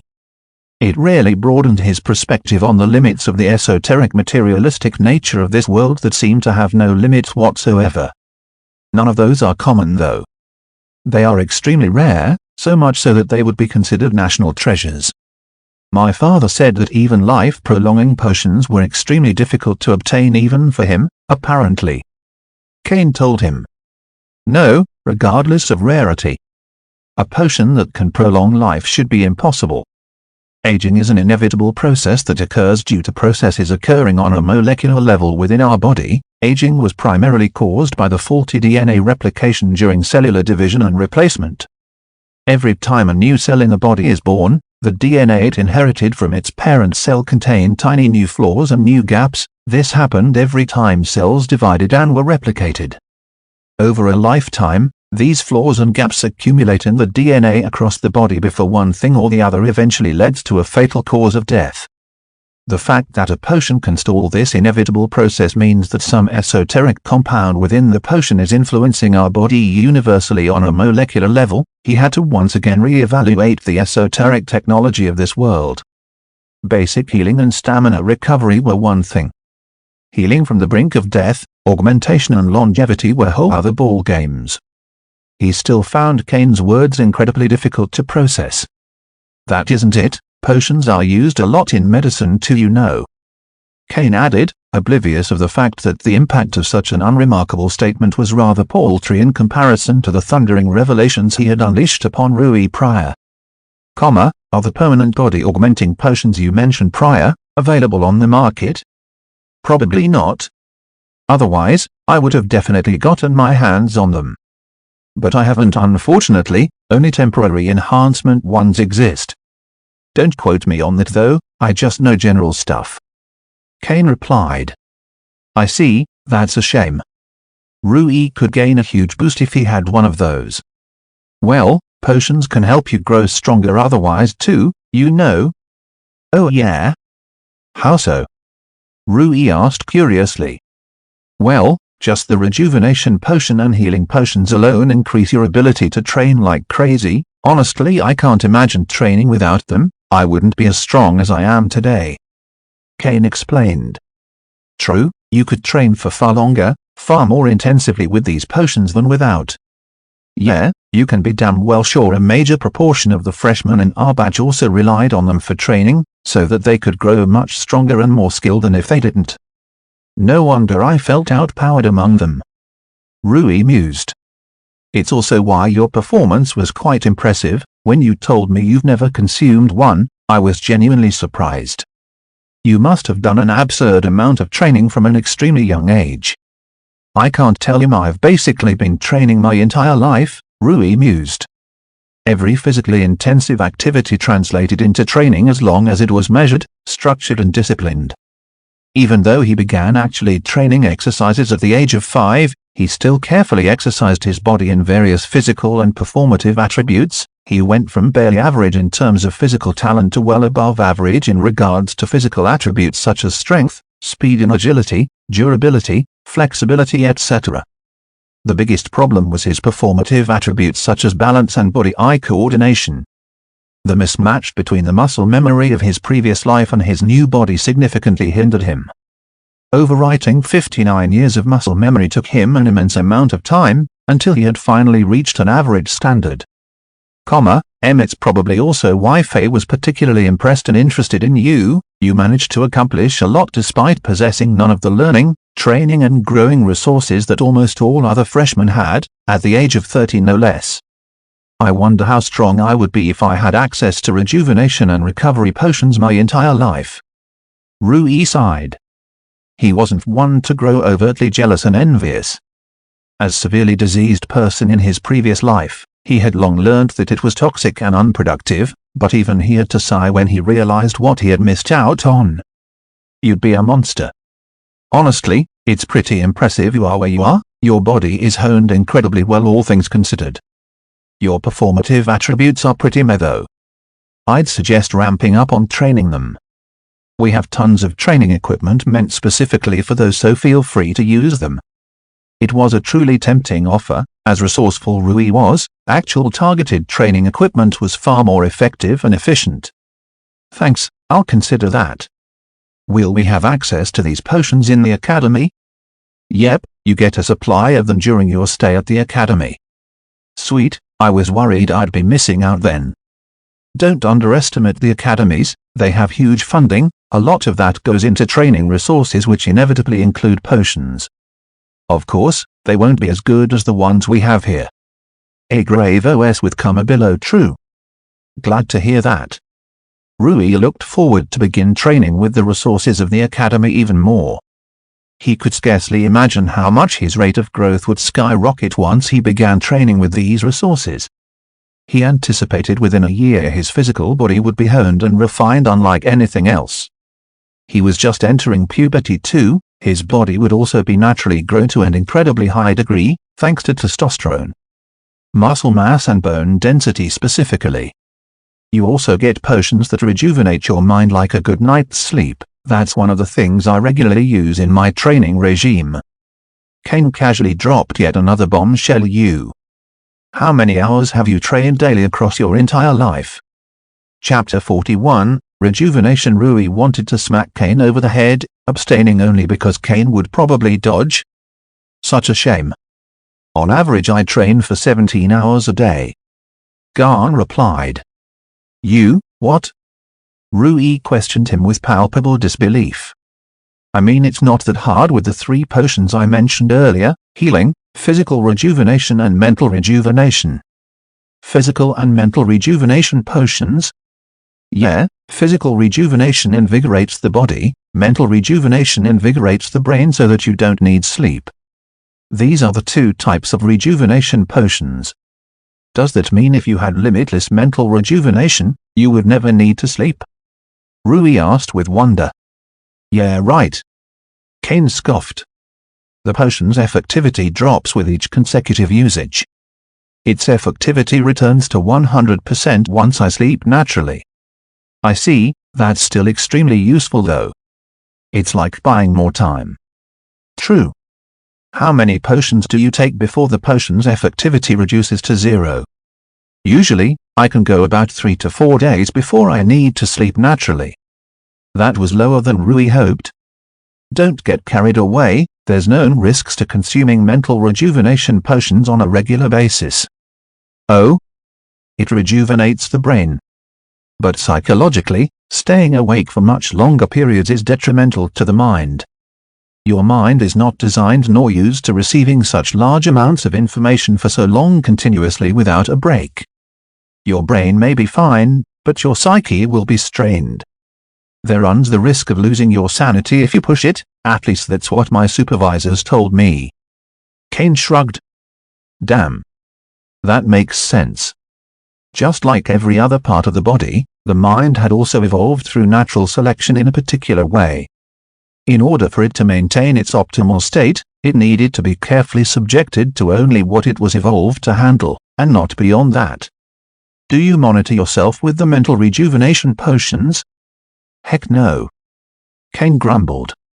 My training supervisors carefully regulate my mental rejuvenation potion intake. They do some checkups before giving me the potions I'm allowing to consume while also giving me a schedule for their consumption. How? Sounds like it may be dangerous to do that stuff by yourself. I don't know, but probably yeah. Don't worry though, the academy also has a capable and established medical department that handles this kind of stuff. There are supervisors there that ensure students don't push themselves beyond their limits. This also comes from the funding I mentioned before. I see. You sure know a lot about the academy, huh? Of course, I do. Kane replied emphatically. I've been eyeing the academy for almost 5 years now.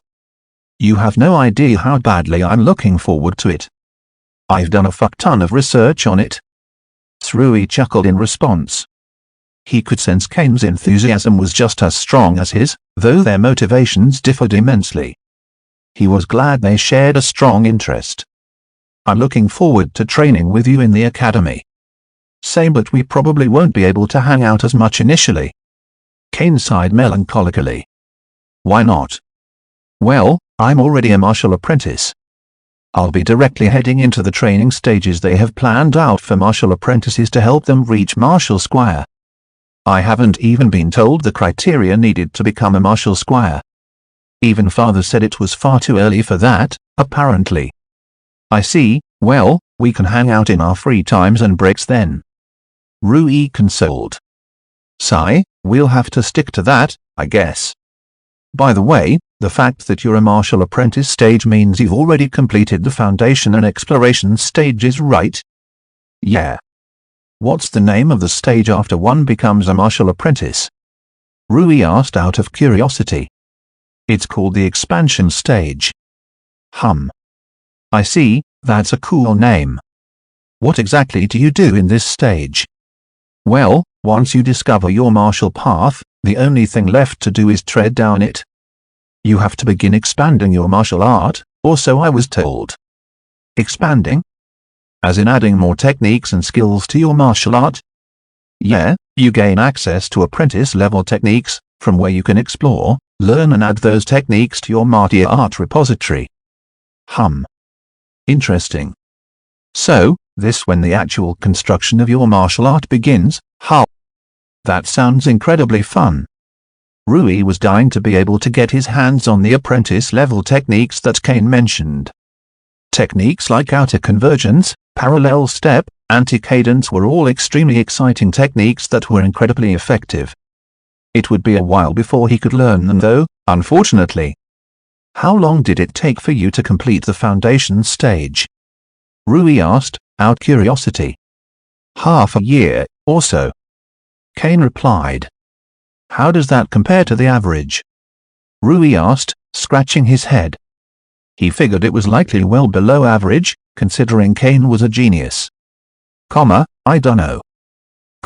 Hey, don't look at me like that. He reprimanded embarrassedly, as Rui gave him a blank stare. One moment he sounded extremely knowledgeable, the next he sounded clueless. Is the foundation stage difficult? Well, I had to train a fuck ton, it was quite tiring. The foundational techniques I learned in the foundation and exploration stage were really easy though. Rui pondered. Were the foundational techniques actually easy, or was Kane just being too much of a genius here? He wasn't sure. They chatted for a while after consuming their potions, before Rui decided to take his leave. You sure you don't want to have you dropped off? Kane asked once more. Yeah, I'm good. I'm full of energy anyway, I don't mind getting back home on foot. Rui reassured. He didn't want to indulge in Kane's hospitality anymore, although he was growing to really liking the kid. They had only met thrice. Rui wasn't comfortable feeling so indebted to someone he had met recently, and only a handful of times. Rui fell into a deep thought walking back, having bade Kane goodbye. He had a lot to think about, having learnt and experienced many things. The martial academy, the prowess of potions, and most importantly, the prowess of apprentice-level martial art techniques. Such a fruitful visit, perhaps I should hang around him more. Chapter 42, Final Supper. Rui folded the last of his clothes into a large cloth bag. He had checked and rechecked, making sure he had all the sets of clothes he needed. 5 sets of undergarments, as well as general-purpose clothes. He packed in all of his necessities and belongings carefully, ensuring they would all fit in once he folded and tied the cloth down. This world did have the equivalent of suitcases, but they were a bit on the expensive side. Rui had declined the offer of being bought one by the orphanage. He wasn't profligate by any stretch. What was the point of wasting precious money when there was a perfectly apt and cheap alternative? Thankfully, for the same reason, he had few belongings. His luggage ended up being conveniently light and small. The day has finally come. Rui mused to himself. Nearly a month had passed since the induction ceremony. The long-awaited and sought start of the Rui's first academic year was the very next day. Tomorrow, Rui would leave the Courier Orphanage and head to the mansion branch of the Kandrian Martial Academy, where he would stay until he became a martial squire, or, God forbid, was expelled. Not that Rui had any intention of getting expelled. In the past month, he had memorized the rules of the academy quite well. He was determined to not give them even the tiniest hole that could be conceived as a violation of the rules. "Rui, it's dinner time," Myra called out. "Yeah, I'll be there in a second," he replied, having tied up his makeshift cloth bag and put it on his bed. He sauntered into the dining room, pausing. Everyone had already gathered at the tables, even the utensils and food was in place, yet they all waited for Rui to take his place. There were 18 children and 14 adults, far more than usual. Many former members of the orphanage during Rui's time, who had moved out and started their own family, were also present. These were people who had formed strong bonds with Rui as he had grown up, having known Rui practically his entire life. They'd taken time away from their families to be present to send Rui off. The sight evoked emotion. It made his inevitable departure much more painful. "Oh? Looks like the star of tonight's celebration is here." Nina smirked, offering him the seat at the head of the table. "He sure kept us waiting." Farian grumbled, putting on a grumpy facade. Now, he has a big day tomorrow with plenty of preparation. Cut him some slack, will you?" Alice chided. "Come on, Rui." Julian smiled, coaxing Rui. "Let's eat." The entire room conveyed their love for him in their own way, welcoming him. He smiled and took his seat without a word. He was choked with emotion. He didn't trust himself to not burst down sobbing if he opened his mouth. He didn't want to ruin the mood with sorrow. The adults began serving, which in itself took a while. Myra had planned a feast for this day, the last day Rui would live with them for quite a while. He indulged himself with food and lovers' dinner proceeded with boisterous energy. There was many a reunion. The mood was extremely high. Watching everyone hit him hard. This was what he was foregoing. Was it really worth it? It wasn't as if he hadn't thought about this before. The answer was always the same too. Yet, today, of all days, he found it hard to reaffirm it. "Don't look so sad, Rui," Julian consoled with a serene smile. "I know exactly how you feel. After all, I felt the same way when I left for the Kandrian Institute of Sciences." Julian had spent 2 years in the Kandrian Institute of Sciences for a higher education at the age of 16, before graduating and being accepted as an apprentice scholar. It's painful to be separated from your family. But your life is your life, Rui. You need to live it. You owe that to yourself. Yeah. Don't worry, we'll be seeing you during the season breaks, and to congratulate when you graduate successfully. Graduate as a martial artist. Julian consoled. Yeah. Cheer up, Rui, don't look so down. Alice refilled his plate with another large serving. He obliged, as much as he could. Alice really did serve him far too much. He looked down at the large pile of meat and rice that occupied his plate, sighing in resignation. I hope eating this much won't make me ill on the first day of the academy. He hoped the academy had some potions that could instantly fix indigestion. It wasn't too much to ask considering the miracles that potions were capable of. Still, he appreciated it, even if it were ill-advised on the stomach. The food was truly extravagant. The orphanage had pulled all stops for this celebration and farewell party of his. He ate his food as he engaged with various people who came to speak with him. As the star of the dinner and the focus of the night, many people, children and adult alike, were interested in conversing with him. After a while he excused himself for some fresh air, heading out into the balcony. He wasn't accustomed to dealing with this much food or people, certainly not simultaneously. It's like they're trying to cram all the home-cooked food and family I'll be missing in my time in the academy in one night, he mused, burping a bit to free up some space in his bloated belly. We haven't even gotten to dessert yet, thankfully. Rui believed in the saying that dessert went to the heart. He rarely had multiple-course meals. It was something that orphanage could not afford to do, at least, on even an occasional basis. Well, all said and done, I ought to enjoy it while it lasts, Rui relented. He returned to the dining room. Chapter 43, Freshman All right Mom. I think it's time to let me go, or I'll be late, Rui advised. Lashara ignored him, hugging him tightly, swaying him in her arms. Rui had an awkward expression on his face, unsure of when he would be released from her smothering bear hug of motherly love. She released him before patting his head, apparently satisfied, yet melancholic. "Eoec, don't push yourself too hard, okay? Make sure you get as much sleep and food needed to be healthy," she advised. Rui nodded in response. Her bidding was different from the others, who told him they were proud of him, and told him to work hard. Although Lashara was most certainly proud of him, at this moment her overprotectiveness was much more dominant. In her eyes, although Rui was very intelligent, he was still a tender 13-year-old with no experience, living by himself for the first time, being separated from his family. "Don't worry, Mom, I'll be fine," he reassured. He glanced at all the people behind her, the adults and children of the orphanage, bidding all of them goodbye, before heading towards the town of Hajin. His nerves were angsty and on edge. This was much more nerve-wracking than the martial entrance exam. He inhaled deeply, exhaling slowly in order to calm his prickly racing heart.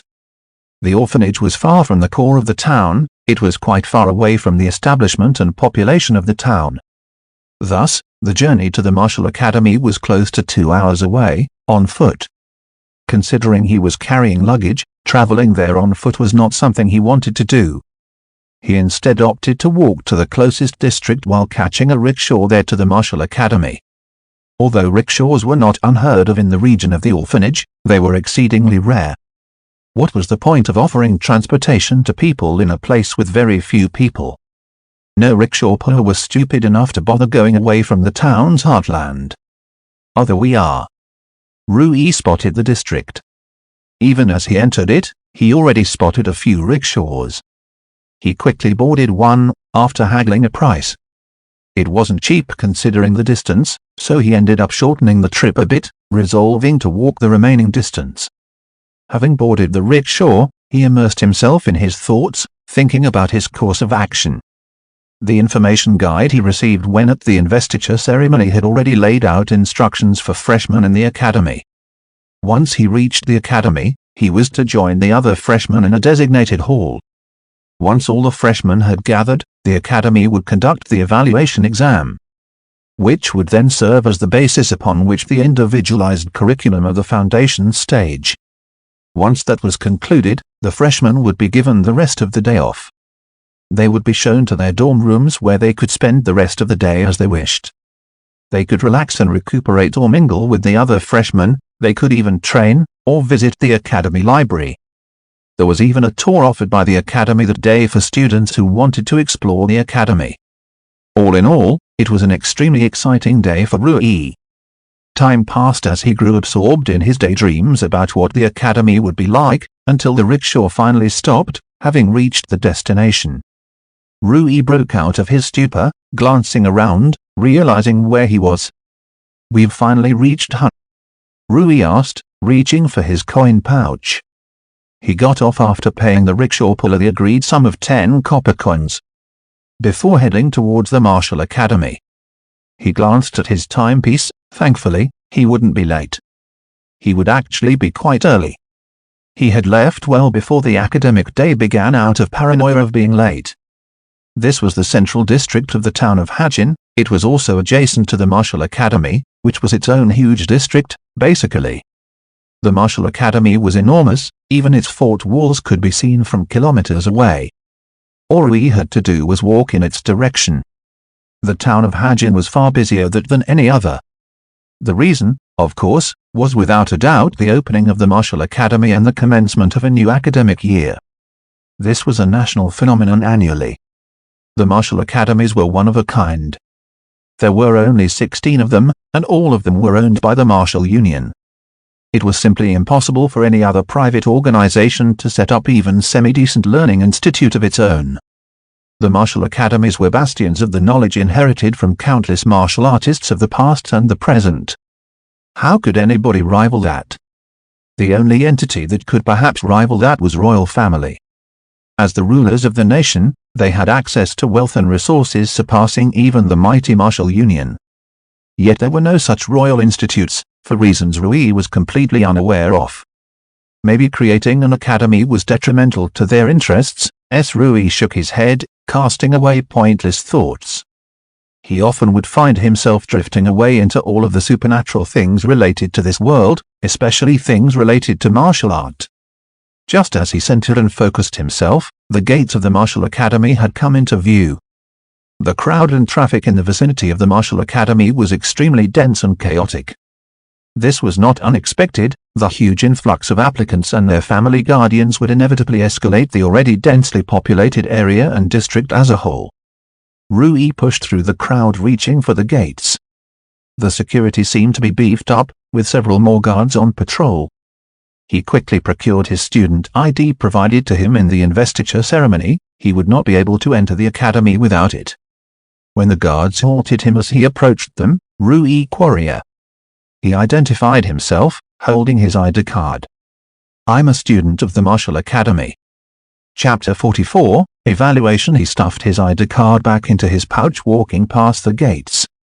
If it weren't for the signs placed at the side of the path, guiding freshmen to the hall, he wouldn't know where to go. He glanced around looking at his fellow freshmen. Most of them were carrying rolling suitcases that resembled the kind that were predominantly used on Earth. Rich kids, Rui mused. There was very few who carried around a simple cloth makeshift carry bag like he did.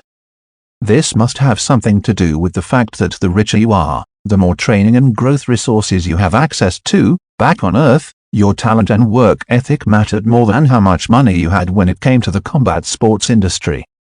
Although funds and resources were no doubt relevant, above a certain point, they began mattering less and less.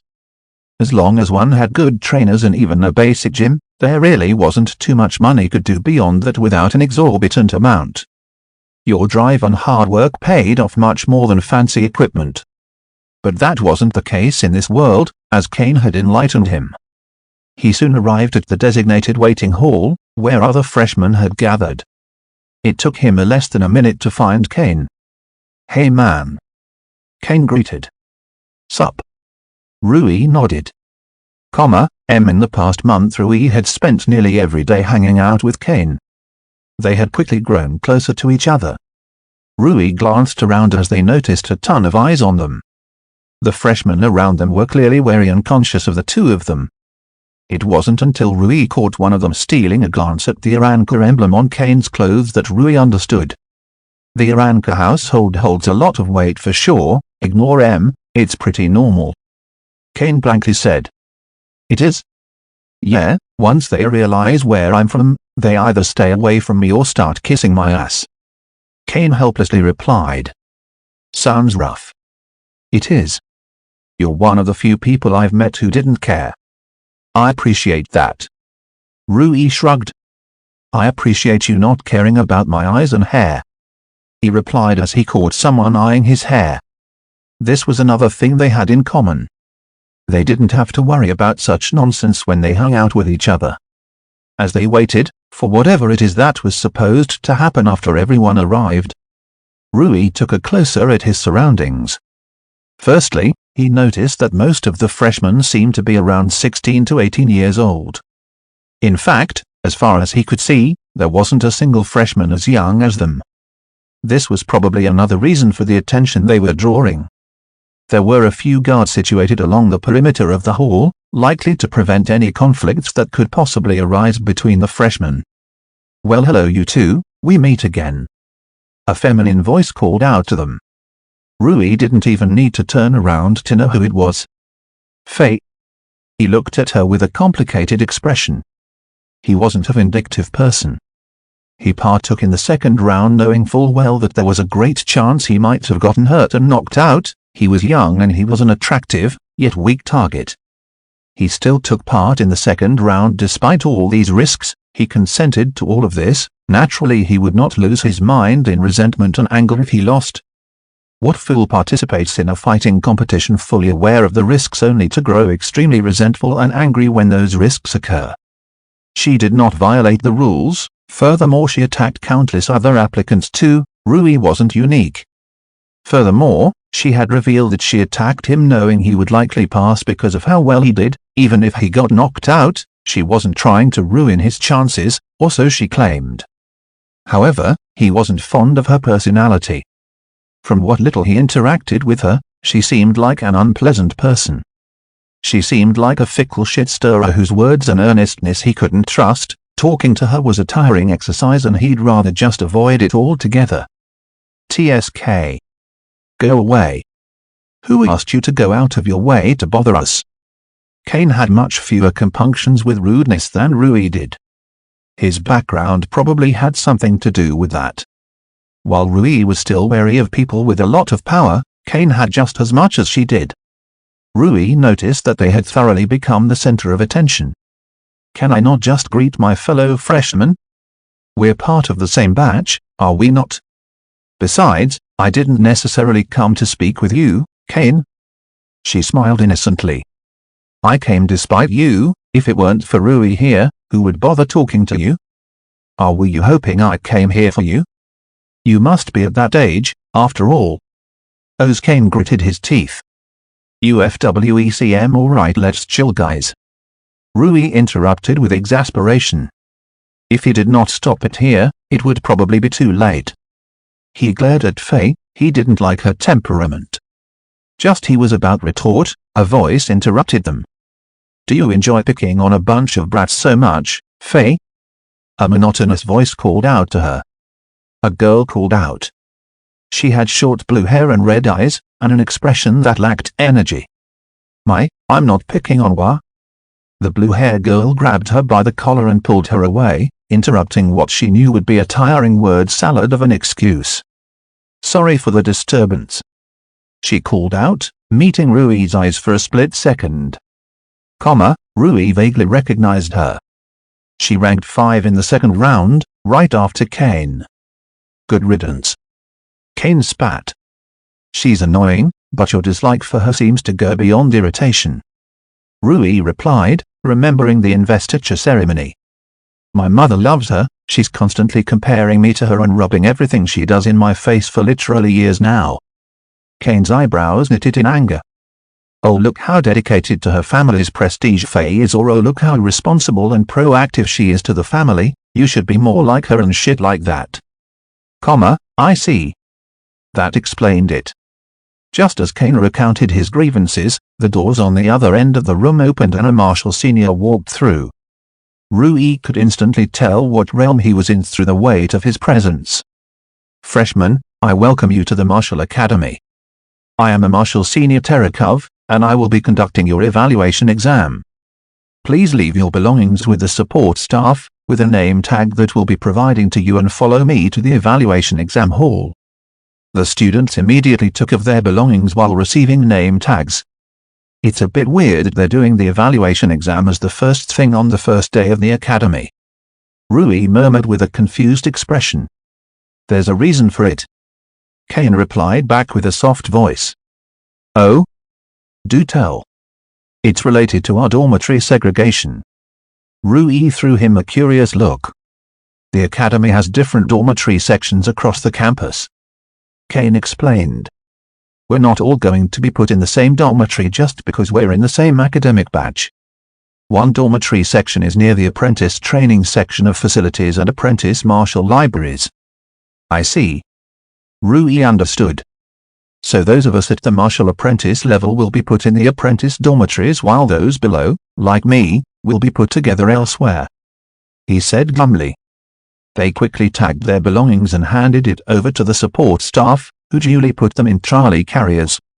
Before shifting them away. HM. Senior Terekov nodded. Now that you're ready, follow me to the evaluation exam center. He led them through a series of corridors until they reached a giant open facility. The facility was riddled with familiar-looking training equipment. This was a sight that Rui found comforting. Right, this is how a physical evaluation exam should be. The martial entrance exam was obtuse, he coaxed himself. The evaluation exam has 2 stages, physical evaluation and performative evaluation. The senior informed. The first stage will begin now. This exam will impact your curriculum as well as the rest of your time in the academy. He stated with a stern voice. Give it your absolute best. Rui grinned. He was ready. Chapter 45, Monster. The physical evaluation began shortly. Senior Terekov began with basic stamina evaluation. Stamina was not only the foundation of martial art but all physically intensive activities. He gathered up all the freshmen and assigned them to a treadmill and had them all begin simultaneously at an identical speed. The freshmen were even provided with potions at the start to eliminate the variable of fatigue from travel and other preparation for the martial academy's first day.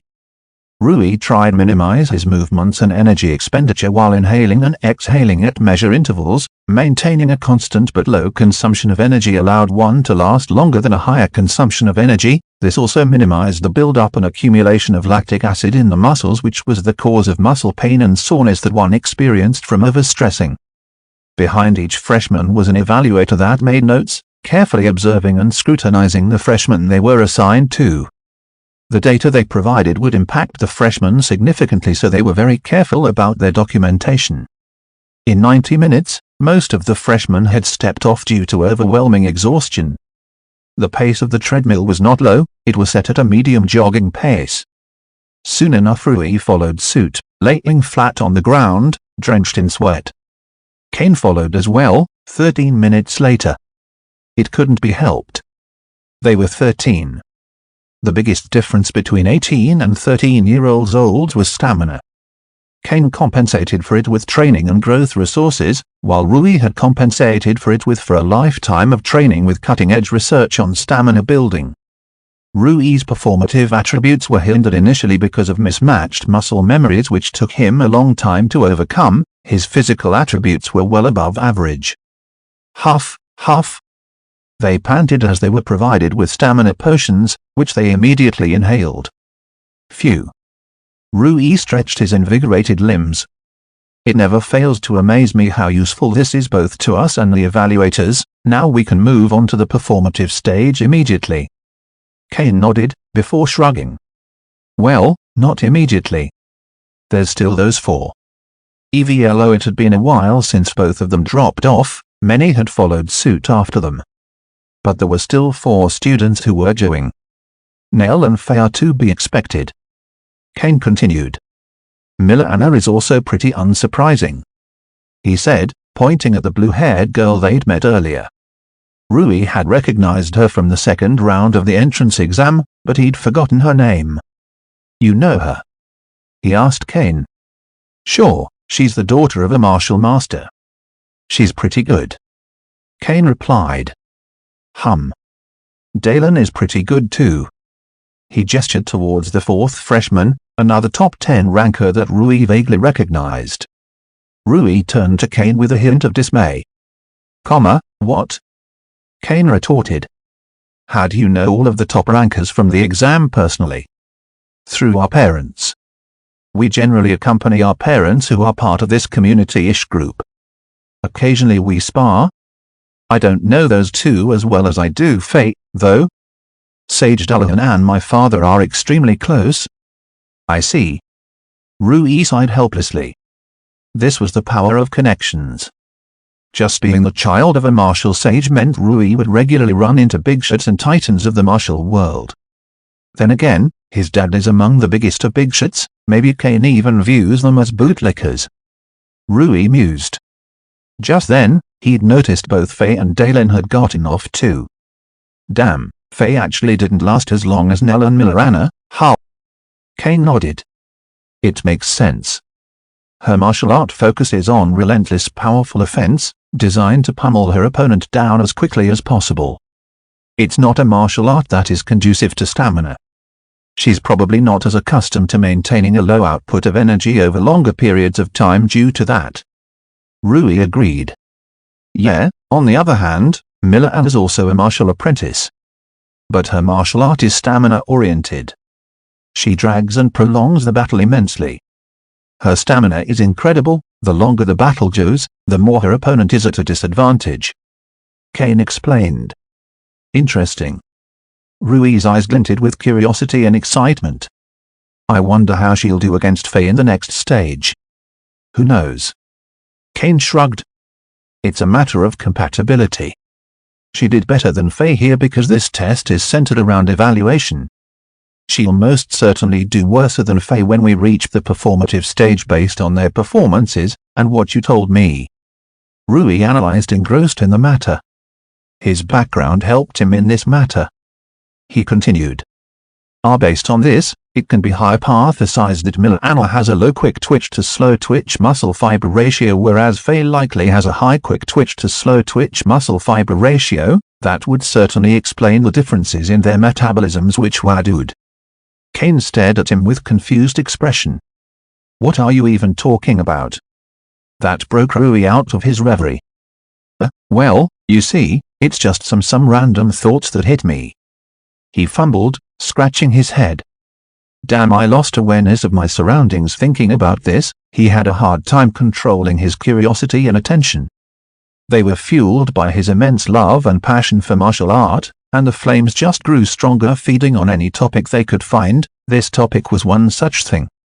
You really are a weirdo, Kane commented, before turning back to them. Ha! Rui laughed awkwardly. Time went on as they bantered and chit-chatted for quite some time after. Until finally, one of the two remaining freshmen jumped off, collapsing to her knees. Huff! Huff! Milana turned back, looking at Nell. She couldn't see even a hint of exhaustion on his face. Here she was, a specialist dedicated to stamina, exhausted to the point of visual disorientation, and this boy was running like it was nothing. Unfathomable. You monster. A hint of shock colored her otherwise impassive expression and reserved demeanor. Chapter 46, Shocking Performances. Faye rushed over to Milana, with a potion already prepared. You okay? She asked, with a rarely visible hint of concern for her friend. Yes. She squeezed out amidst her panting. Just exhausted. Faye turned to Nell, who was still jogging. She could see palpable boredom in his demeanor. He hadn't broken the slightest bit of a sweat. It's clear this was nowhere near his limit. Just how many hours has it been? Faye wondered. She wasn't surprised that Nell bested her in stamina. It was not her forte, but she didn't think the difference would be so drastic. Neither the second nor the third round hadn't been enough to push either of them to the limits of their stamina, so it hadn't struck how tenacious he was. Rui and Kane were quite shocked at both their performances, but especially Nell's. Is such a thing even possible? Has he consumed an enhancing potion? Rui pondered. He turned to Kane. Do you know him? Is he part of a martial family? He asked, looking for a possible explanation. Kane shook his head. Never seen him before the entrance exam. He doesn't seem to be a martial apprentice with a stamina-oriented martial art either. Rui nodded. Although he wasn't familiar with apprentice-level techniques yet, it didn't seem like Noel was using some advanced technique that minimized consumption of energy like Milana seemed to be. His running form was lazy and sloppy. This really seemed to be a matter of raw stamina. He's probably either consumed an enhancement potion like you suggest or, Kane murmured, or he was born with a body that surpasses human limits. Rui's eyes widened. Is that even possible? Kane nodded. I've heard of it, that's all. Rui turned back to Nell, who had now been coaxed by Senior Terakov to get off the treadmill. It seems Nell's tenacity had surpassed the Marshal Senior's patience. Not that it was a big deal, with the absurd stamina he showed. Rui observed the Senior's reaction to Nell's performance. He seemed more exasperated than surprised or shocked. Guess even this ridiculous performance isn't a big deal to Marshal Seniors. There was a small break once the stamina evaluation test ended. Rui and Kane chit-chatted and bantered while the contestants who passed after them recuperated with stamina potions. Once all the freshmen gathered having fully recovered, Senior Terakov spoke to them about the upcoming tests. The next part of the physical evaluation will be centered around muscular power. You'll have your weight measured before you perform a series of muscle-intensive activities with the training equipment in this facility. He explained. Your performance will be weighted in regards to your weight, age and sex for the actual evaluation. Rui nodded. It made sense to evaluate physical strength in regards to weight, age and sex, rather than measure muscular power in a vacuum. The former was a more reliable look into whether their muscular power was optimal or not. The latter was just worthless. In fact, on Earth the norm for empirical data included far more variables and parameters than just those three. Hormonal levels, muscle mass to body mass ratio, bone density and other metabolic variables were accounted for when gathering data. Weight, age and sex were just the bare minimum. The following tests went quickly and smoothly. The students were put through rigorous weightlifting exercises, with and without weights, giving the evaluators a diverse dataset. The following tests of the physical evaluation tested a variety of physical parameters and attributes like speed, agility, reaction time and reflexes, as well as flexibility and durability. Within an hour, the physical evaluation ended. The next stage, as mentioned prior, is the performative evaluation. Senior Terakov explained. This stage has multiple tests centered around body-eye coordination, a relatively large attribute with many sub-attributes as well as other parameters like balance, spatial awareness, analysis and judgment, etc. Rui performed worse off in this stage than he did in the prior, relatively speaking. It couldn't be helped. He started out with a huge handicap of mismatched muscle memory, which took many years to correct. If not for that he would probably have performed as good as Cambridge, maybe even better, he sighed inwardly. All in all, his performance in the performative evaluation was unremarkable, his designated evaluator concluded. That was, until they reached the analysis and judgment test. He's not even an apprentice. Senior Terakov murmured to himself with a surprised expression. He looked at Rui with a scrutinizing gaze. This is the correct way to do it, right? Rui asked awkwardly. The test multi-stage test that began with an IQ test, before moving on to more applied deduction evaluations. The freshmen were put in tests with certain conditions to be fulfilled in order to pass. However, the conditions were such that they could not be accomplished by physical or martial prowess. Be it capturing species of bats that were too agile to be captured unless the limitations and weaknesses of echolocation were appropriately exploited, using the behavioral tendencies of creatures to manipulate them in specified ways to fulfill the conditions, or deducing the location of required items from the surroundings. All of these tests evaluated different aspects of analysis and judgment. This was a broad performative attribute could not be evaluated with a single test, after all. However, Rui aced them all. He even passed the final stage, the only one that did. The final stage was an almost impossible test meant to ascertain the limits of even extremely intelligent students who passed all prior tests. The freshmen were each tossed into a stuffy room with booby traps that would launch projectiles on you. Furthermore, The triggers for the trap was everything. Every step you took triggered the projectiles. That alone was hellishly difficult, but the actual condition for victory was to kill bouncing slimes. It was practically impossible. "How did you?" Kane asked, after he witnessed Rui's performance. Rui glanced at him and shrugged. "I ignored the slime and tanked its damage initially. It was too difficult to try and brute force. I instead paid attention to the booby traps. The projectiles of the trap weren't impossibly fast. I could probably take a step out of the way narrowly before they hit me. Yet I was unable to dodge them initially. They hit me even after I moved, almost as if they knew the direction I was moving in." The question was, how? Rui asked them. Before explaining the possibility of a separate sensory and targeting system could be excluded, the traps were unable to account for three-dimensional motion. The success of ducking and jumping was oddly high, albeit not enough. This strongly denied the presence of a separate targeting system. It was much more likely that the targeting system was connected to the triggers. Rui deduced. Occam's razor dictates that the simplest possibility was the likeliest. It was quite likely that the system extrapolated the direction of evasion through the direction made by connecting my steps on the ground with a line. Once I verified this, it was easier to avoid the traps. I could simply walk in a direction perpendicular to the direction drawn out by my steps. Once I grew comfortable with it, it was time to kill the slime. Using a combination of my own attack as well as manipulating the traps by stepping in a certain way together, I was able to hit the slime with the instated booby traps. Took me a while though.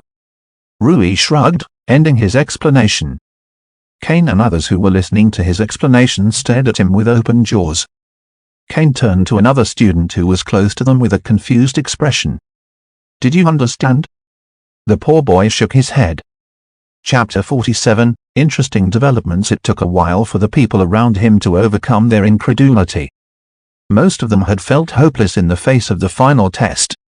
Not only were the bouncing slimes of a much higher grade than those of the entrance exam because the average freshman was far more capable than the average applicant, but the traps in combination were too overwhelming to be overcome with speed and power, or even technique. It was a test only those at the pinnacle of the martial apprentice realm could overcome, or those with high enough analysis and judgment to deduce the only possible strategy that could help them overcome the test. The tactical intelligence test was the final test in the performative evaluation stage. With it, the evaluation exam had ended. What surprised Rui was how quickly the results came and their dormitories were set.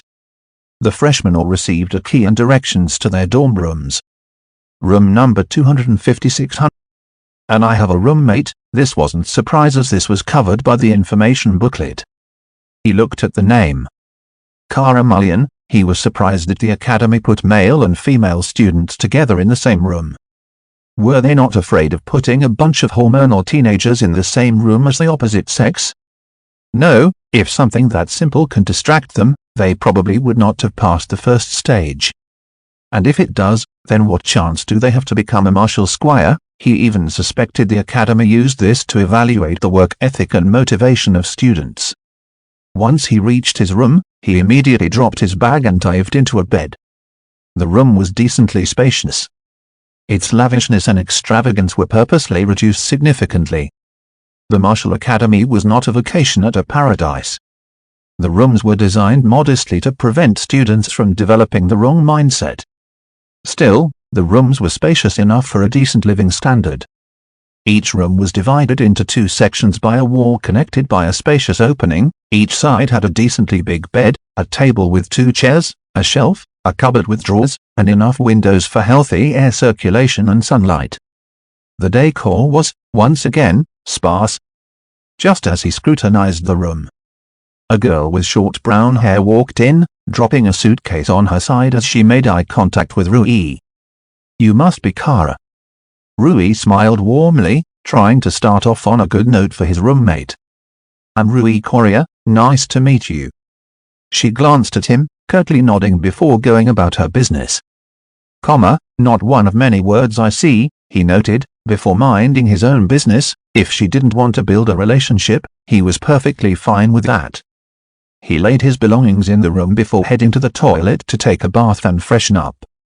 Potions could restore stamina, but they did not get rid of sweat and dust.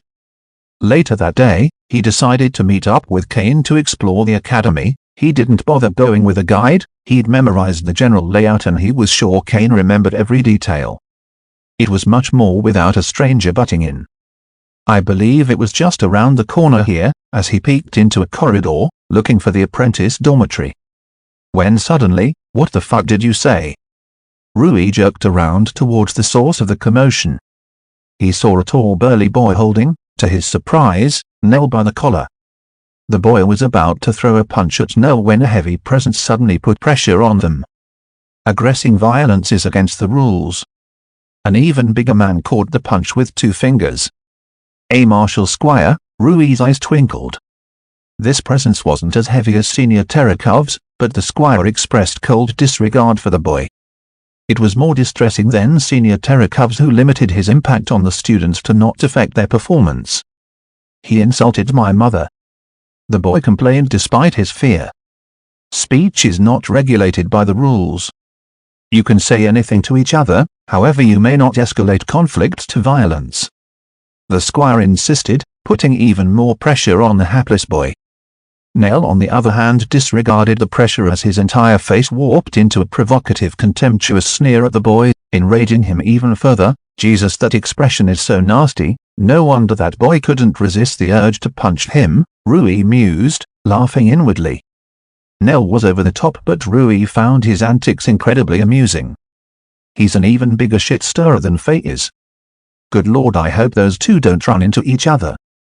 That's chaos that this world is not ready to withstand." He could tell Nell had provoked that boy on purpose.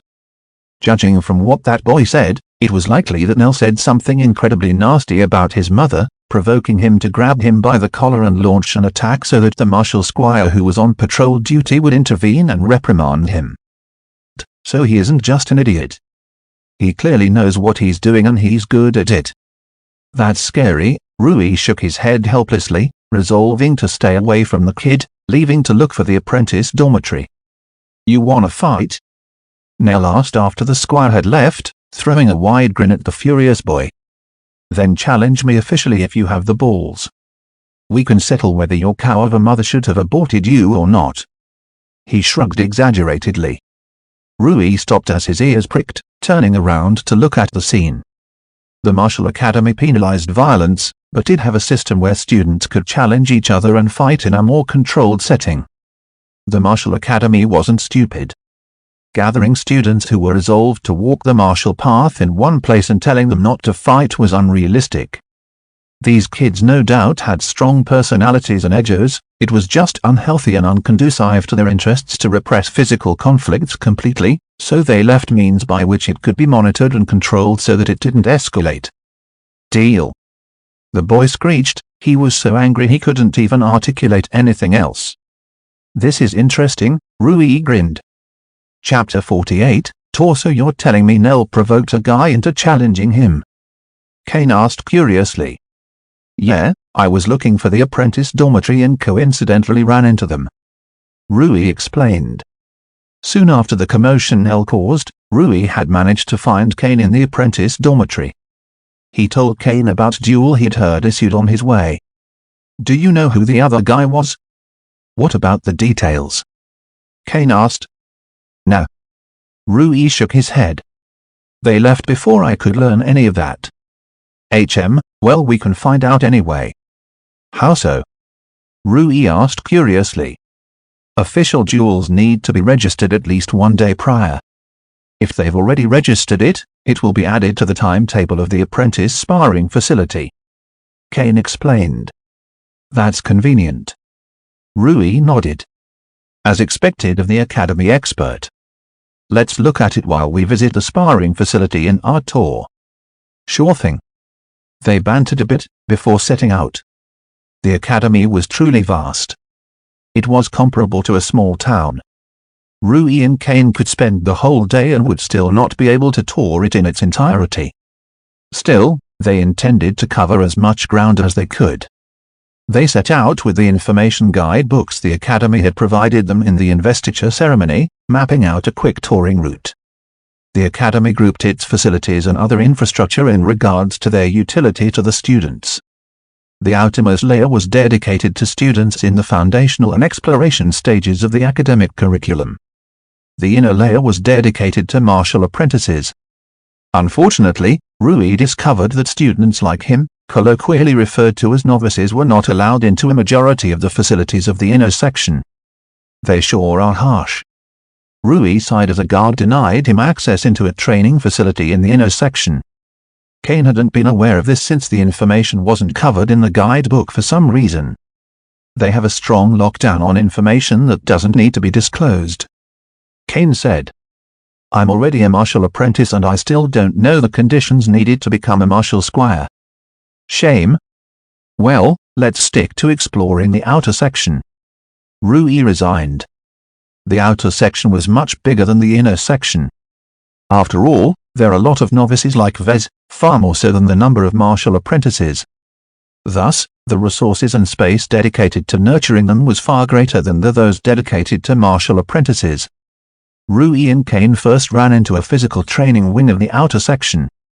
The physical training wing had a huge number of facilities dedicated to martial bodybuilding. The sheer variety in the training equipment, regimes and exercises was truly amazing. It surpassed even what Kane had access to when he was in the foundational stage of LCMWO. Kane murmured as they inspected the area. As expected of the academy. Rui nodded. He wouldn't be surprised if he was told that the facility had targeted training for every single muscle and bone in the human body. In fact, that probably was the case. The wing was partially populated with students working out.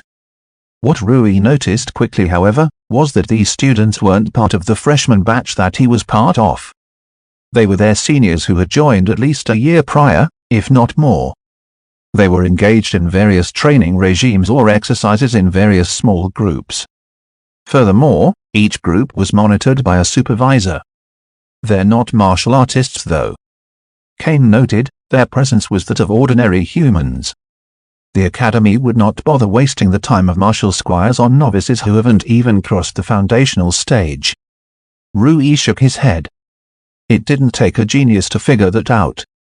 Martial squires made the bulk of the martial force of any nation. They were too precious to be wasted supervising a bunch of brats who hadn't even mastered the basics of basics. Ultimately, this was a low-skilled, low-output occupation that was better done by less important personnel. It's quite likely the apprentice training facilities will be overseen by martial squires and martial seniors. Rui mused, a hint of envy coloring his tone. Kane shrugged. He merely pointed a curiosity. He had been mentored by a retired martial master. Being mentored by squires or seniors wasn't exciting. On extremely rare occasions, his father had personally overlooked his training. But that wasn't a pleasant memory for him, instead it was even the driving force for his desire to escape his home and join the academy. They shrugged and moved on to the performative training wing, which was much bigger in comparison to the facility prior. It was also much more interesting to Rui. There were numerous sections dedicated to different performative attributes. A lot of them resembled things you'd see in Chinese martial arts movies. Interesting stuff. Rui murmured as they took in a balance training facility. Even performative attributes like balance didn't seem to have a single facility dedicated to it. Instead, there were multiple facilities dedicated to different aspects of balance. This one should be related to kinetic balance.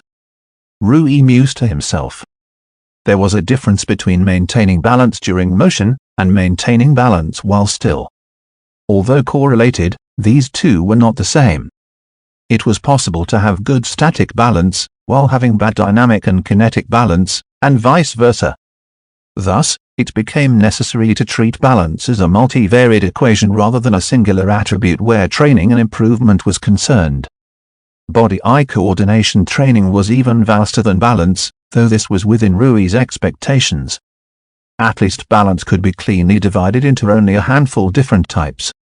Body-eye coordination, however, was much more complicated. In theory, every muscle's coordination with the brain could be treated separately, creating a huge number of different subdivisions within body-eye coordination. This reflected in the sheer variety of training regimes and exercises that students were put through. Amazing. Rui couldn't contain his excitement. This was what he wanted. This was what he longed for. The sheer amount of resources and funds that the academy would be investing in Rui far surpassed what he could do by himself. This was why he had joined the academy. "I can't wait to begin training," he exclaimed.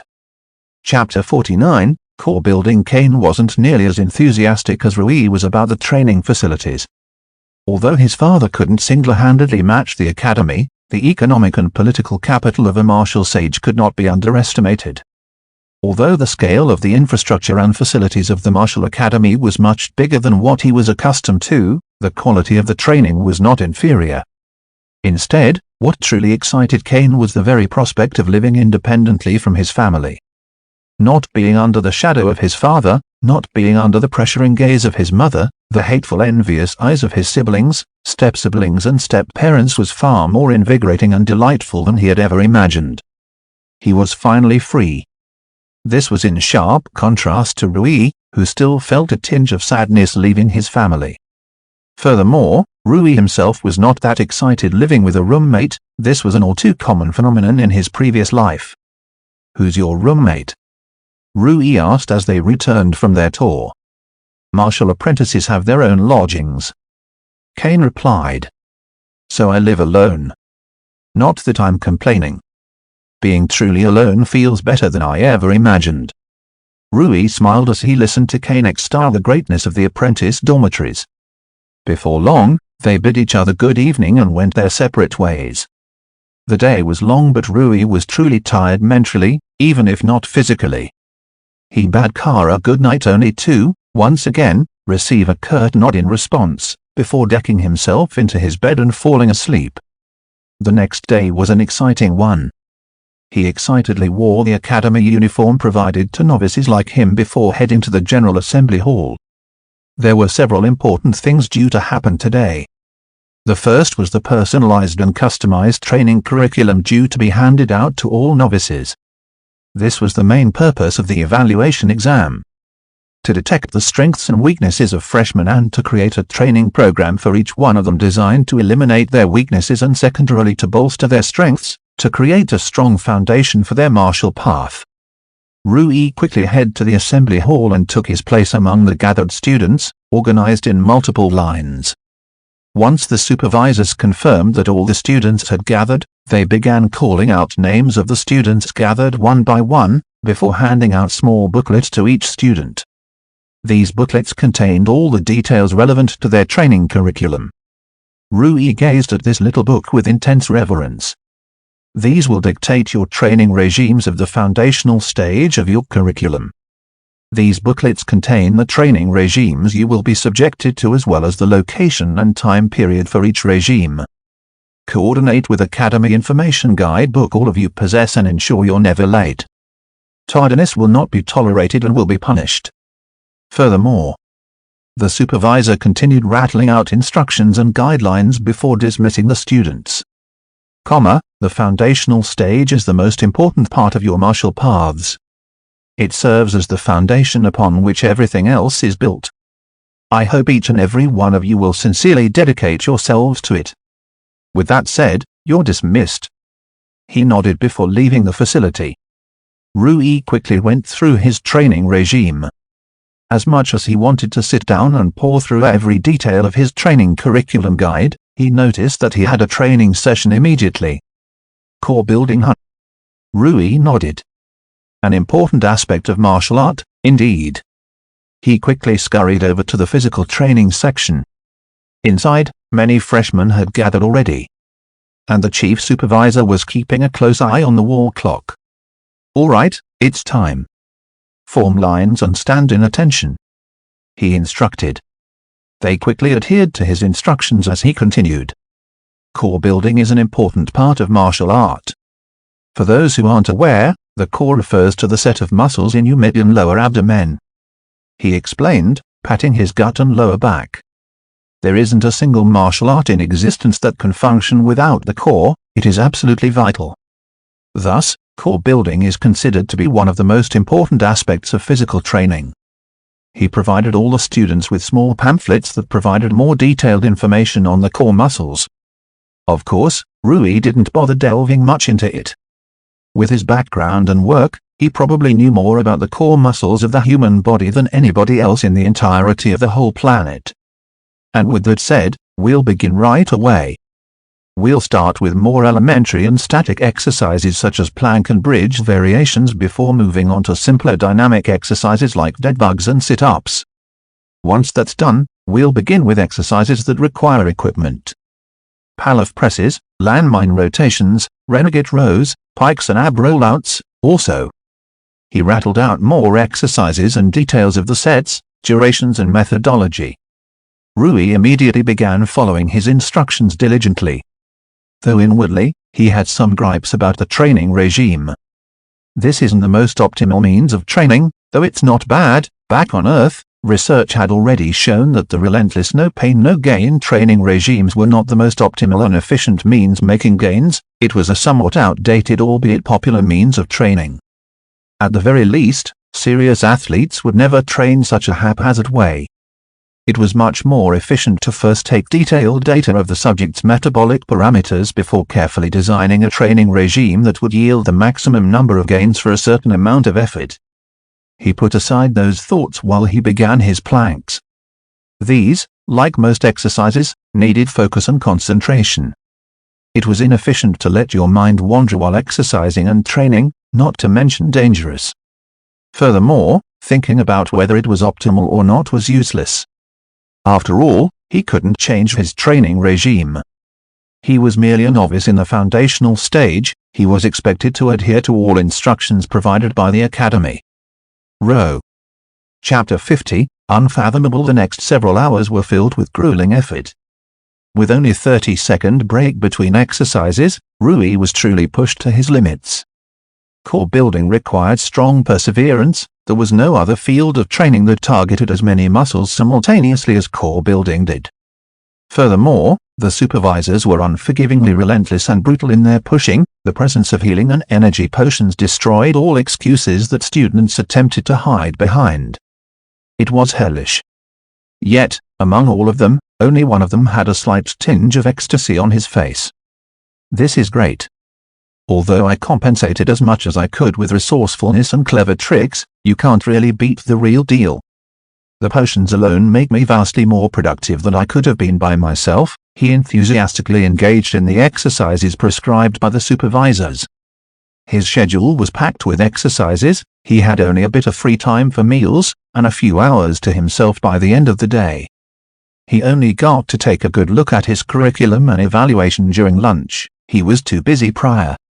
As expected, a significant majority of my training is centered around my physical performative attributes, he mused to himself. His physical attributes were rather impressive, well above average for his age. He was quite close to Kane as far as raw statistics were concerned. Although Kane had far superior training and growing resources, Rui largely compensated for that with a lifetime of training, and much better training methodology.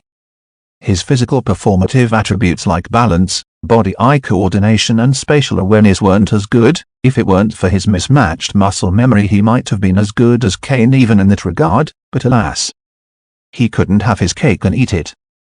However, his mental performative attributes like analysis, judgment and tactical ingenuity were absurd by the Martial Academy standards.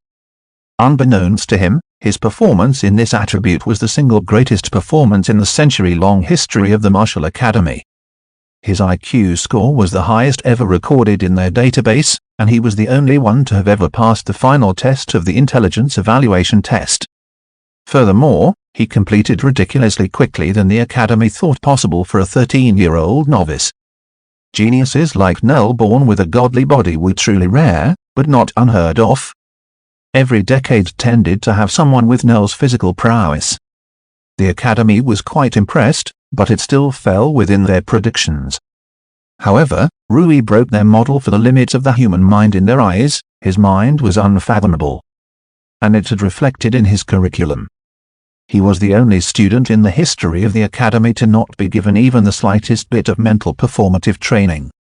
He only had a monthly evaluation of his intelligence, and even this was a bit outside of their general policy. The Academy wanted to gather more data on this unheard of phenomenon. it had generated a lot of interest and excitement within many wings of the academy. Rui, however, was blissfully unaware of the shock his performance had generated. He lacked context and vital information. Furthermore, he lacked an outsider perspective on himself. He was no doubt aware of his performance being high, even highest among the freshmen who had participated. However, that was as far he thought it went. He thought he was just another yearly topper of the mental performative attribute evaluation. Every year had one, so not too shocking. The rest of my day centered around performative training, Rui nodded. He was not dismayed by this. He needed physical performative training badly.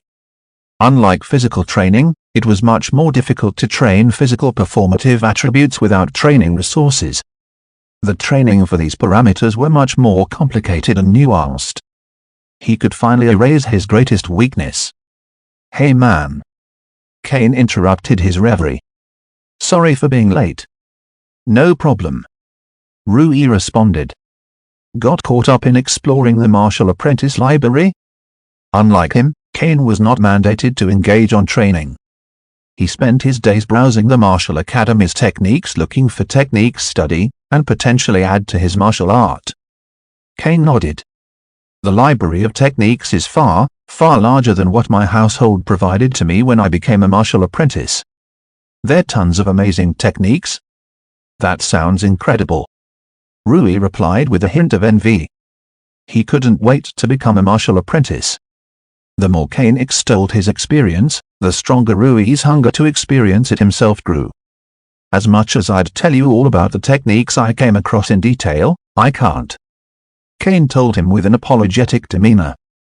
"I had to sign an oath that I wouldn't disclose this knowledge to anybody else during my stay in the academy." Rui sighed. He had anticipated this would be the case after having witnessed the academy's propensity to control information. He would never learn anything the academy deemed unnecessary for him to know. The only way to learn more is to grow stronger. "How?" Rui murmured to himself. Nothing, just thinking about what you told me." By the way, are you ready for today?" Kane grinned. "Today?" "Yeah, Nell's duel with Felix is today." Rui had almost forgotten about the duel. He had been so caught up in his own matters, he'd filtered out of everything external away. They had discovered the time and location of the duel during their tour the day before. The boy who'd challenged Nell was Felix Heracles, someone Kane recognized. His mother was a retired martial master. Or learning that had provided more context to the conflict he'd come across yesterday. His mother was likely a source of pride to him, whereas her retirement might have been a touchy subject to him. Nell had viciously attacked Felix on his possible insecurities with nasty, but successfully provocative insults, resulting in that violent backlash of a reaction. "Yeah, I'm definitely looking forward to it." Rui couldn't wait to see Nell in action. End of part 1. Novels Hall Dynasty.